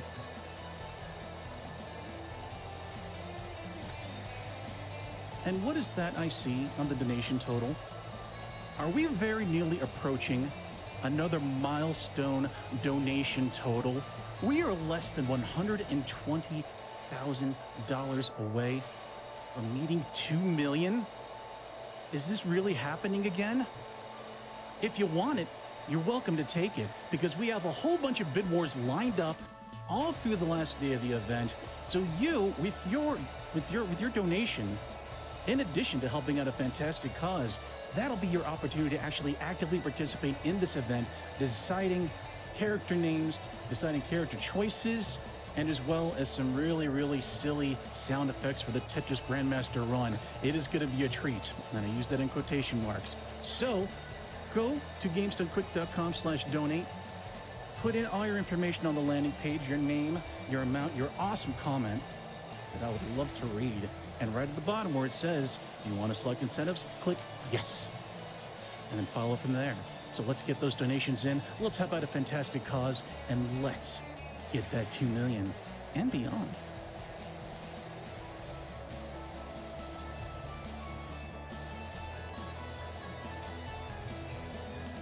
While Uncharted is setting up, let's go ahead and spend a little time with Cent, who has shown up to heed that all-time classic clarion call. Prizes? I hear the call and I cannot resist. Thank you so much, Iggy. And hello, everyone. Welcome back to Awesome Games Done Quick Online 2022. My name is Send. I'm here to tell you about some of the amazing prizes that you can win by donating from now until the end of Wario Land Shake It, which is coming up right after this Uncharted 2 run. So if you haven't already gotten your donations in today, please make sure to get some donations in so you can win some of these amazing prizes. And make sure to get your donations in because they are going directly to an amazing cause in the Prevent Cancer Foundation. Let's take a look at some of the cool stuff we've got. From Cute Monster Props here, we have this absolutely lovely Karad's Obel. I'm going to hold it up for the camera here in the light so you all can see the detailing on both sides. This is, of course, the currency in Hades for Karan's shop, but also in mythology, it was said that you needed to place a gold coin underneath your tongue when you died so that you'd be able to take it to the afterlife and pay Karan the ferryman to ferry you across the River Styx. So, real quick, I'm just going to... Okay, this might be a problem. We'll deal with that later, no worries. From Pearl Pop, we have a trio of absolutely beautiful pearlers here. We've got this lovely Wario pearler, Wario Shake It, coming up soon. Look at how solid the melt on this is. You can't see through the back at all. That is a sign of perler quality right here when it just looks like a sprite given form. Absolutely amazing. We've also got this classic style Donkey Kong. Get ready, he's gonna throw some barrels down some scaffolding at you. That's what he does. Donkey Kong, everyone. It looks great, right? It looks like a sprite straight out of the arcade game because Pearl Pop is amazing when it comes to these perlers. And last but not least, we have the hero of time with, you know, the most Link weapon, I think, out of the entire series, the shovel. Like, I mean, come on, the Master Sword's kind of useful, but it certainly can't help you dig up treasure. The shovel can. Do not underestimate Link with a shovel. Thank you so much to Pearl Pop for all three of those pearlers, and I believe they are each an individual $10 minimum donation to get in on, so get those donations in. Now, from Vats of Goop for a $15 minimum donation, we have this lovely Eurydice print here from Hades. So cool. I mean, Vats of Goop's art style is always so distinct. It was actually really funny. We didn't have this in the tracker when it showed up at the studio. We unboxed it. Shout held it up to me and he was like, hey, Sip, we got an unclaimed poster here. What do we do about that? And I'm like, that is a Vats of Goop print. I'm gonna go hit them up on Discord real quick. And sure enough, it was absolutely amazing. Genuinely looks like the concept art for the game itself. It is so on point. Huge shout outs to you for sending it out to us. $15 minimum donation. Again, please make sure to get those donations in. From our friends over at Escalator Studios, we have this absolutely incredible picture, shadow box of Hades here. I mean, just look at it. It's got all the different layers of the underworld from the game here as you rise up from to and escape to the surface. And way at the bottom there, might be a little hard to see, Angel. I don't know if you can help me, but there is Cerberus. Cerberus is there. You can pet the dog in this shadow box if you win it. I believe it's a $25 minimum donation. Please get those donations in. You got to get them in before the end of Wario Shake It. Now, if you haven't already gotten a $50 minimum donation in today, you definitely should, because we have 2 absolutely great day prizes. We have this lovely collection of 12 Pokemon hats. We've got all your hat favorites. We've got Poplio. We've got Sableye. We have we have Hoppip. I know that's a Hoppip. Come on, Sit knows Pokemon for sure. Torchic, I can do this. I'm very confident in my Pokemon abilities. We've got Pikachu. Who doesn't love Pikachu? Love the ears on this one, by the way. They are super soft and squishy. We got a Mudkip. Everyone needs a Mudkip. We, of course, have a Magikarp. Be kind to it, because it will evolve into a Gyarados hat one day. We've got ourselves the Slowbro hat. We've got a Ditto, I think, right here. Is that going to be Ditto? It's going to be Ditto, and it's adorable. And we have a Piplup. Now, for those of you astute at counting, that's only 10 hats. There are 2 more. We have a Shiftry? Is this Shiftry? Yeah, it's Shiftry. It's Shiftry. Yeah. I remembered a Pokemon. And last but not least, we have, I'm going to go with Sailor Moon's cat. We have Sailor Moon's cat. That's all the Pokemon you could absolutely need. $50. All 12 hats come as a set. Thank you so much to Jess Kuras for sending those out to us. They are absolutely incredible. Also, for a $50 minimum donation until the end of Wario Land, we have this incredible oil on canvas Zagreus' first sunrise painting. This is such a beautiful piece here. I'm gonna shift it for you so you can see it in the different lights we've got going on. It's just a magnificent piece to behold. It is old school oil on canvas. When you look up at it real close, you can see like different textures and elevations on the canvas from all the times the artist has gone back over it with different colors and different types of paint to create that beautiful shading effect. So amazing. Thank you so much. It's a $50 minimum donation from now until the end of Wario Land. Make sure to get those donations in. When I'm talking about prizes, always got to talk about our grand prizes, because we have 2 amazing ones. And you only have 1 more day to get your donations in to be entered for both of them. Now, all you have to do to be entered into our grand prizes is donate a total of $250 throughout the event. So $50 right now, going to get you into everything I just talked about, and it's going to get you 1/5 of the way there, at the very least, towards being entered into both these grand prizes. Up here, from our friends over at SkyTech Gaming, we have a great SkyTech Gaming Mark 9 gaming PC. Absolutely incredible machine. Again, 3070 Ti GPU. You can head over to gamesdonequick.com to check out the rest of the specs on it. But it's incredible. You definitely want it. Beast of a machine. And then right here on my other side, from our friend David Heroic Replicas, we have a trio, not just the shield, but 3 different pieces of an amazing Zelda replica set. We have a Dark Link style, the Master Sword, with black hilt, the black pommels, silver accessories going on it, and a cool Triforce engraving in the hilt of the blade.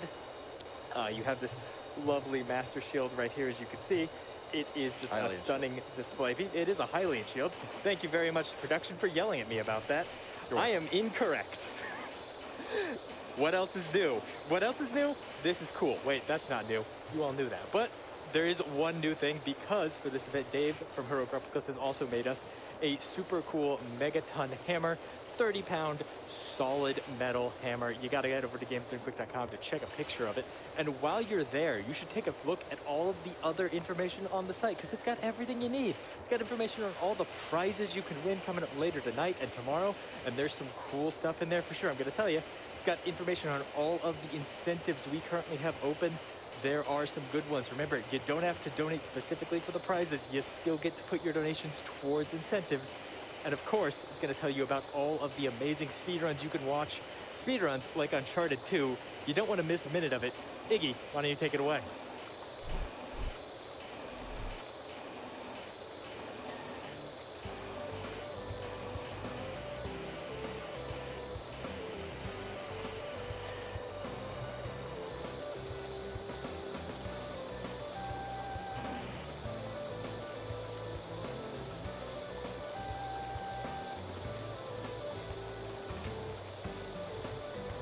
Thank you very much, Sent, for that always wonderful prize section of prizes that you are showing us.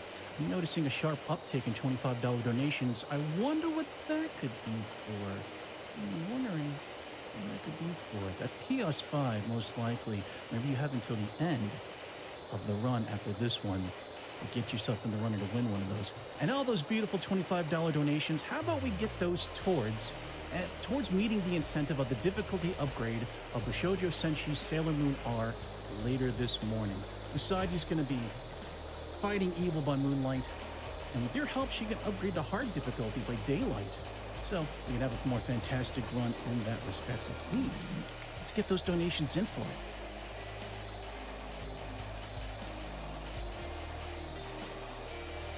Alrighty, we have Chuck Malls with a $250 donation. His comment simply reads, "Woo!" I definitely agree, and that's how I'm feeling. And alrighty, Matt, everybody, is ready. He's ready to thrill and to break level geometry, so get hype for his any percent run of Uncharted 2 Among Thieves.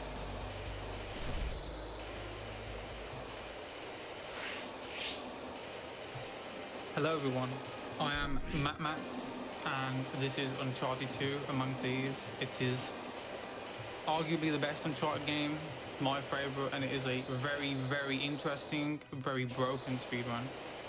And I'm joined by my lovely commentators. If you guys want to introduce yourselves. I'm Pay French. And I'm Wi-Fi 011. We are also joined by the wonderful Hutchty, but as he's unfortunately lost his voice, he won't be talking, but he will be letting us know if he wants to say anything through either myself or French. Yeah.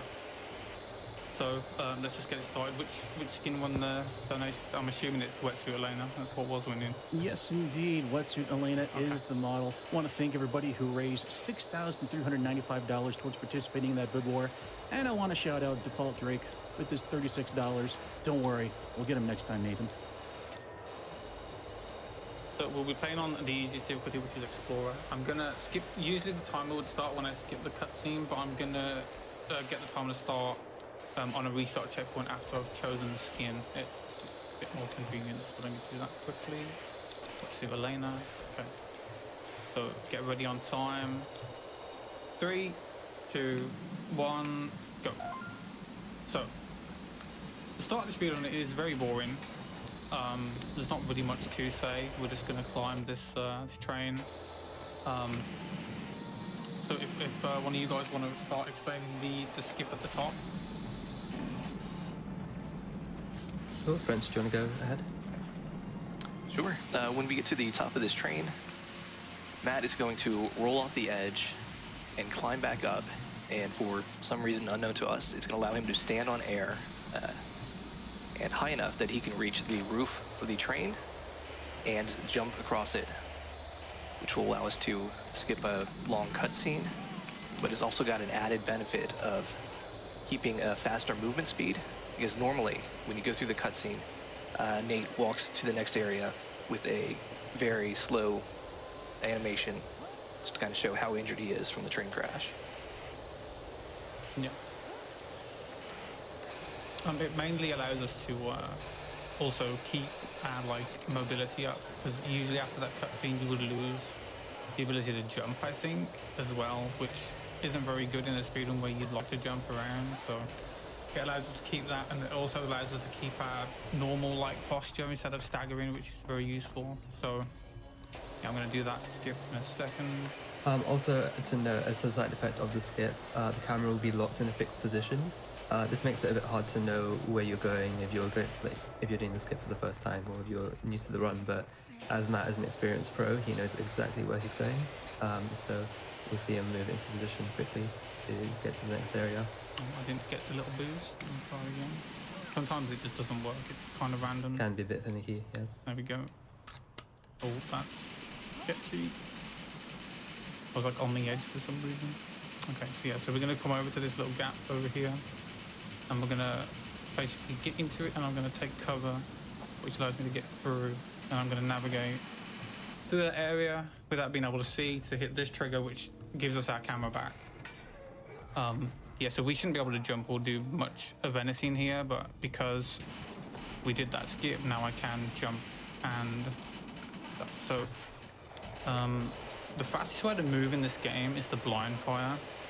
I'm not going to do that here much because I do like to conserve my ammo, because there is a chance that if you get a reload animation while climbing a ledge, you'll get stuck, and it's really annoying. So I'm just going to jump a lot to avoid that.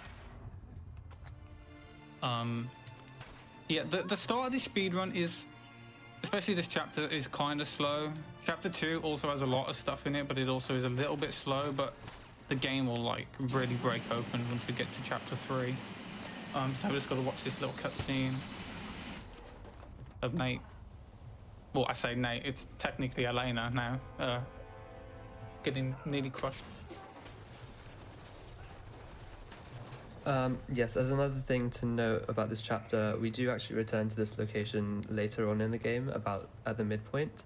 And many people have asked in the past if there's a way that we can skip directly from this chapter to that chapter, and it turns out that that's not exactly possible. Do you want to explain why that is, Matt? Yeah, so basically, there's a trigger that would spawn the cutscene to allow you to get into chapter 16, but it's to do with the fight in chapter 15. It won't actually spawn until you do that fight, and there's no way to trigger that fight to spawn in this chapter, so unfortunately there's just no way to do it, but it would be very good if we could. So that's chapter 1 done. We can do some little bit of tricks straight away. You can get ahead of in there, but it's kind of awkward sometimes, so I'm going to get myself into this corner. It's going to allow me to elevate my height a little bit to climb up here. Now I'm kind of out of bounds, and I need to do a kind of tricky jump to get over here and grab this ledge. I didn't get it. It can be awkward because you can't really see, and you want to try and run off the ledge as much as you can to elongate the jump. If you don't, you won't be able to make it.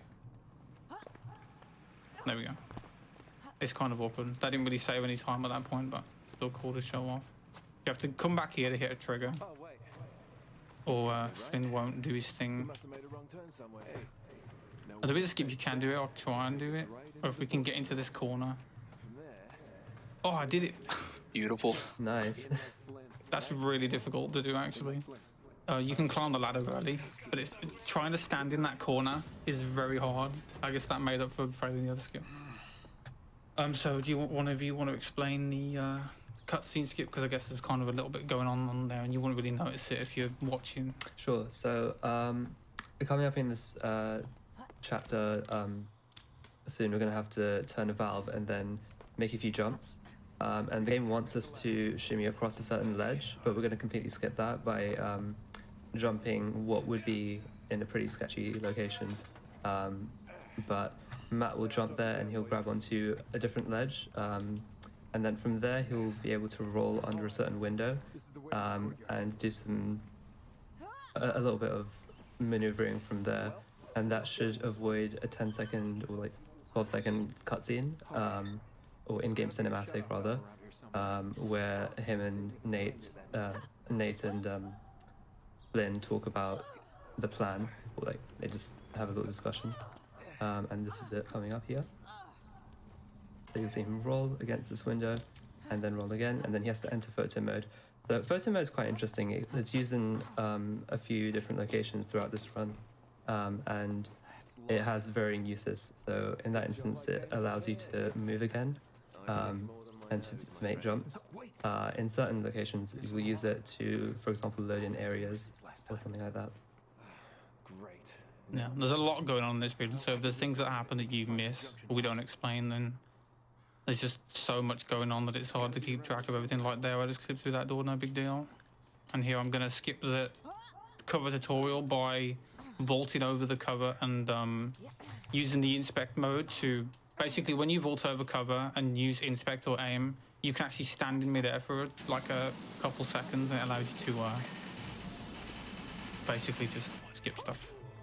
So here I'm going to do an actual photo mode trick, which Wild was just talking about. I'm going to trigger photo mode, which lets me gain control during this cutscene. I'm going to wait here a second for these enemies to come through, because they've been seeing me early and they get stuck behind the door for some reason. So I'm going to punch them and just jump into this trigger. That allows us to kill them a lot sooner than we would usually be able to. So French, do you want to explain how awful this next part is? Although apparently, according to Wild, it's not awful and it is consistent. It's only awful and inconsistent if you were Matt.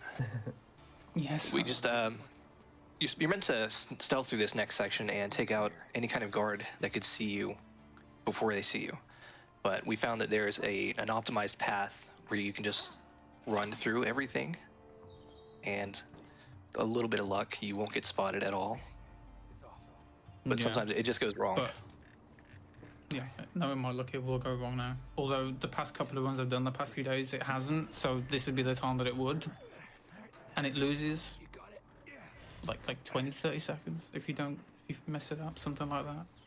I'm not sure exactly how much time you lose by failing it, but it's quite annoying. So I'm going to try and get through it. If I do get spotted, it'll either be because I messed up or because the game just hates me. So we'll see which way it'll go, or if I'll do it. Well, we know the game hates you anyway. That's true. We just need to get precise movement through this area, and we should be able to get through without getting spotted, but like French said, if you're me, it sometimes just doesn't work.